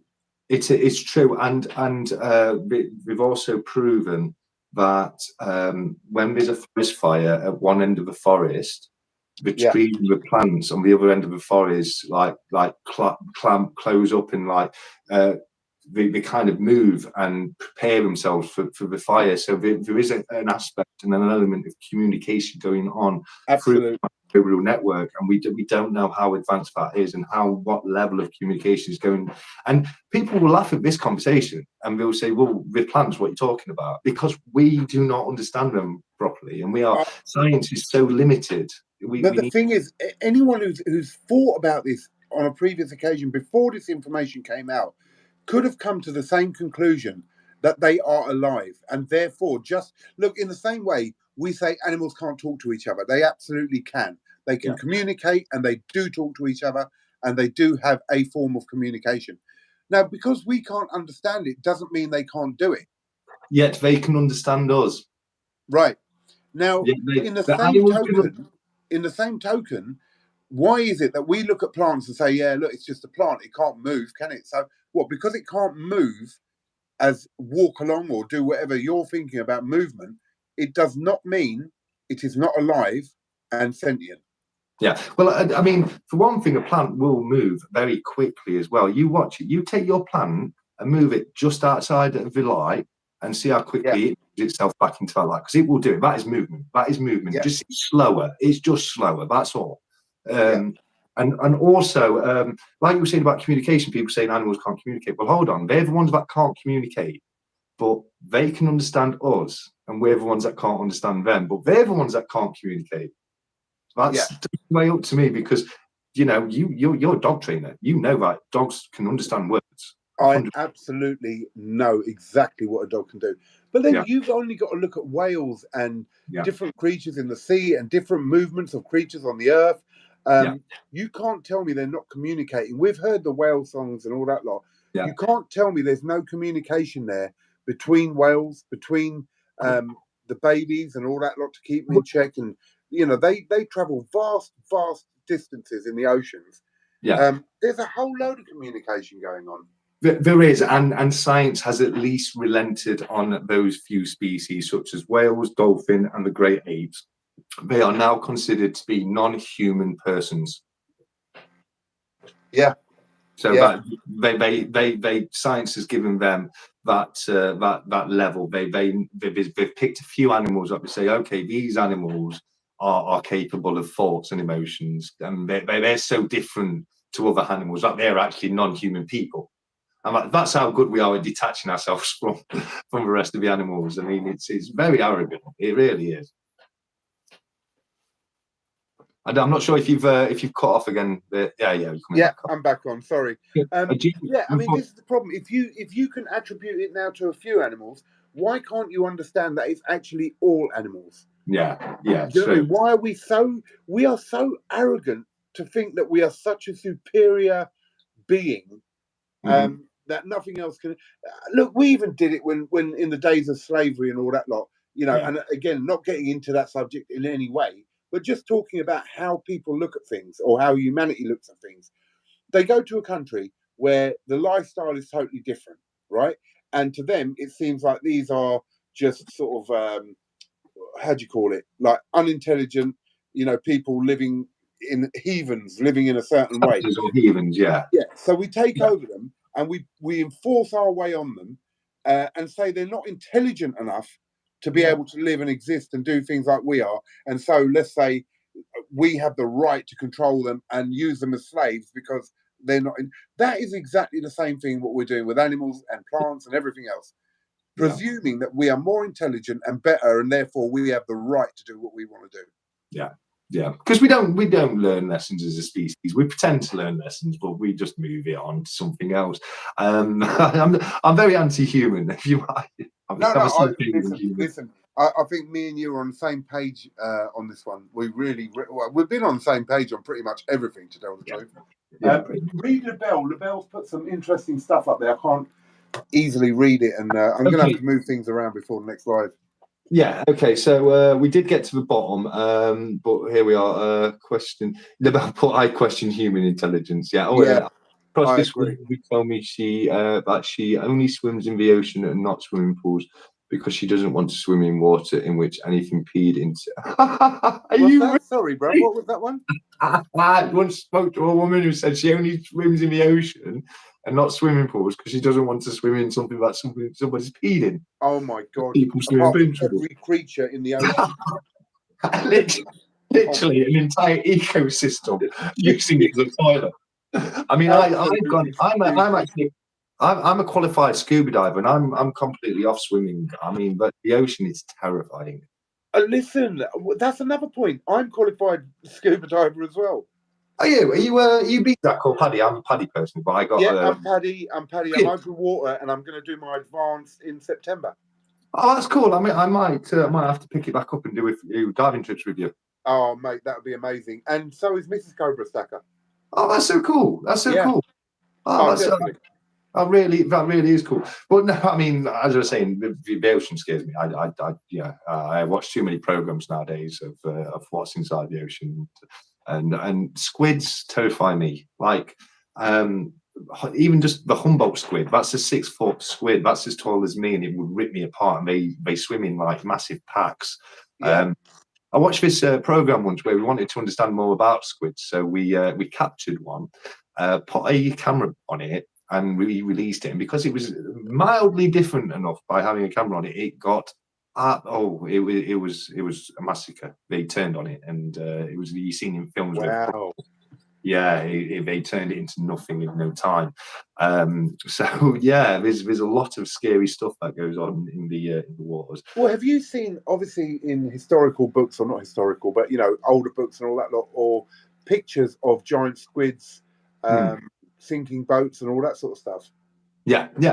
Like I had a channel ages ago, and it was I was going to do top 5, top 10s, etc. And one of them was like mythical creatures that are still thought to exist today, and the kraken was one of my ones. And I actually said in the video that this one's a little different because this one isn't actually thought to believe today. This is a mythical creature that has been proven to exist because we now know of colossal squids. Yes. And they were shunned. Say the stories of monsters were shunned for years. And do you know it was only 2007 that we actually saw one on film, and it was a crew over in Japan. And until that, the only reason we knew they existed because corpses had washed up onto shores. Wow. Now I didn't know that. But there's. I mean, this is the thing. We don't know nothing about the ocean. We probably know more about space than we do the ocean. We do, and that's a scary fact. That is a very scary fact because the cure for cancer might be lying down there. Yeah, well, I mean, the cure for cancer could be in a rainforest somewhere. It could be anywhere. But yeah, absolutely. So we should be looking more on our own planet than let's get that sorted before we start looking to do too much outside. But speaking of space, like what just very quickly, what are your thoughts on lunar landings? Okay, all right. So here we go with another conspiracy theory.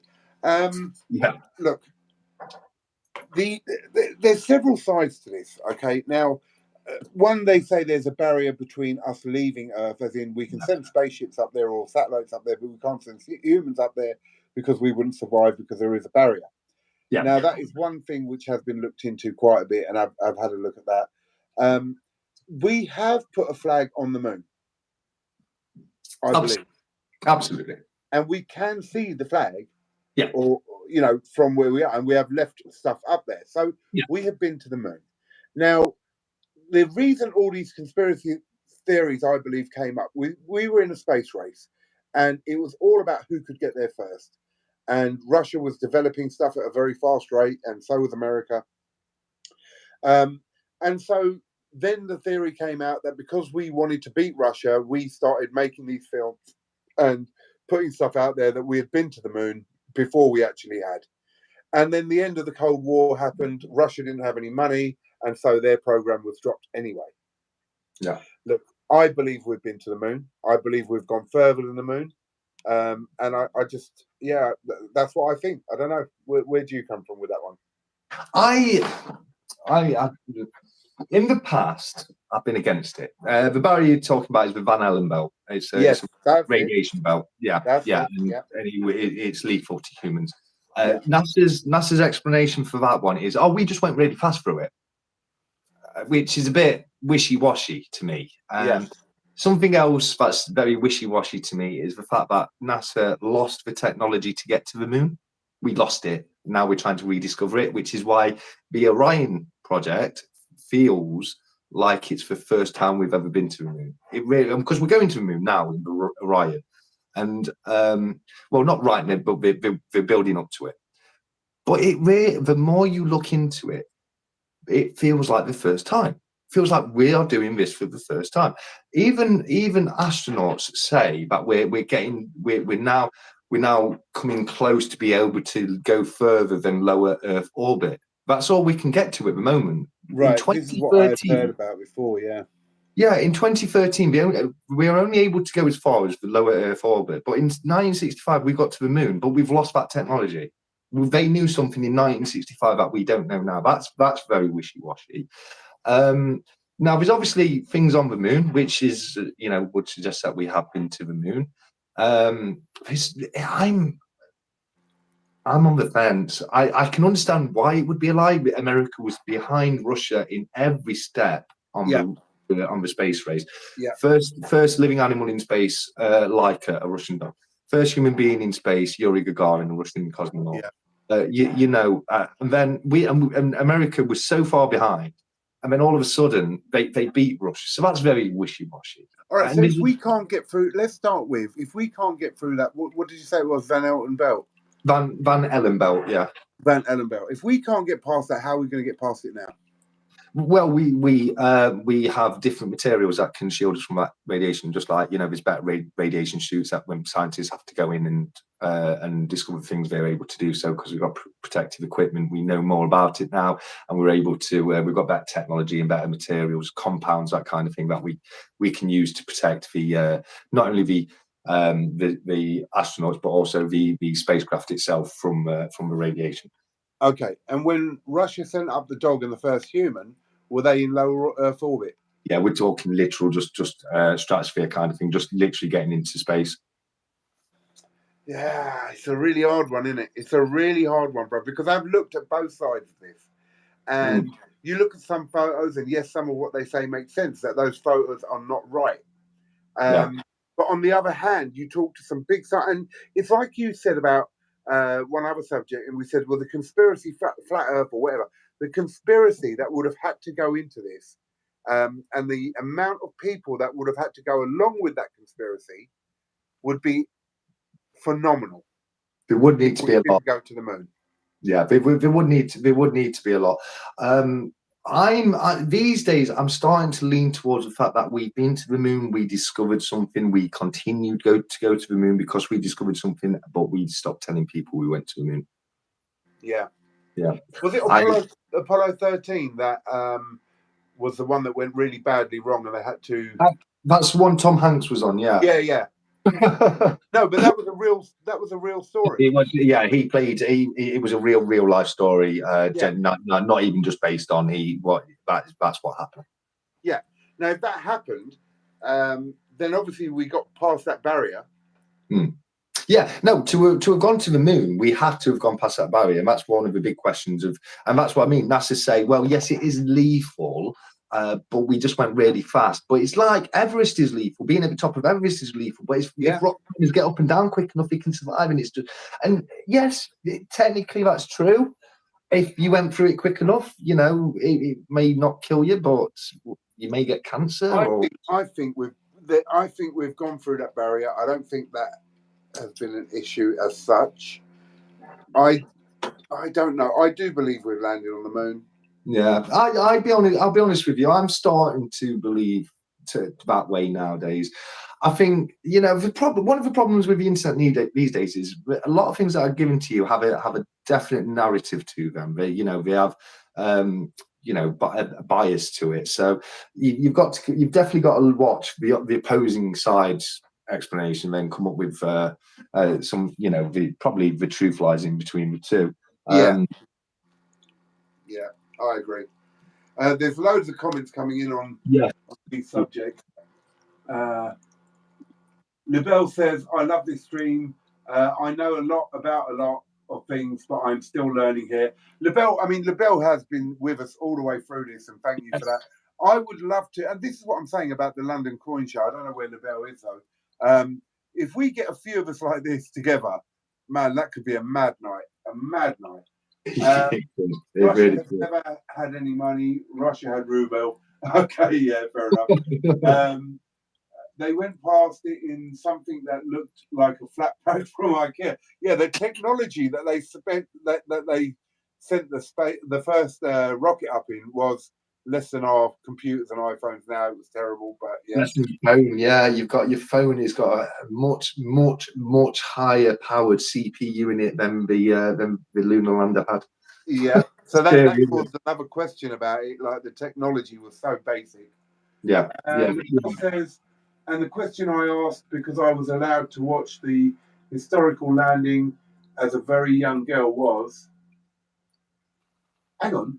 And the question I asked, because I was allowed to watch this historical landing as a very young girl, was who filmed the landing on the moon if they went there for the first time? First of all, Bill, I'm really sorry. If you were a young girl, that means you're a female. I'm so sorry I've been calling you geezer, guy, whatever. I don't know. But I, right, Lavelle, sorry about that. I assumed Bell was a girl's name, but you were referring to as a guy. Oh. I'm sorry. I didn't realise. I apologise. So no, it's easily done. Bell, we do apologise, but we now apologise about that. But highly intelligent, obviously, and has some really good stuff there. So what she's saying is, who filmed the landing of the moon? Yeah, they went there for the first time. But I don't know. I have watched that footage. I know they filmed it from within the ship. Within the thingy that landed, and you can see where it's coming down. But they didn't film it. I don't believe they filmed it from the outside as it landed, did they? No, but they had. I'm not. I thought they did, but I'm not going to die on that hill. You might be right, but they definitely filmed the people coming out of the pod. I'm sure they did. I'm sure they did. But NASA said it was they set up a tripod. So yeah, I mean it's and you got to remember. You know, they might have wanted to do it for effect. Exactly. They might have come out. They would have got out, put the tripod there, then gone back in and came out and said, "Hey, we've landed." Yeah. I mean, they probably would have done something like that for the visual effect of it and being able to get that footage of historical event. Yeah. I mean, the thing is, like this. To me, the lunar landing is completely different to flat Earth because I understand which, you know, even if you're on either side of the fence, I understand because I'm so in the middle on it. I get it. I too have questioned it from some of the stuff I've seen, and I'm with LaBelle on it. As in, you've got to question that one, and you've got to look at it. I am sitting on the side of we did go to the moon, but I do understand, and you're absolutely right. Flat Earth is a joke. Like it just doesn't make sense. It's a joke. I dismiss it, right? But with this subject, I can see both sides. Yeah, absolutely. It's a very hard one to really make 100% informed decision on. So Lavelle, good point there. Silver says we bombed Japan, and then our manufacturing and scientific leaders went and showed them how to succeed. Then 50 years later, our menu and science. What? Municipal and science leaders, I think that's meant to be. Oh, sorry, I'm trying to read it from a distance because science leaders went and asked them how they succeed. LOL. All right, I don't get that one. Can you read that properly? Basically, what he's saying is we were bombed Japan, and then we went over and helped them out, gave them a dig up. Then 50 years later, they really got themselves ahead of us, and then we went back and said, "Well, how did you work that out?" But really, the US gave them the answer. But do you want to? I'm just going to change the subject really quickly because this is a story I love to tell people. And have you ever heard of the world's luckiest man? The world's luckiest man. No, come on. Yeah. Okay. So this again, real story. I can't remember the guy's name, but if you research it, you will be able to find it. It is very recorded. So you had this guy who was on a business trip in Hiroshima, right? And obviously the bomb fell in Hiroshima. The first ever bomb to be used in atomic bomb, wasn't it? Yeah. Survived. Very injured. Got very burned. Like minor radiation burns, but proper 3rd-degree, but actual burns. So he survived the bomb in Yamashaki on a business trip. Went home to Nagasaki. Really? This is real. He survived the drop in Hiroshima to go home to Nagasaki and survived that drop too. Oh my Lord. The guy survived 2 nuclear bombs. Is he a cockroach? You know what I mean? You see what I mean by luckiest unlucky man? Because he's unlucky because he's the only guy to ever witness or be part of 2 nuclear bombs, but he also survived. So, is something else. I mean, shit, that's a story for the grandchildren, isn't it? No, that one really does get me. It's like, wow, that guy. Like when it comes to telling the best stories competition, he's got it down. You don't even enter when he walks into a room. You know what I mean? Wow. I don't think I'd ever turn around to him and say, "Oh, I've had such a bad day." Oh, yeah, no, absolutely. I've just seen on the comments. Libelle's put she's a woman that's 58, and Libelle is German for dragonfly. And yeah, to that, Libelle, I would say Guten Tag. Yeah. I am not 100% sure they filmed it from the outside. The film, the astronauts coming out. Yeah, but as we say, they probably set it up, went back in, and say, we'll do it for real this time, just like TikTokers do. Yeah. We've got where I live, and this is Silver Sphincter again. Where I live, just outside this town, is a volcano area that the United States Air Force and NASA trained the astronauts for the moon landing because the training is like the moon. Okay, is that? Yeah. I don't know what that's called. It's Summit Island, isn't it? I know about that area as well. I've heard about that area. Yeah, I do because this is a photo that NASA had brought out that they claim to be part of. I think it's either the moon or on Mars. I think it might be. I think it's the moon. But you can see this kind of animal hiding down one of the rocks that's indigenous to that area that they're going to. It's like a little lemming kind of thing. Yeah. And it looks, and you can see it behind the rock, and it's hilarious because that's clearly a photo training area. I can't remember the name of it, but yeah, no, that's 100% right. Don't forget, it was a race back then. The race to occupy the moon and space. It was an arms race. It was a race for prestige. It was. No, it absolutely was. And it destroyed Russia. Like you said, so much. They spent so much on it. Yeah, it did destroy them.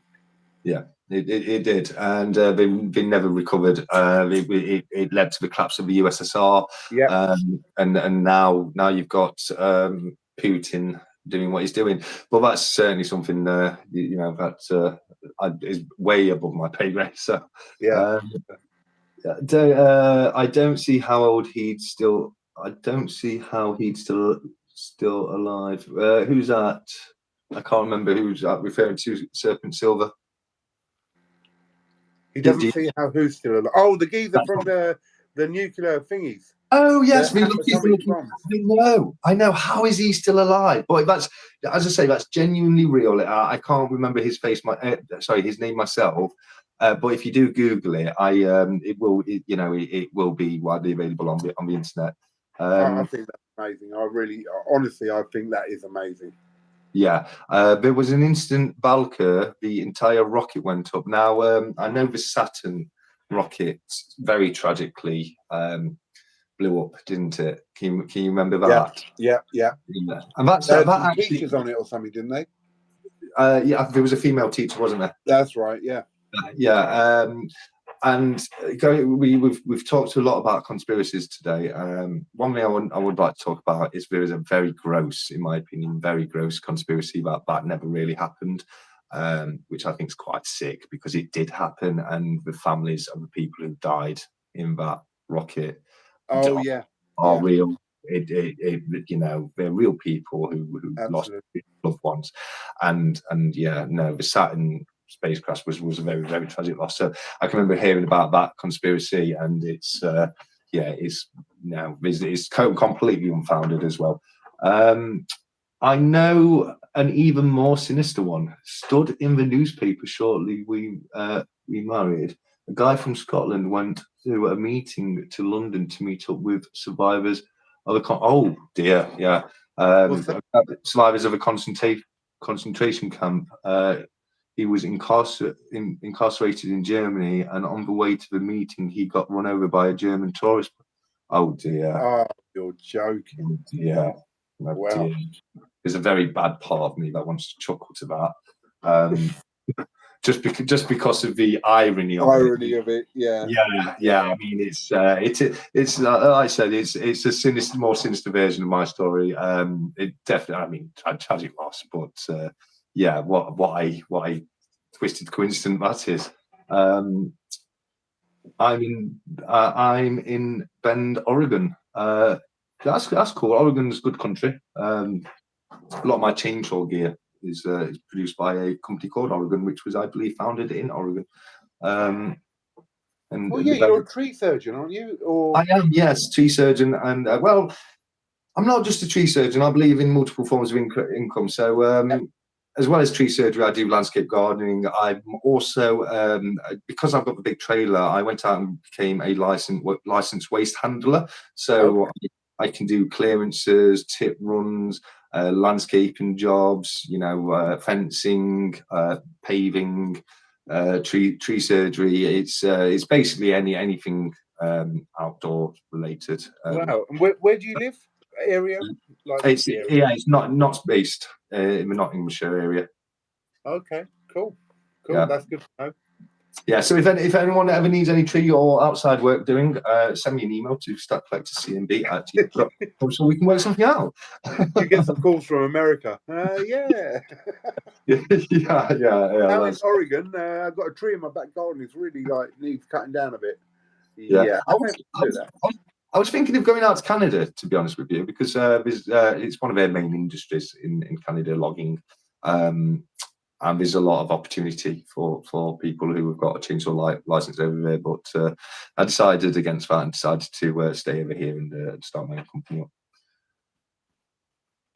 And have you gone there, mate? Or yeah, I think you need to refresh again, buddy. While you do that, Libella's put "and guten Abend" to you. Dankeschön.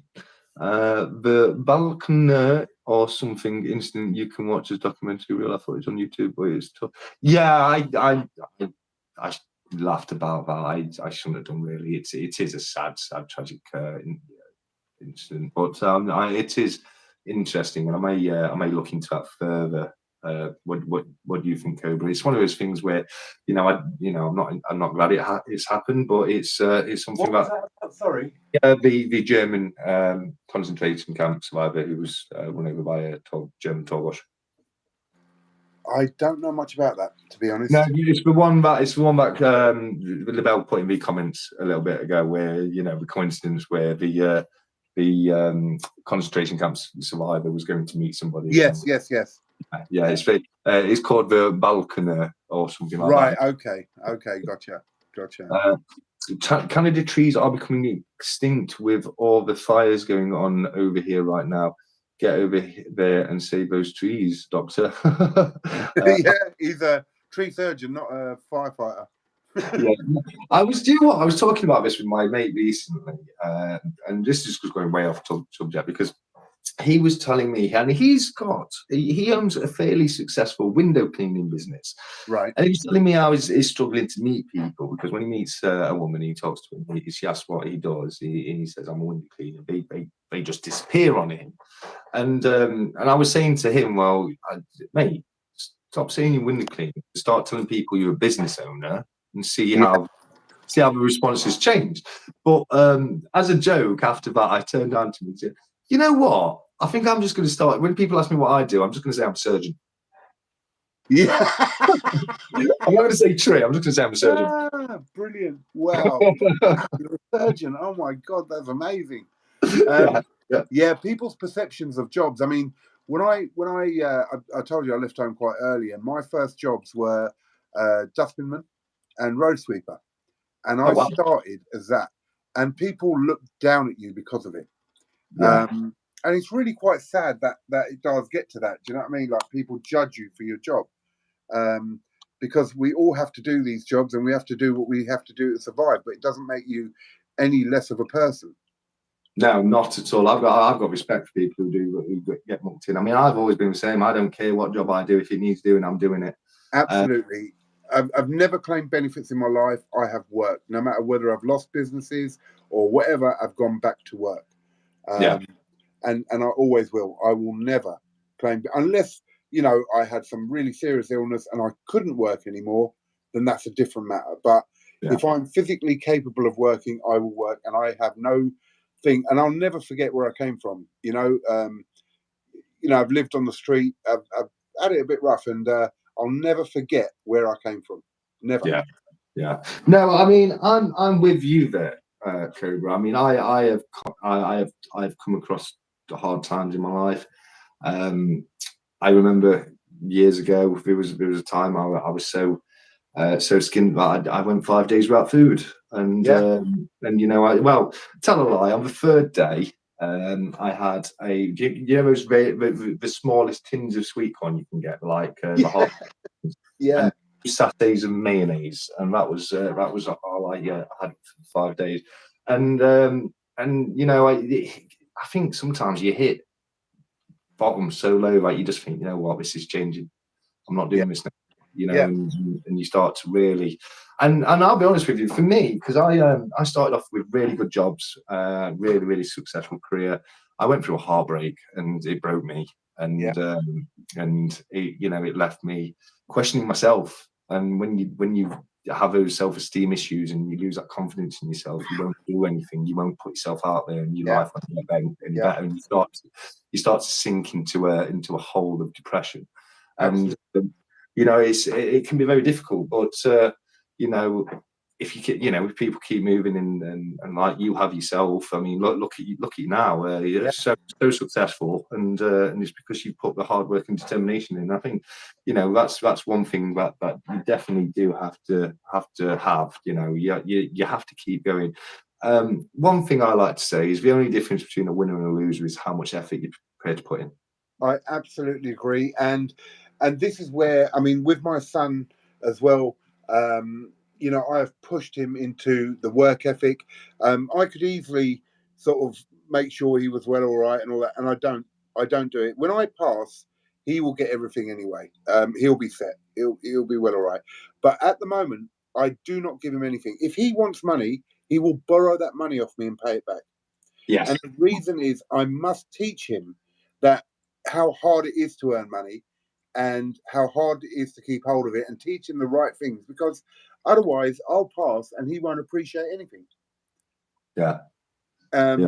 And yeah, it is about fighting, and I absolutely know where you're coming from about that dark place where you sit in your room, you don't want to talk to anyone, you don't want to get out, you lose interest in everything, even taking care of yourself. Uh, Yes. and it is a thing where you have to adjust your brain. You have to say stop, Yeah. stop now, because it will drive you into a very low place otherwise. No, it will. And when you reach that low place, I once likened it because you know nobody can help you when you're there. I once likened it to you walking along a path with your mates, and on the side of the path is a big, long, muddy bank, and you stumble and you fall down, and all of a sudden you find yourself in a quagmire of dirt, look like, and it's just coming up to your knees, and your mates are at the top there with their hands out, saying, come on, get back up." But until you actually pull yourself out and get yourself up that bank and grab their hand, there's nothing they can do. Yeah, You do a lot of the work yourself. And I remember, for me, I remember waking up and I cried every morning, mate. I literally every single morning for about 15 minutes. And after that 15 minutes, I said to myself, that's enough. And I got up and I just did stuff, productive stuff. And I gave myself a list and I made sure I did it. And the next day, same thing would happen, and I'd, you know, I'd cry and I'd get up and I'd make sure I'd do what I had to do, yeah, like yeah, you know, thinking from my head what needs to be done today. And after a certain amount of time, it became routine. It wasn't as hard to get up and be productive. And when you are productive, things start getting better. I mean, absolutely. it starts getting a little easier. I mean, after a bit of time, it gets a lot easier, and it's not as hard to, you know, it doesn't take as much effort, but you're still getting the gains out of it. But those early days, getting yourself out of that hole can be, it can, you know, I have so much understanding for people that, you know, do suffer with mental illness or depression and things like Yeah, that, or tough times of any kind. But same as I say, you know, you have to be someone who can who can really, you know, fight against it, because that's what yeah. it is. It's a And battle. it is a fight. Look, I'm going to mention this. I wasn't going to bring it up too tough, but I will mention this. I spoke about my brother before. He was a year and a bit older than me, and unfortunately, I lost him in 2011 because he committed suicide, and it was through depression. And Yeah. he suffered bipolar for many years, and he could be on a real. This guy, my brother, was so intelligent, you would not believe it. Um, he could be on a real high and he'd be out there, and he was a poet, and a rapper and all that sort of stuff, and he performed all over the world, and no one would ever know that he had this illness. And then he'd get on these lows, which were so low. I mean, I've never seen nothing like it. I've had a couple of lows, but nothing like that. And when he was on a high, it actually went on to another level where he was deluded. He'd actually think he was a god. He'd think he was, you know, it was terrible. And in the end, he couldn't fight it anymore. And he wrote me a letter when he committed suicide, and it said, "I'm sorry for what I've done." He goes, "But I was fighting a war every day of my life, and I couldn't fight it anymore." And I tell you what, it really made me think, wow, you fought for 10 years with this, and you suffered. I mean, really, really suffered. But for general depression, as in, you know, something bad has happened to you in your life, or like you said, it was heartache. No one, you're absolutely right. No one can help you unless you're willing to help yourself. And you have to adjust your brain and pull yourself out of it to a certain extent, and then people around you can help you. But I moved that not just with mental health illness, I moved that into all aspects. So even, for instance, with my son, he's 26 now. And there was a stage when he was younger and he was doing things and he would want my help. And I refused. And I said, unless you're prepared to help yourself, as in you get a job and you do anything, I'm not helping you. And it's tough love. It's a thing of, if you're working hard and then you fall upon hard times or a bill comes in, I'll help you all day long. But if you can't be bothered to do anything for yourself, I'm not prepared to help you. No, that's true. And being a crutch isn't helping somebody, is it? No. You know, I absolutely agree with that. You know, if I can see you making an effort, I will make the effort. But if you don't see somebody else making that effort, you don't. You know, you see it as a waste of time. Yeah, absolutely. I just want to say I'm so sorry to hear that. That's awful. It's a truly tragic thing, and you have my condolences. Buddy. Thank you, brother. I appreciate that. It was a big loss. It was only me and him. And so we were very close, and I spent a lot of time with him. So yeah, it was a big loss, but you know, it's one of those things, and we have to move on. But there's a lot of good memories with him. Yeah, I'm going to be honest with you, Cobra, about something that I mentioned before. In 2019, I lost my older brother to a heart attack. Oh, bro, unbelievable! It's a horrible thing. It's something I like to talk about, and it's the reason why I suggested the British Heart Foundation as one of the causes I'd like to raise money for. But you have my sympathy, mate. I know personally how difficult a loss like that can be. I think you might need to refresh again, buddy.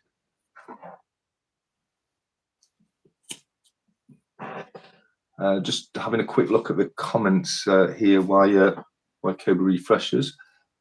Just very quickly, my sympathies to you as well, bro. I mean, that's something we've got in common. Another thing, not a nice thing, unfortunately, but yeah, I know how you felt or feel. Even it doesn't go away.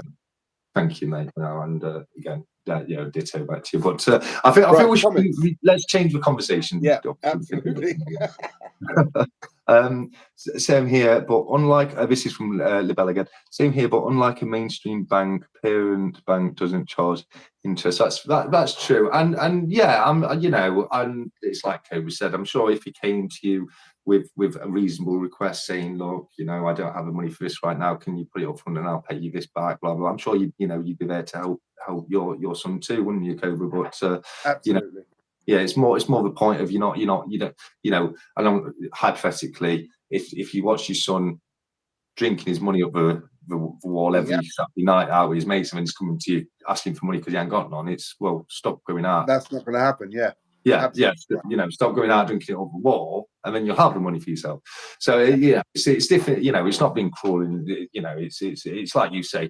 It's I wouldn't even agree. It's being cruel to be kind. I'd say it's just life lessons.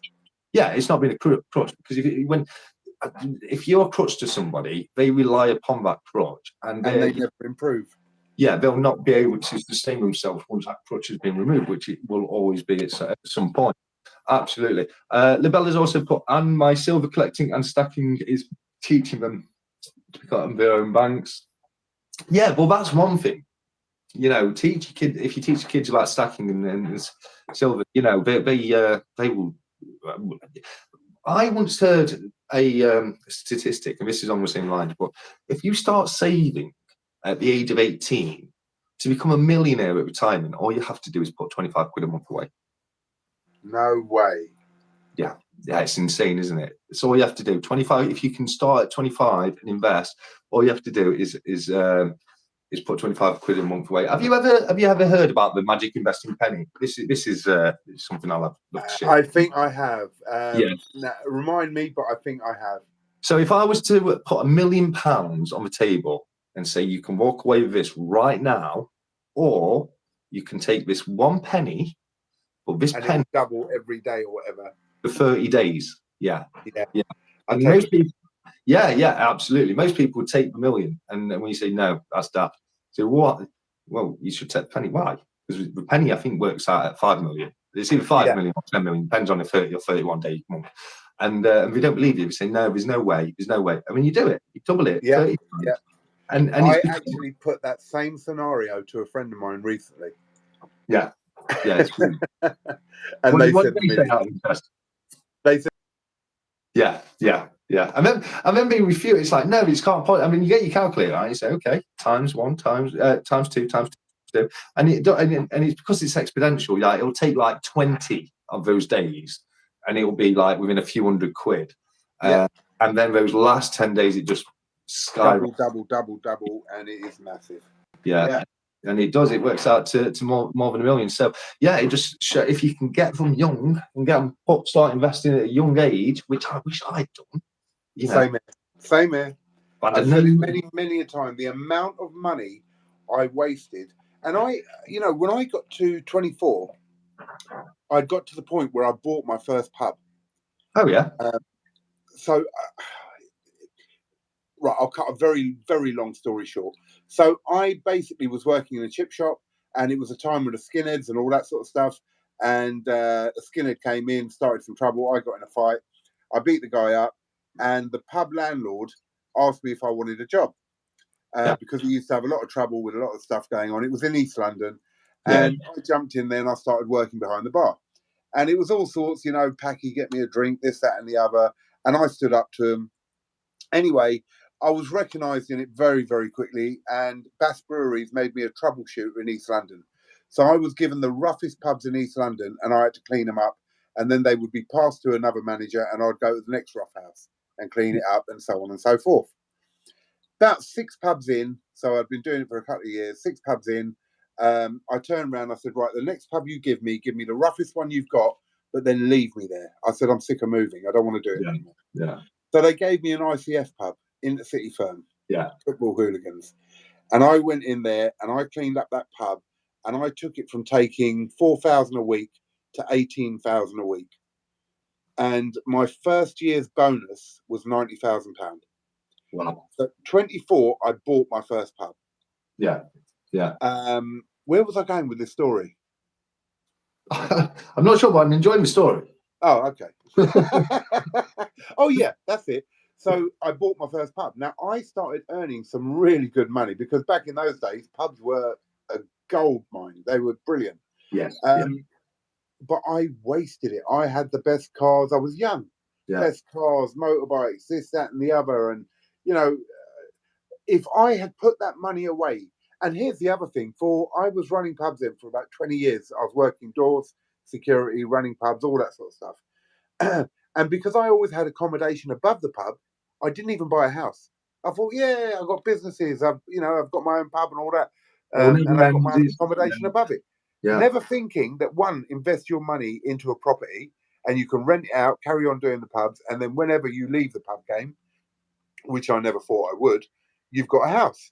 Yeah. There was so many things I could have done to be in a much, much better position than what I am now if I had done it at a younger age. So, yeah, I have those same regrets.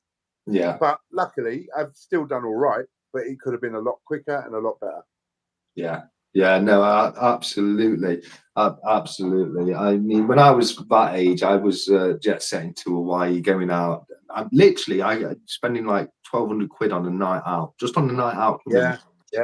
You know, it's insane because I'd be like, oh yeah, bottle of champagne, please, 300 quid. I don't mind. Come on, let's have a good time. You And the know, thing is, all you're doing really is showing off. yeah, no, I was. No, absolutely, I Yeah. was. Well, I was flash as hell. I don't deny that. No. I flashed. You know, I say this to people. I do recognise, but and I think it's because I didn't come from having much, and Yeah. it was like, Bro, I did the same thing. I yeah, would always take people out and I'll treat them. I'll treat yeah, them. And yeah, I'll fly that money out. And then when I'm getting a sports car, did I need a sports car? Did I just need a car? No, it was more to impress other people that I got a sports car. yeah, yeah, Absolutely, I enjoyed it. Don't get me wrong. yeah, But the point is, if you look with our brains now, at this age now, and you look at those times and you think, all right, what did I need? I needed a car to get me from A to B. But because I was flash and I wanted to show off, because at that age, many people of my age didn't have that sort of stuff, I'd go out and buy a sports car. Do you know what I mean?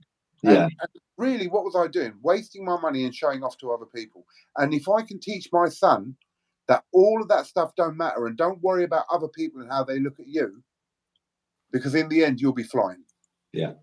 Yeah, no, it's and you know, it is tough, and because you're fighting against the curve, aren't you? Because you know, especially someone who's that young, all their friends will be going out, and they'll be wanting them to come along and have good times with them, and it's so difficult to get the young people who are young, and mortality isn't even something that really goes through their head. They think they're going to live forever. Yeah. You know, like yourself with the pub, I'm going to be, you know, this never end. And you don't think things will change. You know, I remember taking a loan when I was younger, and I had the option of having the protection on it in case I lost my job or anything happened to me. And I thought, what's going to happen to me? Yeah. You know, and then all of a sudden redundancies come, and luckily I got paid out and it was all right. You know, but the point is, you know, I was rash, but I saved a few quid on the insurance because you're young and you think things aren't ever going to change. So you know, it's definitely right, and you know, it's great if you can get young people investing young and getting into that, which is why I love seeing the younger channels, like you know, like Silver Stacker and McDonald Bullion and Future Yeah. Investments. You know, I think it's great that they're doing it because they'll be a lot more relatable to young people and people like me and create precious metals, etc. can ever be because you know. I mean, I'm a bit younger than you, but in a couple of months I'm going to be in my 40s. So you know, I'm an old man to the young people, if you know what I mean. I do, but I mean the thing is, you think you're getting old. Oh, you just went, buddy.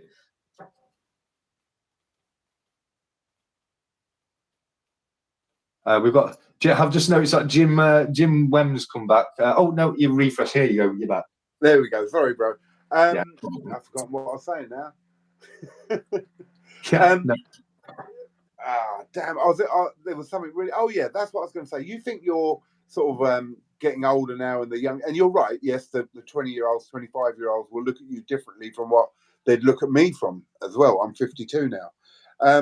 But let me tell you something. I always put something into perspective in the timeline of a life. 1 to 10 years old, nothing. Basic knowledge, you're learning, you're playing a lot and all that lot.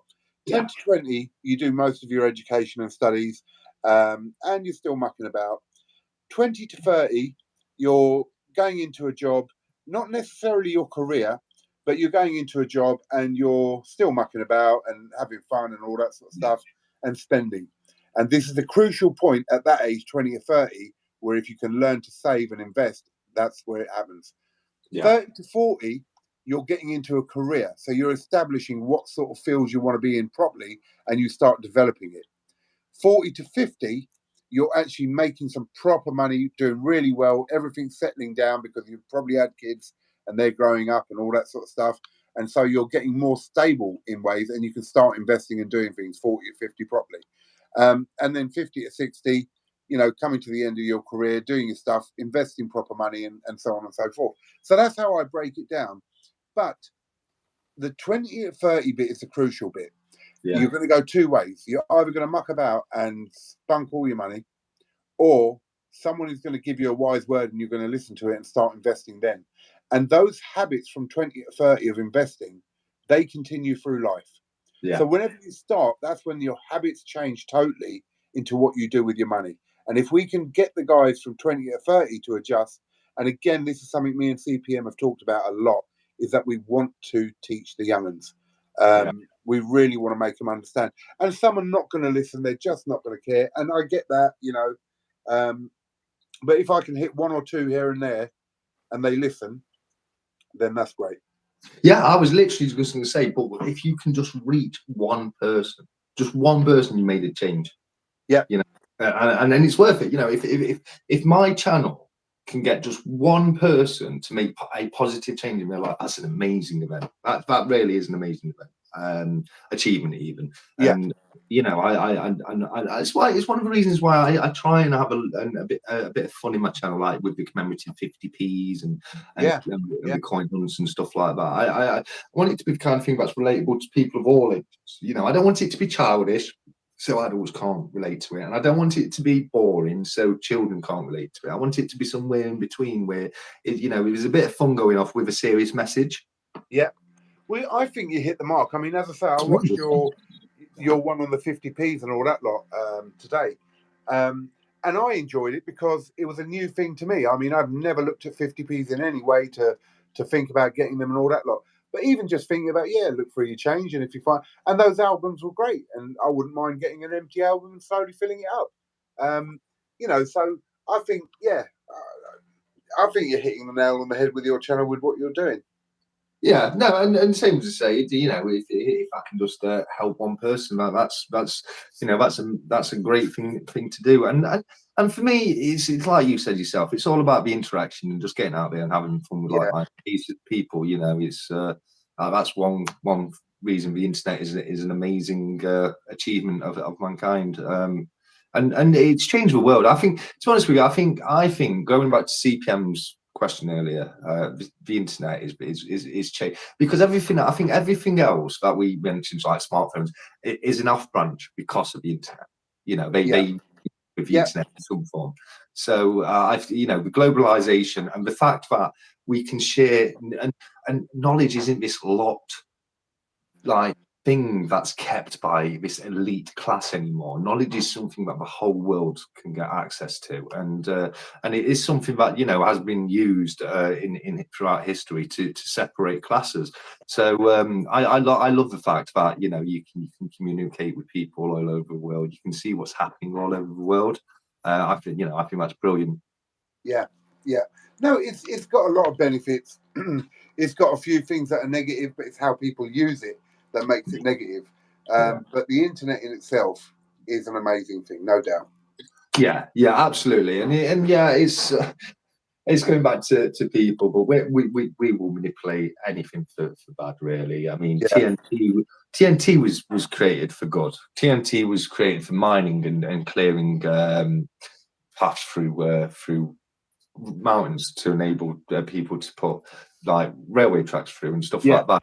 It was developed for engineering purposes, but then it kills people. Brilliant, we can use that. and then you've got the you know, splitting of the atom. That was done for all the best of reasons. But hold on, that makes a really big bomb. That kills more people. Brilliant. But do you know most scientific discoveries go towards the military first? Yes. The military is supposed to be something like 30 years ahead of civilian tech. That is a statistic from when I was younger, so it's probably less true now with companies like Tesla, Elon Musk, and all those that are really advancing civilian tech. And I'll tell you one example of that is US armed forces and police, I believe, use Apple's. I think it's either Apple's or it's Google Maps. Google have better. No, I can't. Something like that. They use a civilian company for one service that is better than the military. But they do definitely have some tech that's completely above and beyond where we are. that's definitely something I'd love to know what's really being developed at the moment. Yeah, yeah. But I love those. I love your starry sky effect. That's amazing, that is. Yeah, I thought I'd change it up a bit. This little thing that I got here, which is doing all this sort of red lighting or fire lighting and blue lighting and all that lot, was £15. Oh wow! Yeah. That's Have you amazing. ever seen the shop Menkind? Yes. It's all gadgets and little things like that. Yes, yes, I have. Yes. And I got it in there, £15. And the effects that you can get off it are absolutely amazing. That's awesome. I've got a laser pen that does something similar to that. I got that. I used to be a paranormal investigator, you know. Wow. Yeah. Brilliant. Yeah, I used to be out there with my little EMF reader and my SB7 spirit detector, and I'd be like, "Is anybody?" And how much did you find? I've got one good EVP. Really all right. good EVP. And did that lead to any real paranormal activity? No, the EVP itself was the and I didn't know about it until I was listening back later. I was in an old police cell completely on my own, and I'm. Oh, hang on, sorry, that's a stupid alarm. Yeah, go on. That's all right. I'm completely alone. I've got the spirits box running, and you can hear that in the background, and I'm just talking to myself, and then you hear me say on the video, "Do you want me to turn this thing off? This spirit box thingy?" And then you hear me turn it off. And then, like a second or two after, you can hear this voice saying, "Thank you." Okay. I'll send you. I've got it on the recording. I'll send it you later so you can see it yourself. Because I slow it down. It's very difficult to hear when you first hear it, so I slow it down and enhance the audio. And I'll be honest with you, I said thank you in the script report, but personally, it sounds a bit more like fuck you. I do. It sounds like someone saying "f you," and it's a female voice. And I can't explain it. Cannot explain it. And that's the best bit of evidence I ever got. Other than that, one orb, and I got that just messing about at home with a friend, and it was the weirdest thing ever because she's sat on my settee and she's singing. I used to have a home karaoke machine, and we used to have little karaoke nights, and I'm just filming it for a laugh, and you see this orb, and it's like this little circle, and the center of it's like a lot brighter, but it's all rainbow colored and like iridescent, and it floats. It floats kind of like this. It's a little something, and it kind of floats like that. Imagine that circles, and it goes and it goes over to her forehead like that. It just touches the forehead and poof, like that. So it's so weird. It's just floats in the screen like that, really slowly over to her forehead and bangs like a rocket straight off the screen like that. That was weird. That was really weird. Other than that, I never found anything, mate. Because I came away from it not really believing in ghosts, believing that there's maybe some sort of other life form out of here, like people call it, other dimensional beings and things like that. Maybe that's possible because we don't know that much about science. But I'm going to be honest with you, ghost wise, I'm not a huge believer anymore. Okay, well, I'll tell you what. I'll give you a little insight into my sort of thinking on this sort of stuff, and then I think I'll call it a day, or if you don't mind, and you guys out there have been listening, because I've got a few things to do, and then I'll have to try and get a couple of hours, and then I'll be up again doing a load more stuff. But I'll give you a little insight and a little theory I've got on all this. I don't believe in ghosts, as in, the I'm coming to haunt you ghosts. Yeah. Do I believe that in some way we survive after death? And the answer would be, give me your quick yes or no answer on that question. Not our consciousness, but our essence, yes. Okay, very good. Very, very good. And here's my explanation for it. So we learn in science that energy can't be dispelled. 5 forms, goes kinetic, heat, light, etc., etc. Potential and all that. So energy is a constant, and energy in the universe is a constant. And we know for sure that we send out electrical energy from our brain to our body to make it move, etc., etc., etc. Therefore, when we die, that energy must survive. Now, then comes the question, does it just join the universal energy, which is constant anyway? Yeah. with no consciousness and no memory of us, or does it carry some sort of memory or consciousness from us with that energy? Yeah. I just want to respond to LaBelle very quickly. Oh no, it's that? Yeah, 21 grams in the comments. Now, is that? I don't know if you know about this, Cobra, but there was once an experiment done to see how much the human soul weighs. And what they did is they took they got a cadaver, and they removed every single element of the body and weighed it. So they weighed the heart, they weighed the liver, the lungs, the brain, the skin, the bones, and all the blood. And all the weights combined was very slightly off, and I think it was maybe 21 grams. But the combined weights were yes, the weight of soul, it is, yes. So the combined weights of all the parts of the body were 21 grams lighter than the body was before they began. That's interesting, very interesting. But could there have been other reasons for it? Yes, yeah. 21 grams is not a lot of, you've got to imagine when you're sawing through a bone, exactly, little bits of bone that's going away, and yeah, and it's so minimal. Victorian times. Sorry, mate, were you saying something? I think you might have cut off again, everybody. Yeah, sorry about that. Yeah, sorry. Can you hear me? Yes. LaBelle's just put in response that it was done multiple times, and it was always 21 grams was missing, which was something I wasn't aware of. If they've done it multiple times and it's every single time it's 21 grams is a constant, then that is quite interesting. Well, that is very interesting, because I was going to say there may be other elements to it. Like you were saying, when you chop up a body and all the rest of it, you might be losing a milligram here or a certain amount. But if it's always 21 grams, that is very interesting. But then that is the only question I'm left with, is whether our consciousness, our memories, our intelligence, or whatever goes with that energy or not. See, I don't think so, because that's very corporeal. My consciousness is as a result of my brain, the way it's wired up, which is a physical thing, and that's part of my physical body.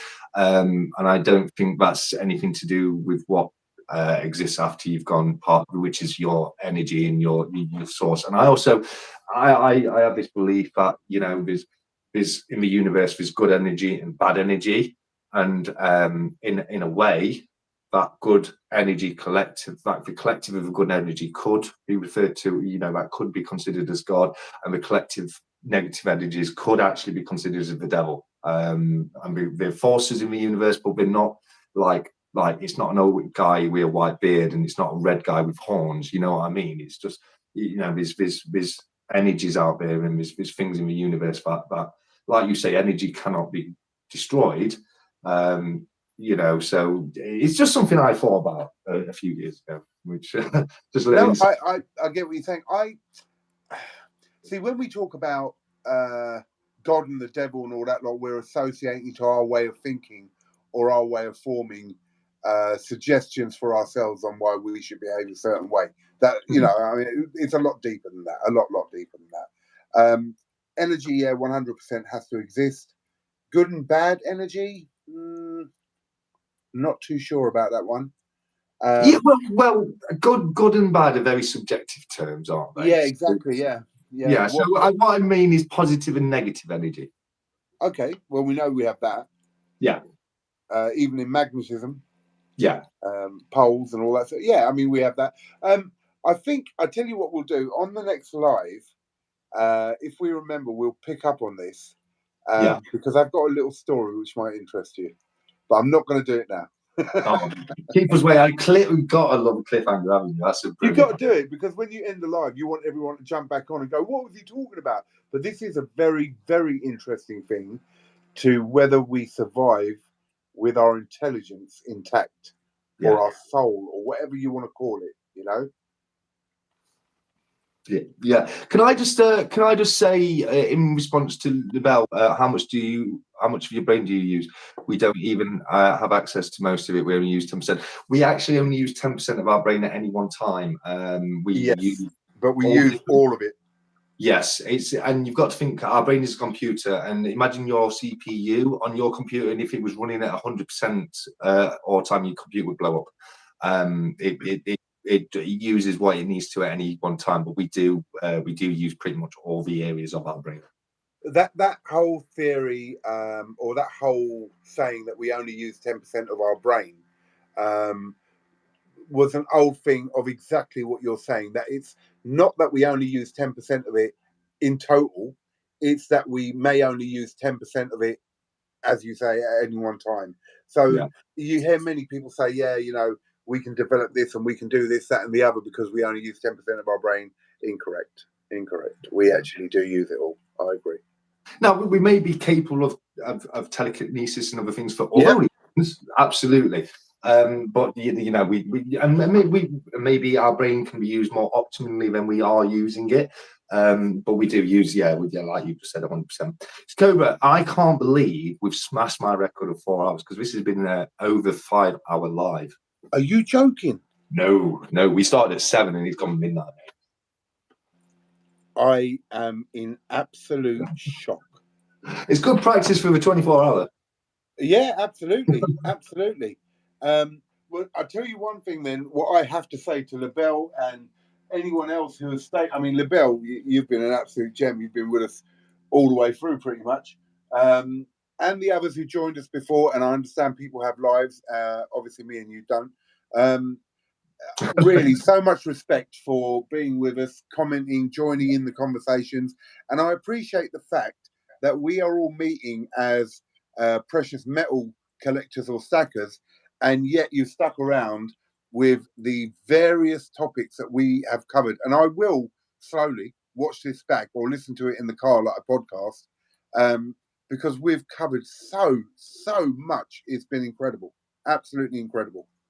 Yeah, I love these chats, and I love the fluidity of them, the way that they just go all over the place, because you know, all our other videos are all about silver and coins and precious metals and numismatics. But you know, obviously, you know, there might be the odd one here or there about something else. But you know, this is where, you know, you get to know people more. Absolutely. They are, you know what I mean, the quirks and all. But yeah, no, it's been me. I can't believe it's been 5 hours. It's been so much fun. I've thoroughly enjoyed it, and bruv, I honestly take my hat off to you with your intelligence as well, bruv. Seriously, amazing. No, and to you, and with me, I've got a weird brain that just soaks up things that I find interesting. If you ask me about something that I'm not interested about, I've got no idea. Yeah, I agree. And the really sad thing for me is that I don't have many people that I can have conversations like this with. So again, this is another reason why me and CPM linked, because we have mad conversations. I just feel good CPM's not been here for this conversation. We need to do it as a freeway conversation. Yeah, absolutely. CPM should have been here, really. You know, you guys have a lot of great conversations that touch on this kind of stuff. So it's just a shame you two won't let us have more people on the multiple lives. Well, we can do it. I mean, when me and CPM do our collab, we do it on Zoom. Yes, yeah. But it won't be. Yeah, I don't know how that can be alive though. Yeah, you're right. Yeah. That's the only problem doing it live. But the other thing to do is the best way probably to do it is like you do with Zoom. Do it with a freeway. You know, we'll do it as a freeway Zoom call, and then we'll do it as a premiere so we can chat. Yes. You know, that would be brilliant, because I'd love to. The one thing with this is that though we're talking, I can't always look at the screen and react to all the comments. Yeah. But if we're doing it exactly how you said, like a premiere, we can actually do all them comments. It will be amazing. Yeah. No, it would be amazing, because you know, being able to interact with people is so. This is by a long way my favorite part of YouTube, by a long. Yeah. You know, and I think this is one of the reasons why I was saying, I've been saying it for a couple of months, but I don't think people knew me so well about meeting up, getting us to meet up, a few of us, you know, and I thought the London Coin Show was the ideal place to do it. And again, not only just meeting up there, going around looking at a show and walking off, but actually spending an evening in a bar, having a nice drink and just chatting like this, just chatting all sorts of rubbish, whatever we want, you know. And I just think it's a nice way, and we can then build a way of helping the community, helping each other. I just think it's good to have a few key people in the UK who are into all this sort of stuff to think on those lines. Yeah, no, it's brilliant. And to be honest with you, it's another thing we've got in common, mate, because I had pretty much the same idea, but with the Royal Mint experience rather than London Coin Show, which is, you know, it's pretty much the same thing, isn't it? But, yeah, no, I'm with you, because I know you said in one of your videos recently, and I'm the same. I don't really have the fear of you know, I'm not going to be silly and give away all my details to the point where someone can go and steal my evidence. But you know, showing my face and just my first name, you know, it wouldn't be the worst thing. I mean, there's a lot of like coin and precious metal YouTubers out there that do show the face, and they're quite happy to show the face, and we say, and look, you know, we're protecting our stuff in our own way anyway. Yes.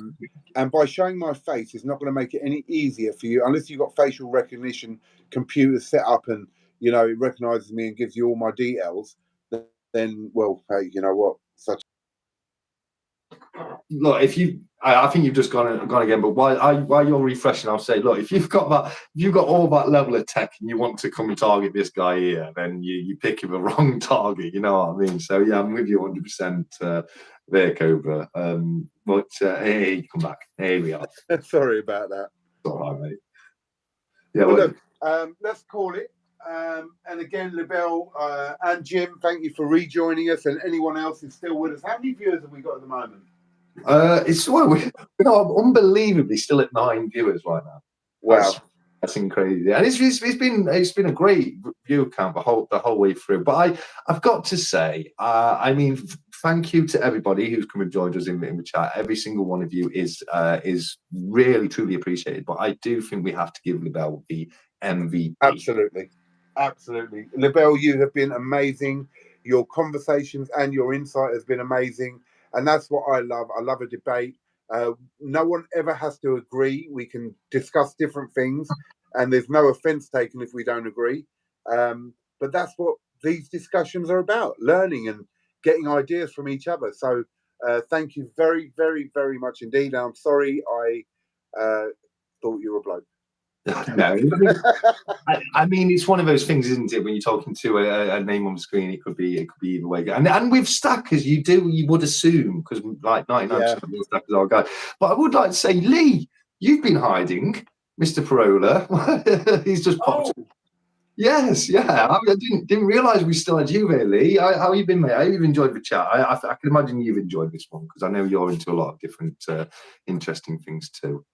Lee's a great guy. He's always commented on my videos and Lee, thank you so much as well. Really, really appreciate it. Have you just been hiding there and listening to the whole thing, or Lee's probably in a hammock right now in the woods or something. Brilliant. So as I fell asleep, that's no problem. It's great, mate. Just very quickly, those who are still listening, do you think this sort of thing, not for 5 hours, but this sort of thing could go out easily as a podcast? Give us a quick thumbs up or no in the comments. Just these general sort of chats, not on anything in particular, but just going from subject to subject to subject. I mean, I did. We've had a couple of comments in the chat today, actually along those lines. I think Future Investment for one said he had us on his headphones while he walked his dog, and he said it was great. It was like listening to a podcast. So I think it really could be, because these are some of these sort of things that we've been talking about. I listen to in the car. I'm driving along and just two people chatting. But it's not a stupid chat. It's like there's some really interesting subjects, and we're not just on one subject all the way through, which could get boring. We have skipped on so many different things. Yes, yeah. We could have gone into so much more detail on pretty much everything we spoke about, couldn't we? But obviously, it's good to keep it, fresh and discuss like loads of different things, because and on a future chat, I want to go much more further into the pyramid. I think that's something we've definitely today. We only touched on it very, very, very briefly. Libelle says no as a live stream once a week. So no, she doesn't want it as a podcast. Jim says, yep, definitely could, though I would have to work out how to use podcasts. Really easy. Just go on, what's it called, bro? Spotify. Do you have Spotify? Yes. Yeah. If you have Spotify and we upload it to Spotify, you can just listen to it on that. Well, you could just do it as just after you've done the live, just upload the video onto the channel, and it's basically a podcast. Yeah. You're right. Yeah. Joe Rogan started on YouTube. Don't forget. Yeah. And I'll have to look into that. Yeah. I mean, I think it. And the thing is, it wouldn't have to be a choice, Labelle. It would be a live. And then the live would be put out as a podcast after, so anyone who didn't have a chance to catch it with us live, because people might be in bed or at work or whatever, they'd have a chance to catch up with it afterwards. I think it's a great idea. Well, would you be up for it? I'd definitely be up for it. I mean, absolutely. I'm interested in so many different things. I love like having these kind of chats where they go from one thing to the other. I spend hours watching the Joe Rogan show myself, and just all the things he's into. So I'd be up for it, definitely. All right, we'll talk more. We will talk more. All right, we'll definitely have to research how there can be more of us. Like, yes. Because I want to get other people involved and hear their opinions too. That'd be so cool, wouldn't it? I'd really be up for it. And there's some really good, intelligent minds out there. Oh, I think you've gone again there, Cobra, mate. You've gone.